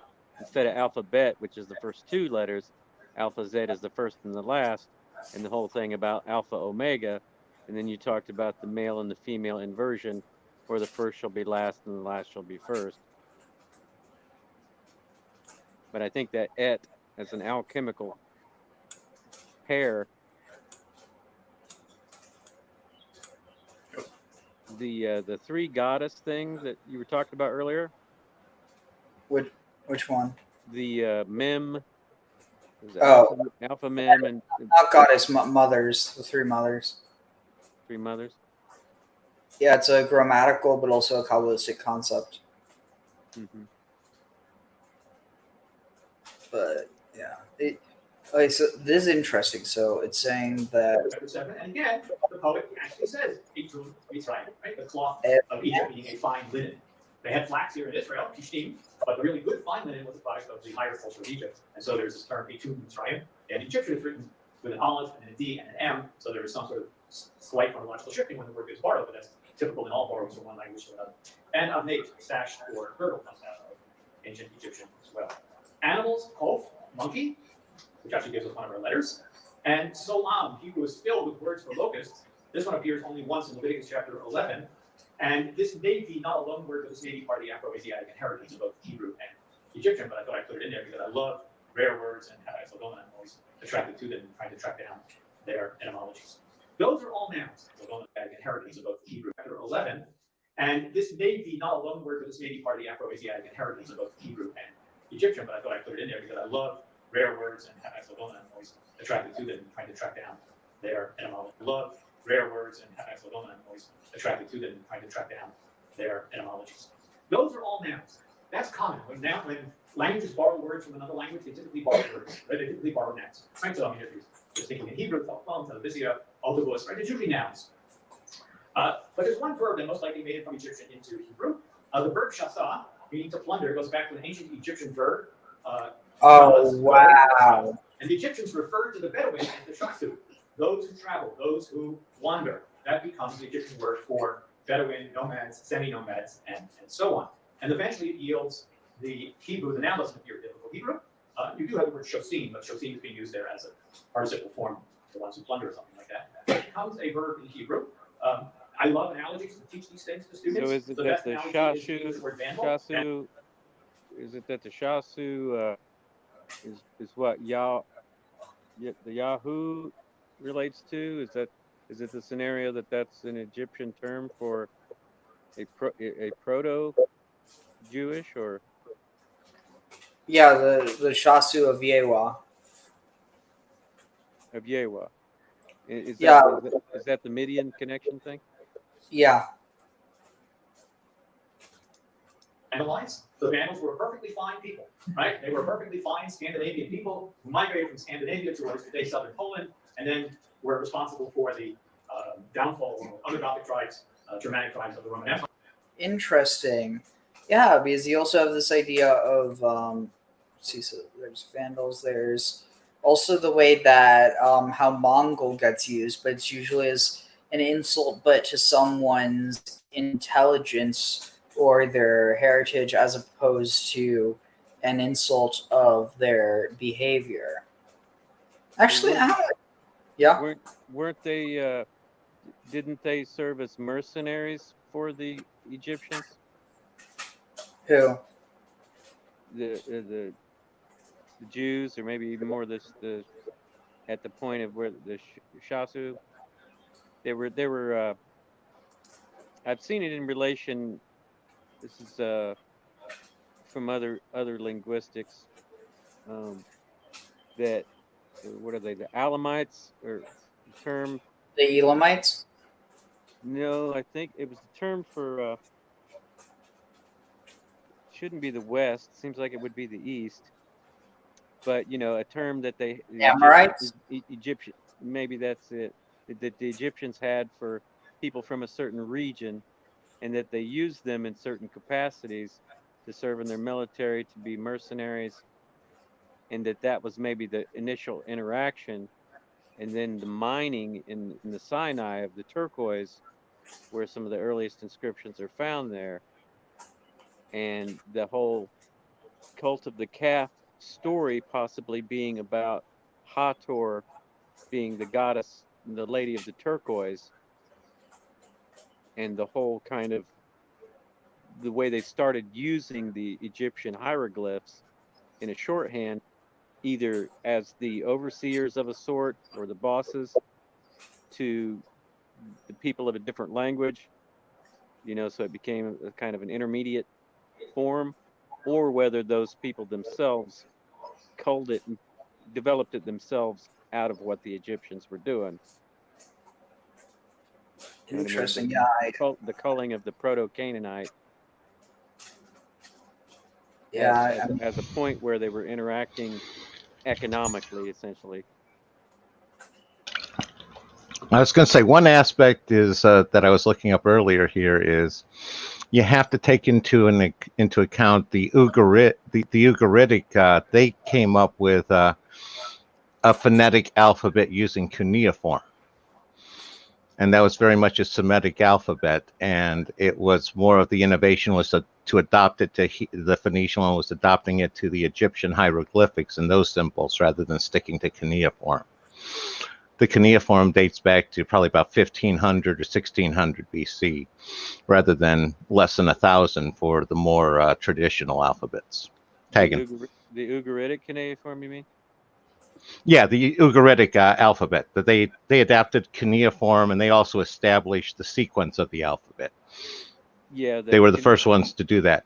Yeah. The cuneiform goes back, I think, for about 3000 BC, doesn't it? Yeah, no, that it was originally cuneiform was the Sumerian, and then it was used for Akkadian. And what happened with Ugarit, they were one of the big traders. They were an independent trader city, and they used it as they adapted it to an alphabet because they used it for their own language, Akkadian, Hurrian, and I forget. I think there was another one they used it for as well. Do they use it for Luwian? They might have. But what I'm seeing is that Ugarit fell in about 1400 as part of the Bronze Age collapse. Phoenician alphabet started about 300 years later. And it seems like the Phoenicians had took that alphabet concept and just started using the more Egyptian hieroglyphics and adopted it there. Interesting. Yeah, I'm noticing that as well. And then the cuneiform was initially hieroglyphic as well. Oh, yeah, you're right, it was. They were originally doing pictures with the wedges, and then it became abstracted. Yeah, wow, it's just so wild. And eventually established a kingdom in North Africa centered in Tunisia, modern-day Tunisia and Carthage. I always wondered what it must have been like for these Vandals from cold, snowy, wet northern Europe to make their way down to North Africa. But there they are. And that gave us the English word vandalize, right? Perfectly fine people, but they get a negative balance to them because the English word vandalize, because as they marched through Europe, they were vandalizing, I guess you could say. All of these words may be found in 3 standard works by Chippy, you can say. Because the English word vandalize, because as they marched through Europe, they were vandalizing, I guess you can say. All of these words may be found in 3 standard works by Chippy, Noonan, and most recently Breyer. All of them deal in one sense or another. They were vandalizing, I guess you can say. All of these words may be found in 3 standard works by Chippy, Noonan, and most recently Breyer. All of them deal in one sense or another with loan words from Egyptian into Hebrew and other, in case of Chippy, other Semitic languages. The Hebrew, the Israelites, also borrowed the hieratic numerals from ancient Egypt. Happy 420 So the Egyptians have their symbols, but they also have special numeral systems. There are no numerals in Hebrew. So if you read through the Bible, including very large numbers, like in the census figures in Numbers chapter 1, and so on, you have to write it all out, right? So many thousands, so many hundreds, etc. You write it all out with words. Aleph, Mea, and so on. There are no numeral symbols. The Israelite tribes borrowed what we call hieratic numeral symbols from the ancient Egyptians. This is a recently discovered ostracon from jar inscription from Lachish, and you have the numeral 5, and then what looks like a symbol of a measurement of grain. These are from centuries later. This is from Arad. So here's your bet. That's your symbol for 20, and then 4 little strokes for 4. And at the very end, or 20, it's 24th day of the month of 24th day of the month, and 1 loaf of bread. We're dealing with the one month, right? So you get use symbols instead of writing out Esrim Ba'arba and so on. And similarly on the Lachish ostracon number 9, you have hieratic symbols which the scribe is using. Lechem 10, and then above, going down to the next line, you see Nun, and then 2 strokes on the next line, telling you that it's 2 jars of wine. So they've adopted the numerals. Just again, right? People all over the world today use the numerals, which we call Arabic numerals, which are more likely sort of like European Arabic numerals, which will in any case go back to India. And we use them all over the world. My 9, my 10, my 2. Today they're used in Japanese and Chinese and every writing system in the world, and even Arabic, switched today to some extent from this traditional Arabic numerals to these what I call Euro-Arabic numerals. Okay, and all sorts of other things. I'm cognizant of the time here. Let's move forward. We'll try to do some of this quickly. Writing the alphabet, in fact, probably is undoubtedly, I should say, is a stimulus from hieroglyphic Egyptian. The idea of writing an alphabet, of course, the Semitic world greatly simplified it with its alphabetic system. In 1 Kings chapter 4, we have 2 individuals who are called Bnei Shisha, Sofrim. Sofrim means scribes. Now, there might be brothers, the son of the same man, Shisha. That's possible. But list of Solomon's officials. But scholars have suggested, and I'm inclined to agree, this is the Egyptian word sesh, meaning scribe. Whoa. On the left, sesh with the higher scroll means writing, and on the right, sesh with the human, with the man means scribe. And probably, sibilance notwithstanding, that is probably what Shisha is in this biblical text. Wow, it's wild how it's all connecting. But yeah, I think that that's a good evidence that because they were using this material, I'll bet you anything they were making papyrus out of hemp as well as, I mean, because they had a lot of hemp left over. We know they were using it for sails and for ropes. So, you know, I don't know, the similarity between Shisha or Sisha and Seisha or Shisha, it's just, there's something there. Now the other direction. Close to 600 words have been found in Egyptian texts from the New Kingdom and late period, which are borrowed from the Semitic languages. I've just shown you all these Egyptian words in Hebrew, which occur sometimes in Ugaritic and Aramaic and so on. But now what about the other direction? Well, there were all those Semites in Egypt as well, and the Egyptians were here, so they took on Hebrew words, Hebrew/Canaanite words.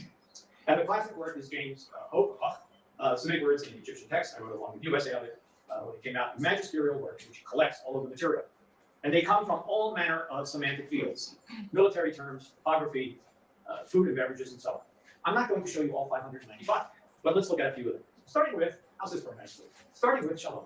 In the Renekta Sphila, when Renekta says that the princes of Canaan say peace, he doesn't use the Egyptian word for peace, chetet, but he puts in the mouth of these local Canaanites the word shalom, which is your third instance there. It says Israel Sphila at line 26.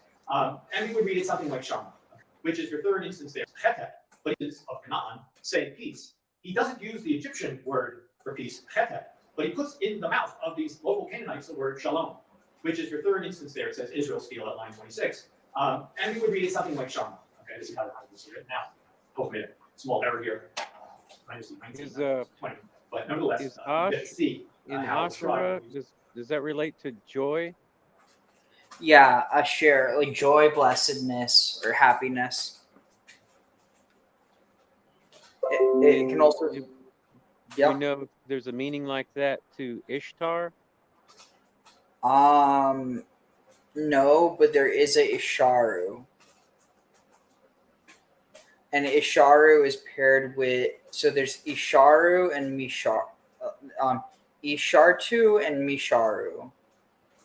And so Misharu is probably like Mitzor or even Osiris. And then you have, let's see, Misaru, Misaru, and then I forget what the other one is. And in Ashtaroth is Ashtoreth is just Astarte Boshat. It means Astarte of shame. yeah, but I mean like the meaning beneath the name part. Oh, Astarte. It just seems like that syllable Ash, and then Shesh and Ash. Maybe like so. It could be. If it all goes back to the joy of cannabis, you know, as the sacrament.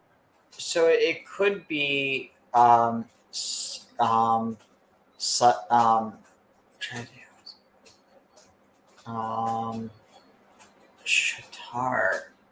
Ishtar, Ashtart. Honestly, I think. Here, check this out.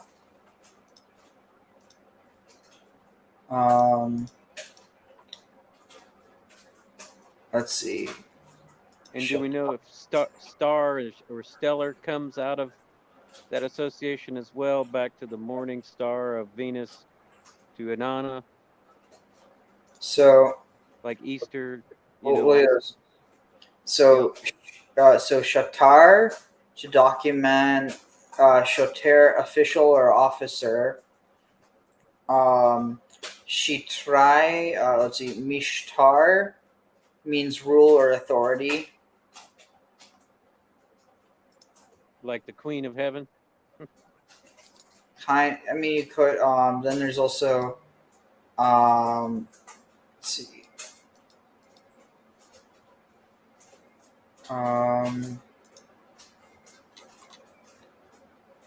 Ashar.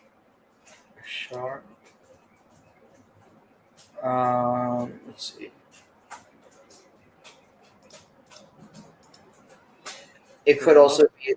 It could also have something to do with, yeah, because Atar or abound with herbage, abundance of herbage goods. Look, Ashrati, and you so you just need, let's see, you just need a tet here to make it Ashtarti. And you're saying herbage? Yeah. Also riches, rich. And then if you were to say that it's like from, no, but it wouldn't be. It would be ancient. Let's see. Well, I think it's pretty clear that there's a relationship between Ashera and Ishtar. Yeah, borrowed over into and then transformed. I think it's similar to Hera and Rhea. They use the same letters. Mm-hmm. In another association, if you said as a ruler, if the Shesh as the scribe, and I think of the term authority coming from an author, because like the one that writes the deed is the authority. As the temple administration is one of the scenarios of the beginnings of writing, that it was to administer the trade from the temple. Yeah. Semitic, Canaanite, Hebrew, whatever you want to call it, word for peace. And it fits the context so beautifully, right? These people were surrendering to the Egyptian army, weren't saying cheta, the Egyptian word, they were saying shalom. And it's attested, even as a verb. Brecha, pool, or lake. Pond, pool, lake. There really aren't a lot of pools in Egypt. There's a beautiful Nile. So the word for pool is borrowed from the Semitic languages. Brecha, you see how it's written out. This is right out of Pope's book. BRKT, again, like Semitic, ditto Egyptian, the T is the feminine ending. And this is the text I shared with you before. The lakes or the pools of Pur Atum in the Wadi Tumala to the east of the Delta is, they use the Semitic word there. Because so many Semites were living here, as this text shows you. Shevet, Egyptians didn't walk around like shepherd staffs, right? They weren't shepherds. They were high urbane culture, but the Shevet was something they saw, and they called us shepherds until they found the attestations of this word. Notice the classifier, it always occurs with a piece of wood classifier, a branch. And also the other Hebrew word for staff, not attested as frequently, but makel, also occurs in Egyptian texts. They discovered all sorts of plants here in Canaan, which they didn't have back in Egypt, so they started using the same words, such as pool, Arabic fool, or bean. Remember, when a food goes from place A to place B in the world, frequently the word goes with it. So around the world, everybody says avocado. I don't think, does any language not say avocado? That's the native word in Mexico, and that's spread around the world. So everybody, as is chocolate. We bastardized the old Aztec word, which is unpronounceable to most of us, but it's our, chocolate or chocolate, however you say it. Dalan, melon, does not occur in the Bible, but occurs in the Mishnah, and that word appears in these Egyptian texts quite frequently, in fact. For those of you who love the phonetics, notice that the ayin at the end of that word, before this feminine ending, is written frequently with a G or an RG. Probably it's the Hayin sound, which Egyptians were still hearing from the pronunciation of the Lachat or something. Rimon, no pomegranates in Egypt, but when they come to this land, they discover the Rimon, and they try to figure out a way to write the word, and there's all sorts of ways of writing the word pomegranate. And they don't have oak trees in Egypt, so when they or an RG, probably it's the Hayin sound, which Egyptians were still hearing from the pronunciation of the Lachat or something. Rimon, no pomegranates in Egypt, but when they come to this land, they discover the Rimon, and they try to figure out a way to write the word, and there's all sorts of ways of writing the word pomegranate. And they don't have oak trees in Egypt, so when they got here, they looked at these mighty, beautiful trees, and they wrote out the word alon. There's no L sound in hieroglyphic Egyptian. Some scribes created one, but typically, this one does have the L sign, actually the lion, but Pope still transcribed it with the R symbol there. And that's all that's left. Topographical features. Yam, meaning sea. I mean, of course, they have the Mediterranean to the north, and they have a term for it, but they just called it the Wa'ajwar, which means the great green, the color of the sea, will green to them together. Wa'ajwar meaning the great green. So they borrowed the word Yam, meaning sea, pronounced in Hebrew Yam or in Phoenician as either Yom or Yum. And eventually that comes into Egyptian and Coptic and Arabic as El Fayum. Pa is the late Egyptian masculine singular definite article. Pa. So they didn't just say it's just not Yum, but they put the pa in front of it. So Fayum means the sea. And this is El Fayum with a second definite article on it, not the Arabic one. It's the only real sea or lake in all of Egypt. And here it is to the west of the Nile. You see it there, south of Cairo to the west of the Nile is the Fayum. So that word goes back to Hebrew Yam, even though the native Egyptians today would just call it Fayum. What's that for the Red Sea? I think they called the Red Sea the same Wa'ajwar. Yeah, they didn't just, that's just their term for the Great Sea. Typically used in the Mediterranean, but I think it's actually used. Shipwreck sail, it's used at the beginning of shipwreck sail also, I think. When he's down the Red Sea. Yeah. So, okay. Chof for shoreline, borrowed from Semitic. No snow in Egypt, so when they got to the land of Canaan and they saw the Hermon and other mountains, they had to create they just took over the word, Shelley, for snow. That determinative is the N1 determinative is the sky, but N4, using Gardner's classification system, catalog of the symbols, N4 is moisture falling from the sky, so you can see it throughout here as they want to portray the word for snow. Military matters. In Hebrew, Ramach, lance or spear, and you look at Beni Hassan again, they're carrying spears peacefully, they're not coming as enemies of Egypt, but they're carrying their spears, those figures there on the left.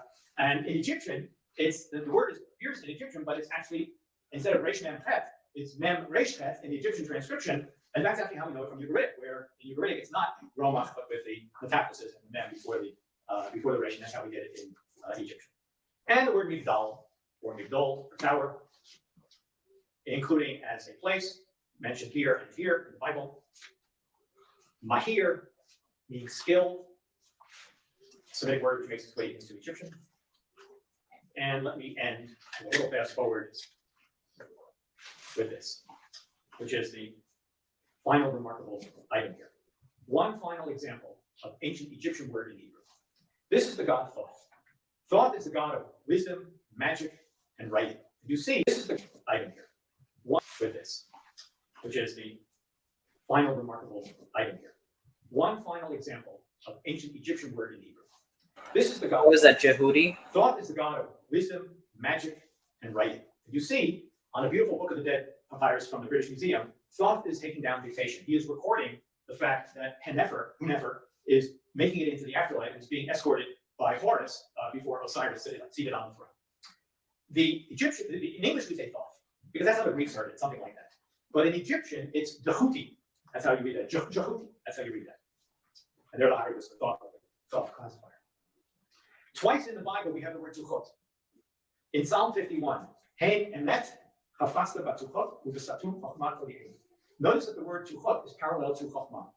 And in Job 36, Misha batuchot chochmah uminatan l'sakvi inah. So we now know that the word Tuchot in Hebrew, which appears in these two passages, is actually the word Thoth. Does everybody see that? Thoth, who's the god of wisdom and understanding and magic and science and writing and so on, Wow. is the wise one. So in Psalm 51, the word Tuchot is simply used as a word for wisdom. But in Job 38, it's actually the name of the bird itself, because Sakvi is the word for cock or rooster, which is the wisest of animals, because he knows when dawn has arrived and he announces it to the world. And if you know the Jewish liturgical system, Jews still say in the morning's blessings, the first blessing is in fact, the famous Sakvi Vinal, the cock has the wisdom to separate the day from the night. But here, Tuchot must be Thoth. Okay? Jehuti comes into Hebrew as Thoth, and it's also the name of one of the months here still. One of the months of the year still in Coptic. So I hope you've enjoyed this journey. I went a little bit over. I'm sorry, but we'll have plenty of time for questions. We end with Hebrew Todah, and also the Egyptian symbol for an abbreviation symbol. Those three symbols together mean life, prosperity, and health. Those are our good wishes for you and for all of us. Thank you. Thank you very much, So, our audience and our audience, they also put the question in the chat. so the I'm wondering about the with Thoth, with sauce. It's more like tot, right? Yeah, but or Tehu, like Jehote. Okay. Hmm. And so is it like kind of an abbreviation? Well, Thoth is just the Greek form. Okay. But so the form of tahut would be a repeating or like a double glyph, What do you mean? like two glyphs of the glyph for t with the, or is it or Word to hook. It is.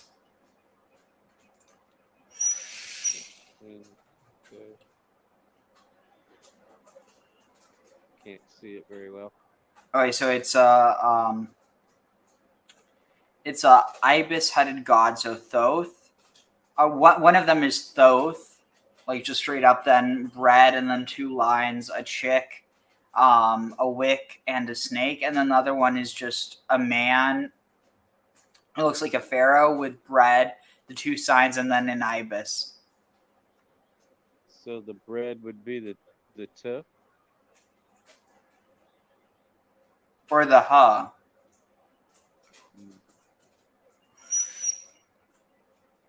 So yeah, just that symmetry is kind of put in with the, what'd you say, Greek?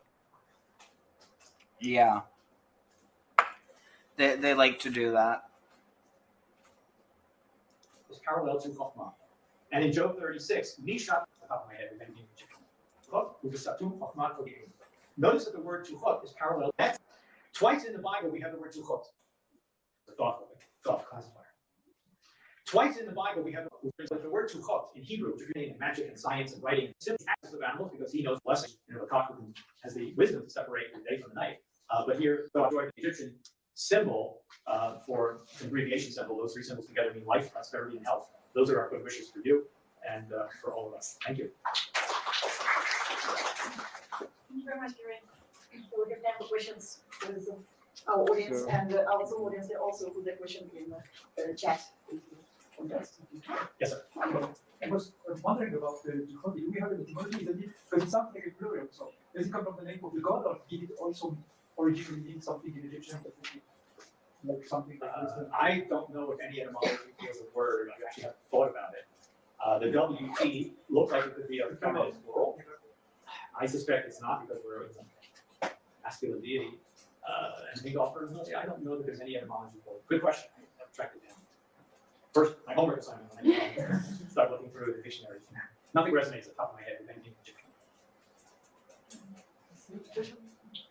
All right, so what helped seeing any of these contact words, loan words, give us for dating the origin of the Hebrew language?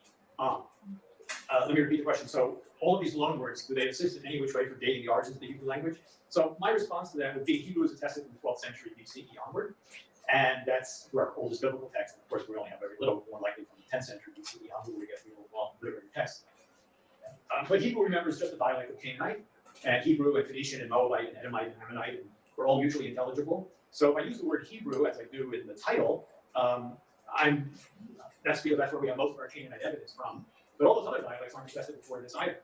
It's one of the great gaps in our knowledge is what was Canaanite like in, let's say, 14th or 13th centuries here in the land of Israel. If there's any etymology for it. Good question. I've tracked it down. First, for abbreviations. Do we have any mean something in Egyptian? It sounds like a plural. So does it come from the name of the god, or did it also originally mean something in Egyptian? Sorry about that. I forgot to have captions on. I don't know if any etymology feels a word. I actually haven't thought about it. The WT looks like it could be a feminine plural. I suspect it's not because we're a masculine deity. And big offer, I don't know that there's any etymology for it. Good question. I've tracked it down. First, my homework assignment, I start looking through the dictionaries. Nothing resonates at the top of my head with anything Egyptian. All right, so what helped seeing any of these contact words, loan words, give us for dating the origin of the Hebrew language? Let me repeat the question. So all of these loanwords, do they assist in any which way for dating the origins of the Hebrew language? So my response to that would be Hebrew is attested from the 12th century BCE onward, and that's our oldest biblical text. And of course, we only have very little, more likely from the 10th century BCE onward, we get the old long literary text. But Hebrew, remember, is just a dialect of Canaanite, and Hebrew and Phoenician and Moabite and Edomite and Ammonite were all mutually intelligible. So if I use the word Hebrew as I do in the title, that's because that's where we have most of our Canaanite evidence from. But all those other dialects aren't attested before this either. It's one of the great gaps in our knowledge is what was Canaanite like in, let's say, 14th or 13th centuries here in the land of Israel, the land of Canaan. We have clues because we have Ugaritic, but it's much further north. And we have the Canaanite glosses and the Amarna letters. So I don't think any of this really helps per se to answer that question other than say that what we call Iron Age Hebrew, earliest strain of biblical Hebrew, what I would call early Iron Age Hebrew, Iron 1 Hebrew, it's just an outgrowth of the late Bronze Canaanite that was here, evolving in various ways, dialectically distinguished from Phoenician and so on. Are there any cases where you can't be sure whether a Canaanite word has gone to Egyptian or from Egyptian to Canaanite, or is it always clear from terms of others which way the loan has gone? Great question. Is it always clear which way the direction of the loan word is? And the answer is almost in all cases, yes. Although I focused on the Canaanite words, almost all of these, if I go back, I mean, almost all of these have etymologies. I'm guessing it's based on how much it's used. Isn't Showing another thing. Example, because college appears in Arabic and other Semitic languages are called. So this would be a good Semitic word. You have no reason for the Egyptians to even know this word. And the other piece of evidence we have, ditto, we go back to Shalom, which is of course attested across the Semitic languages. The other piece of evidence we have is that because college are known in other Semitic so Shelling is a perfectly good example, right? Because college appears in Arabic. Almost all of these, if I go back, I mean, almost all of these have etymologies. Let's just are known in other Semitic languages. Shelling is a perfectly good example, right? Because college appears in Arabic and in other Semitic languages are called. So this would be a good Semitic word. You have no reason for the Egyptians to even know this word. And the other piece of evidence we have, ditto, we go back to Shalom, which is of course attested across the Semitic languages. The other piece of evidence we have is that if they do not occur, and the vast majority of these, 99% of them, like I say, do not occur prior to the New Kingdom. They do not occur prior to late Egyptian. If they were native Egyptian, they would be there in Old Egyptian or Middle Egyptian. And all of a sudden, burgeoning of almost 600 examples of Semitic words during the New Kingdom makes sense that they there are for borrowings of from Semitic Canaanite, specifically attested, especially in Hebrew, in the Egyptian language. So that is what justifies it in the general case, although maybe in particular, within these hundreds of words, maybe individual ones. It's not impossible, and that's why I also set out the parameters in the beginning. They're both Afro-Asiatic languages, so I had that word for locust. That could have been borrowed in either direction, except it's attested in Egyptian much earlier, or it could be a shared lexeme from Afro-Asiatic, which we just don't. We're dealing with a pretty rare word with very few attestations. Some questions in the chat. Is there any book that you can recommend in Egyptian hieroglyphics apart from the one on Cardinal? Yeah, go ahead. And another question, are there loan words either way in the Egyptian version of Psalm 104, Great King of Icon? Yes, okay. So is there a book I can recommend beyond Gardner's book? I'm very old school and I still use and teach out of Gardner. Third edition published in 1957. It's the one that I learned hieroglyphics from, and it's the one I still use for teaching. There are newer volumes, very good one by James Allen, formerly of the Metropolitan Museum, now Brown University, and several others. But I still like the Gardner. Its clarity, its organization, it comes with a glossary and so on. I think it's still the best. So I'm just going to go with Gardner. And by the way, Gardner's grandson was my colleague at the Cornell University where I taught for 18 years. So I sort of got little stories about Sir Allen through my colleague. As for the hymn of Aten, so Psalm 104 has all manner of passages which are parallel in the great hymn to the god Aten found at Tel El Amarna, and again, 18th dynasty, 14th century. I don't think there are any Egyptian words in Psalm 104. Translated phrases or equivalent phrases about the sun, about nature, and so on, but no Egyptian words in Psalm 104. No question from the audience? No question from the audience. There's one more question in the chat. In case of the toponym, Tanis, G became so on, so. Right. But in the case of Thor, G became Tet. Right. Okay. Is there all that scribes transcribe Egyptian that is the sounds like the emphatic so, and can be transcribed in both Sati and Tet? This is a great question which I didn't address, and I will say a word about it. When words are borrowed from one language into another, I alluded to this, the sounds change and they're not always consistent. Or sometimes the sounds may be consistent, but they may be spelled differently. I'll give an example in just a moment. So yes, Hebrew Tzoan, which appears in Psalm 78, is the name of the place which in Greek and hence English we call Tanis in the Eastern Delta, capital of Egypt, or during several of the dynasties. And that comes into Hebrew as a tzad. But the same sound comes into Hebrew here as a tet, in the case of God. So it might have to do when it was borrowed. If this was borrowed in the 14th century or 13th century, even though we only get it in Hebrew text from a later period, it might have been in Canaanite for centuries earlier. And the word for so on, Tanis may have come in at a later time. It also depends whether they were direct borrowings or through an intermediary language, which we cannot identify. Maybe some Bedouin in the Sinai transmitted it. What do we know about their language? Is nothing. Sometimes the word could be spelled exactly, could be pronounced exactly the same, but spelled differently. This one's for you, Tanya. In English, the great composer we call Tchaikovsky, and we spell it TCH. And the great writer Chekhov, we spell CH, but in Russian it's the same sound. That's because Chekhov came into English directly from Russian, and Tchaikovsky was transmitted through German into English, therefore it's spelled TCH. Will anybody 3,000 years from now realize that Tchaikovsky and Chekhov is the same sound?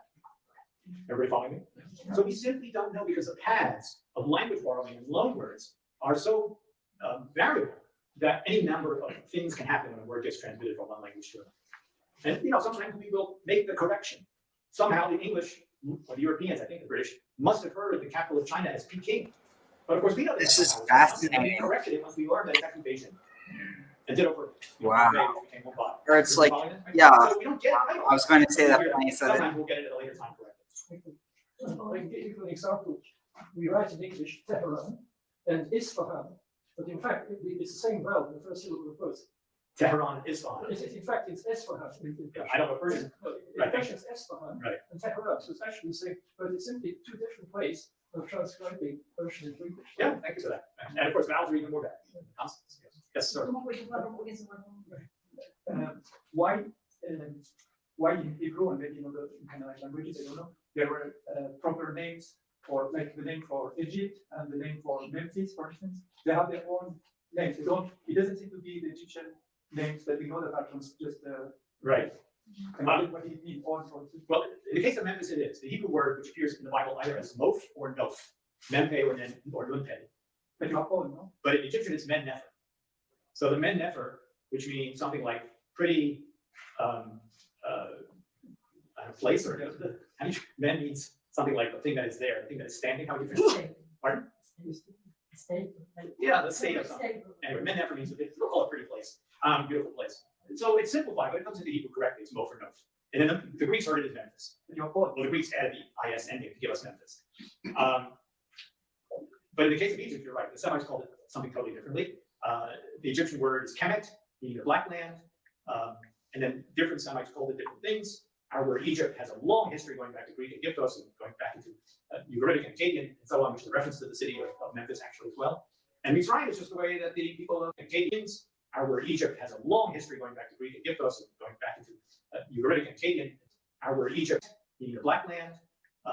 And then different Semites called it different things. Our word Egypt has a long history going back to Greek Egyptos and going back into Ugaritic and Akkadian and so on, which is a reference to the city of Memphis actually as well.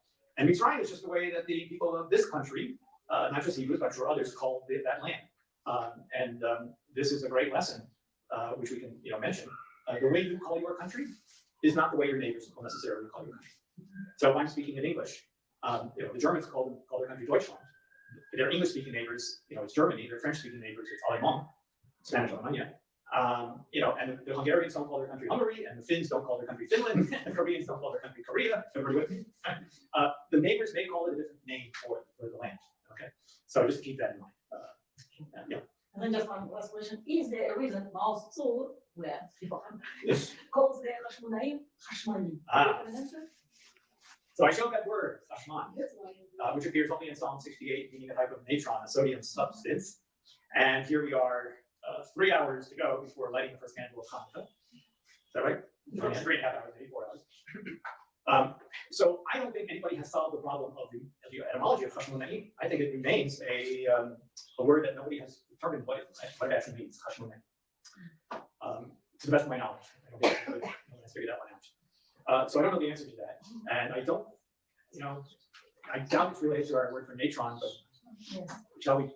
Let's leave it at that, which is a great way to end, because as I always like to tell my students, and I'll tell you, we don't have to answer all the questions. It's good to live in our lives with unanswered questions, okay? And that will be one of them. Thank you very much. Thank you very much, Patrick.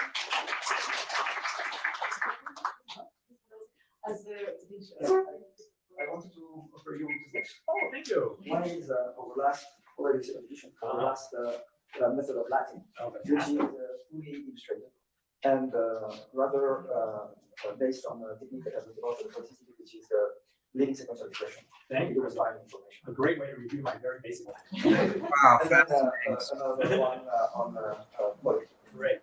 This is the more the previous version of this method, but here it comes from. You have some reference from your outside.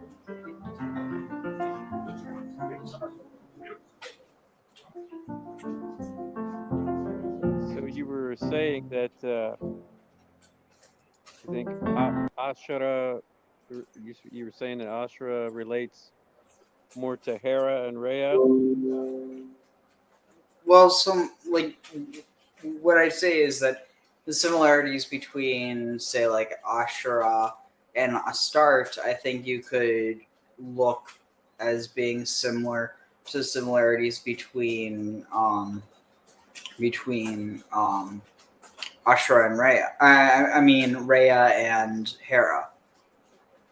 But conceptually, I mean, the ideas behind them, I think the Queen of Heaven is the older title with Ishtar, right?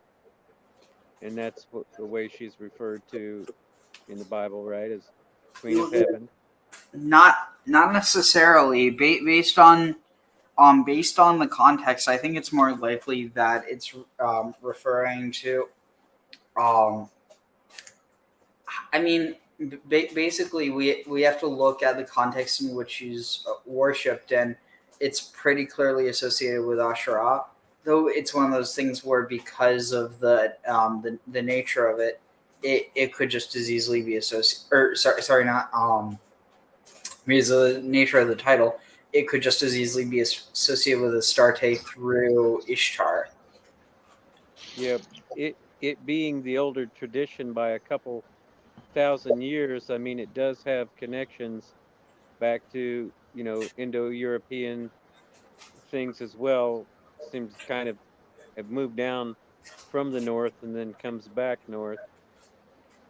But all those other goddesses, Hera and Rhea, I think it's hard to say, exactly which place of origin, but since it gets established in writing for a couple thousand years, it seems that that's kind of the one to consider the predecessor. Let me jump in here for a second. It's again, correct me if I have any of this wrong. It wasn't Ishtar who was the original Queen of Heaven. That dates back because she was the Babylonian goddess. Dates back to the Sumerian version of her, which is Inanna. Yeah. And so Inanna was the original Queen of Heaven, and the Sumerians weren't part of the Indo-European tradition. They also weren't part of the Semitic tradition, as far as anybody knows. They were pretty much a cultural and religious, more or less, isolate there. And I was going to say, go ahead. No, continue. And that's why I can't go so much with the Indo-European. Asherah, I was telling Ariel, I believe last week, is one of the ideas that I'm kicking around directly ties into this guy's presentation.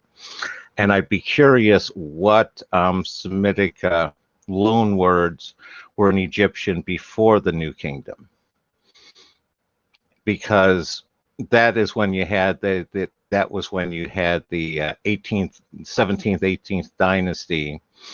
And I've been trying to look into see what sort of connection there was between Tedeshari, who was the that basically the queen who was the matriarch of the 17th, 18th dynasty that led to Tut and Akhenaten. And it was under them that they actually worshipped Asherah in Egypt. That was when she was worshipped under there, because normally it was a different goddess that they worshipped in Egypt. And I've been trying to look into seeing if there are parallels between Asherah and Tet Ashare. And it's usually those goddesses tended to be associated with a city, and it would vary from sometimes city to city which goddess was worshipped, but they tended to be more tied with the land. And this is sort of what I was looking at here and getting out of that one. I was going to say I'm going to tag right now. So they're I'm forgetting the author right now, but it's Nephilim, kings of an epic age. He connects the and I was talking about Inanna really, but Ishtar as the intermediate effect toward Ashara. But he connects things up to the Hurrians and things further north and east. The symbolisms of the snake and the tree that's in the Inanna myths, back to shamanistic concepts in the Indo-European tradition, and the Sumerians not being known where they were from. I mean, aside from the idea that they would have been dropped by a spaceship or whatever, they had come from somewhere, and with Oannes as the sea god that taught them everything in a way, kind of like their Prometheus. Am I with you? Are you hearing me? That scenario that they kind of came from the sea, and there's a scenario about how as the seas rose, displacement and migration that would have occurred, and some ideas of possibly even over from the India area, and the whole Aryan influx that splits, part of them going to India, part of them coming down into Turkey and all. I mean, there are some there are in the Sumerian myths and things, they refer to the mountains. What is it, Urartu? So up to Ararat and all of that. We don't know if that's the Hittites and the Hurrians, but they just like the Egyptians kind of refer to coming from somewhere else. There are things in the Sumerian system that refer to coming from somewhere else in the stone, and they're talking about, like Gilgamesh, he's talking about the cedars of Lebanon and all, and being up into the mountains, him and defeating the demon Humbaba, and all of that's in a different landscape than these alluvial plains and swampland situation where they don't have any stone. So, I mean, there are connections back.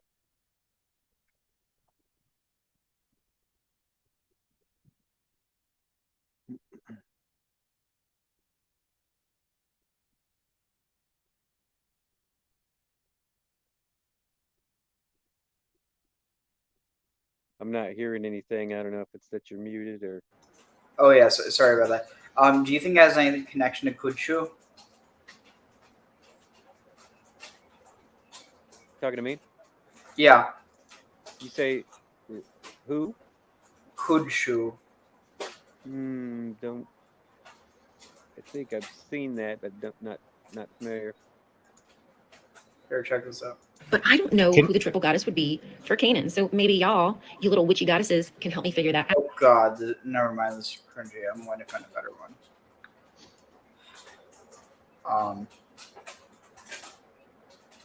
Oh wait, here.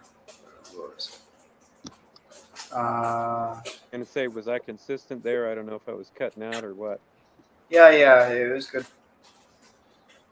Yeah, I was going to say, no, I was going to follow up on that, where some of your stuff doesn't line up with some of the stuff that of my research, and especially with the Indo-Europeans, because you have the Indo-Europeans, they really don't have much impact in India until the second millennia BC. Usually they date it right around 1500 and all. That's right around 1500 is a popular date for transitions in the world. And you have the Sumerians coming in closer to 3 or 4,000 BC. So they predated by at least a millennia or two. And I have a lot of trouble doing there. You're 100% right with possibilities of some Indian influence. You could also even go further east to Southeast Asia.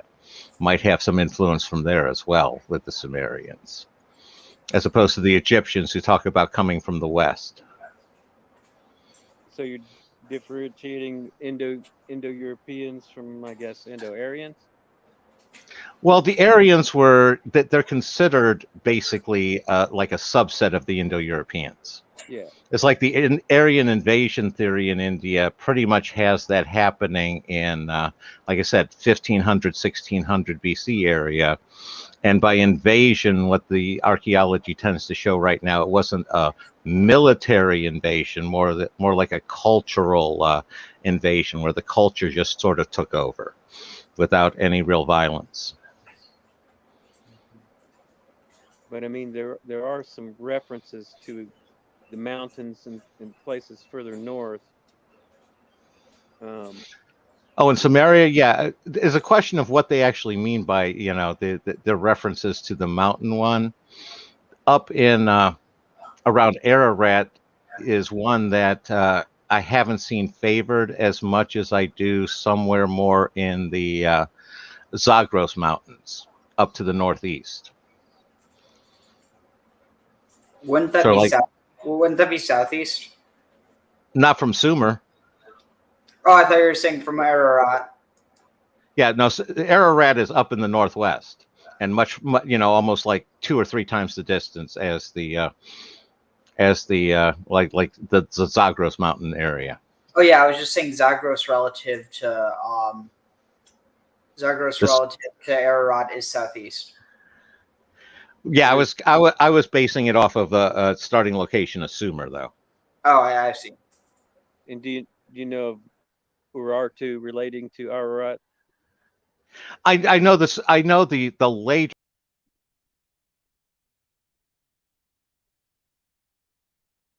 Is he still there? I think he got kicked out. His internet hasn't been as good. He should be back in, but yeah, I've heard of the connection to Urartu. The Lugalbanda is one of the, I think maybe even the first king that's in the Sumerian system, the dwarf king, and they talk about a whole sojourn in the north, and then with the cedars of Lebanon being Gilgamesh chopping those down and everything, and that's all further north and forested around the mountain situation, whereas Sumer is totally down there in the alluvial plain delta. Is he back? Yeah, I'm back. So Urartu and the like the cedars of Lebanon and the Epic of Gilgamesh is all kind of talking about. Are you trying to say that's not? Actually, I don't know where Lebanon would correspond to. Well, it would correspond exactly where Lebanon is right now, and yeah, the Epic of. Go ahead. Geographically, to the, like you were saying, the Zagros. Oh, Lebanon is far to the west. If you're looking at it from the Sumerian standpoint, it's more west. It's north and more west than what Ararat would be. And with the Epic of Gilgamesh, one of the things I wonder is that is written as a Babylonian story, which is clearly a rewrite of the Sumerian one. And you know that they had to have a lot of changes via political and stuff. And the I pretty much see a good chance and a likely correlation between Humbaba and Yahweh.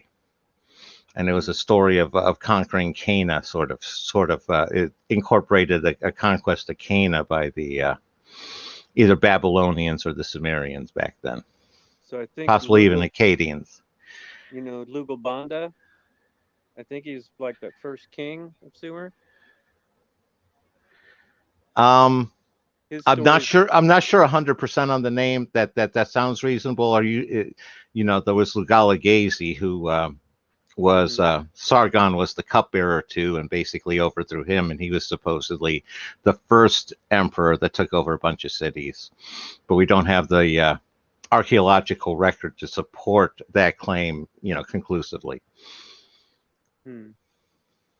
So is that Lugal? Is that Akkadian, not Sumerian? No, Lugal would be Sumerian, and Lugal would basically stood for leader, like leader. Yeah, big man. Yeah, leader of the city. Big man or house.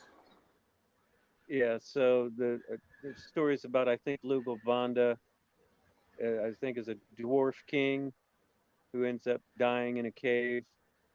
I think it is. He has a vision, and the Anzu bird is at the top of the tree. The snake is in the roots of the tree. And then you have that in Inanna with the Lilitu in the midst of the tree. And that's all kind of the caduceus, you know, the snake rising to the wings, the winged heights, and that kind of alchemy symbology that's in Hermeticism and everything now is in these some of these earliest Sumerian things, I believe. And now all that seems to relate. And then the storm gods.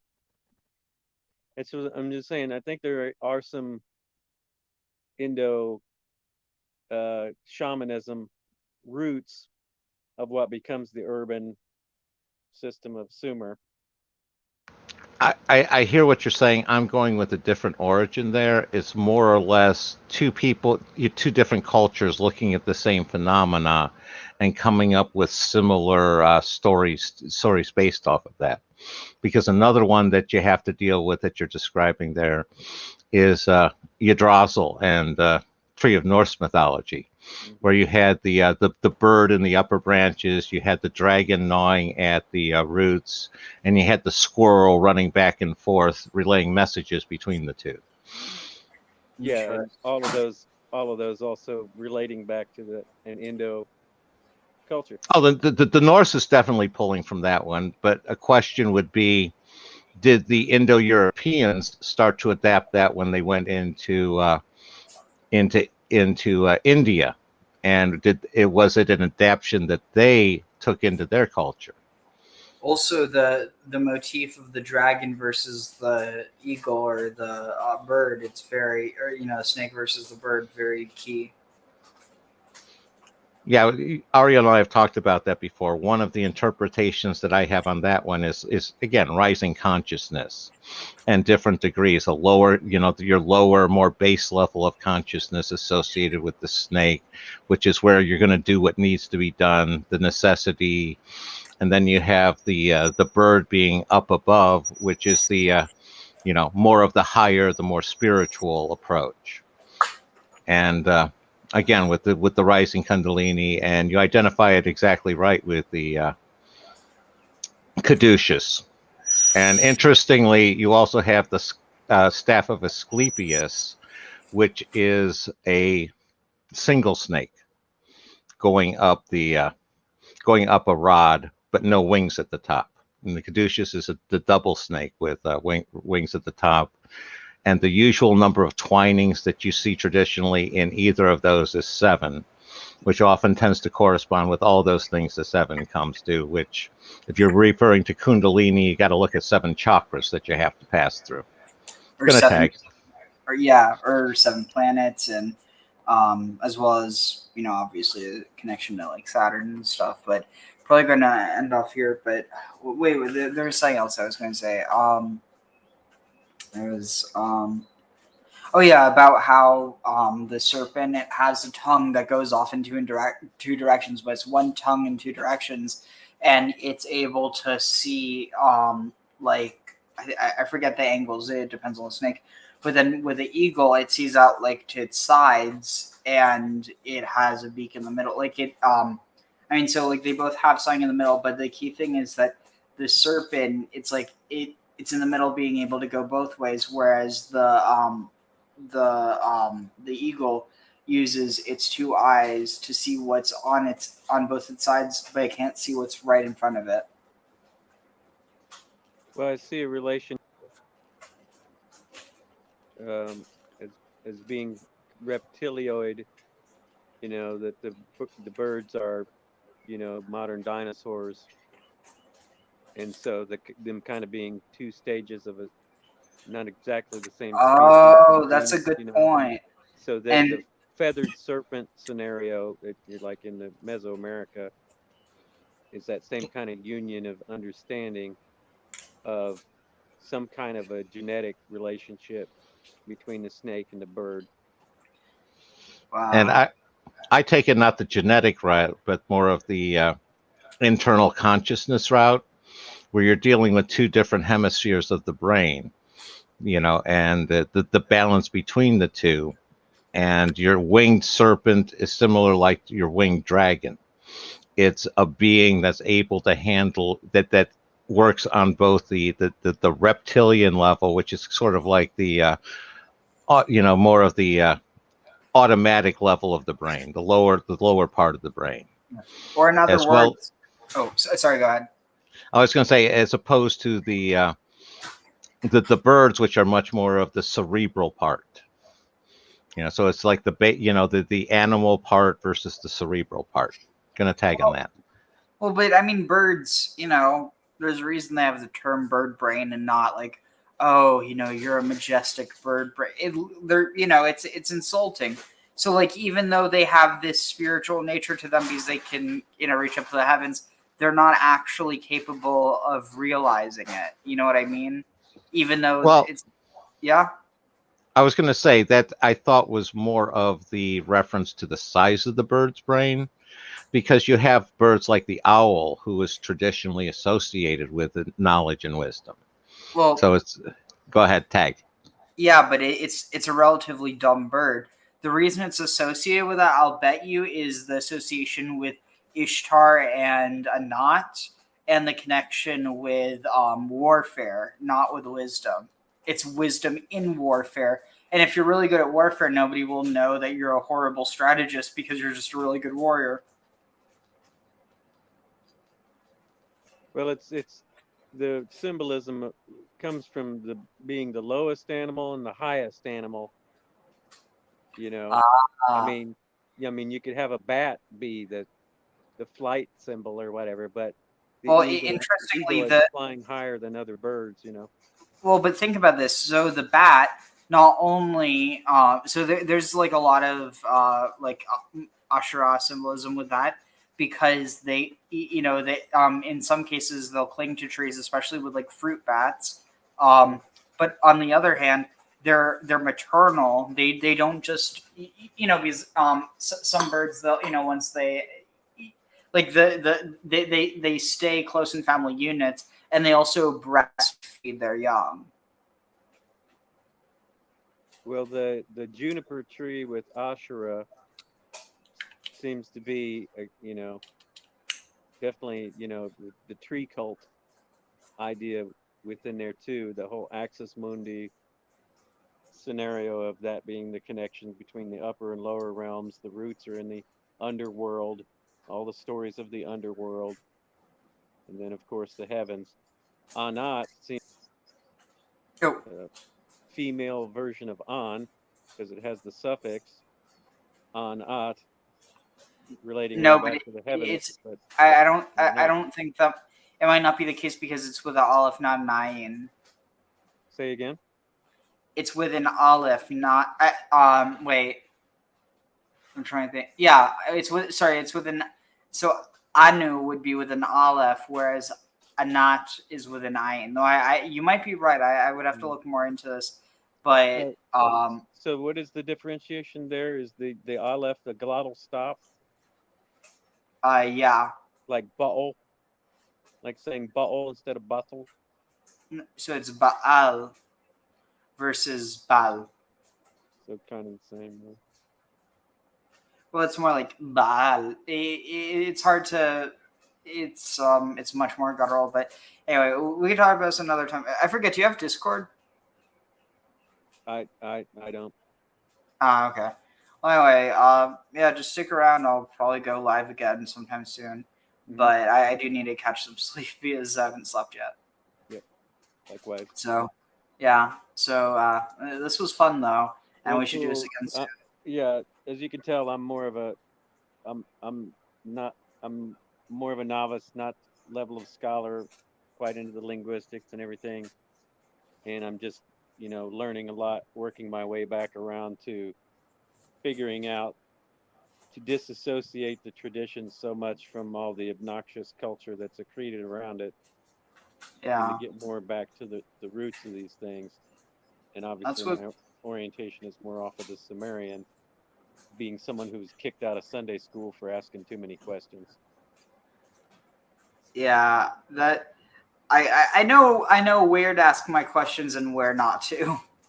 It's about but it's something where it's like I think there's a bit more openness to that within the Jewish community. Given there's still certain questions I just can't ask around certain people, but whereas like I feel like in Christianity, like it's much more like hard and rigid. Like there's certain segments where you can, but for the most part, it's probably like you just can't even rock the boat. Yeah, I'm not really coming out of Christianity. I was raised agnostic, and my mother let me go to church with my uncles when I started asking about things, which kind of corresponds to the age of reason. I think I was like 7, 8, 9 or something. And I started asking about things, and she said, well, it's up to you to decide. And so the rest of the family was Christian.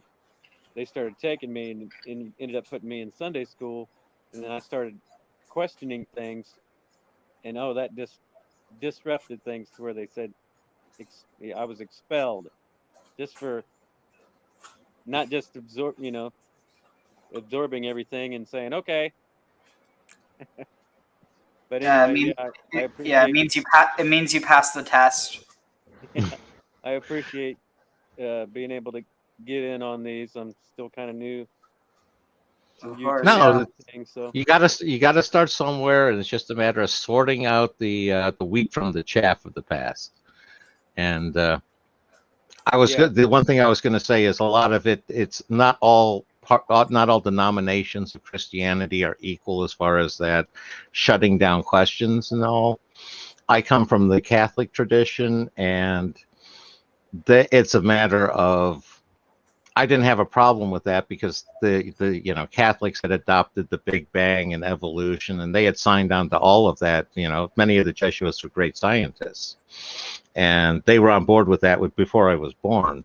My issues came much later when I started to get down into the weeds of everything and started to see it was a question of, do I believe in apostolic tradition? Do I believe in these sorts of things? And it's like, well, no, that's pretty much hearsay sort of thing. And yeah, the rest is history. Gonna tag.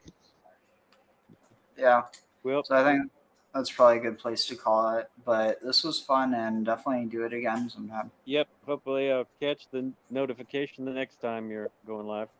Oh yeah, that's a good reminder. To subscribe or click the bell so it's not because if you don't click the bell with the ringing thing on it, sometimes it won't give you all the notifications.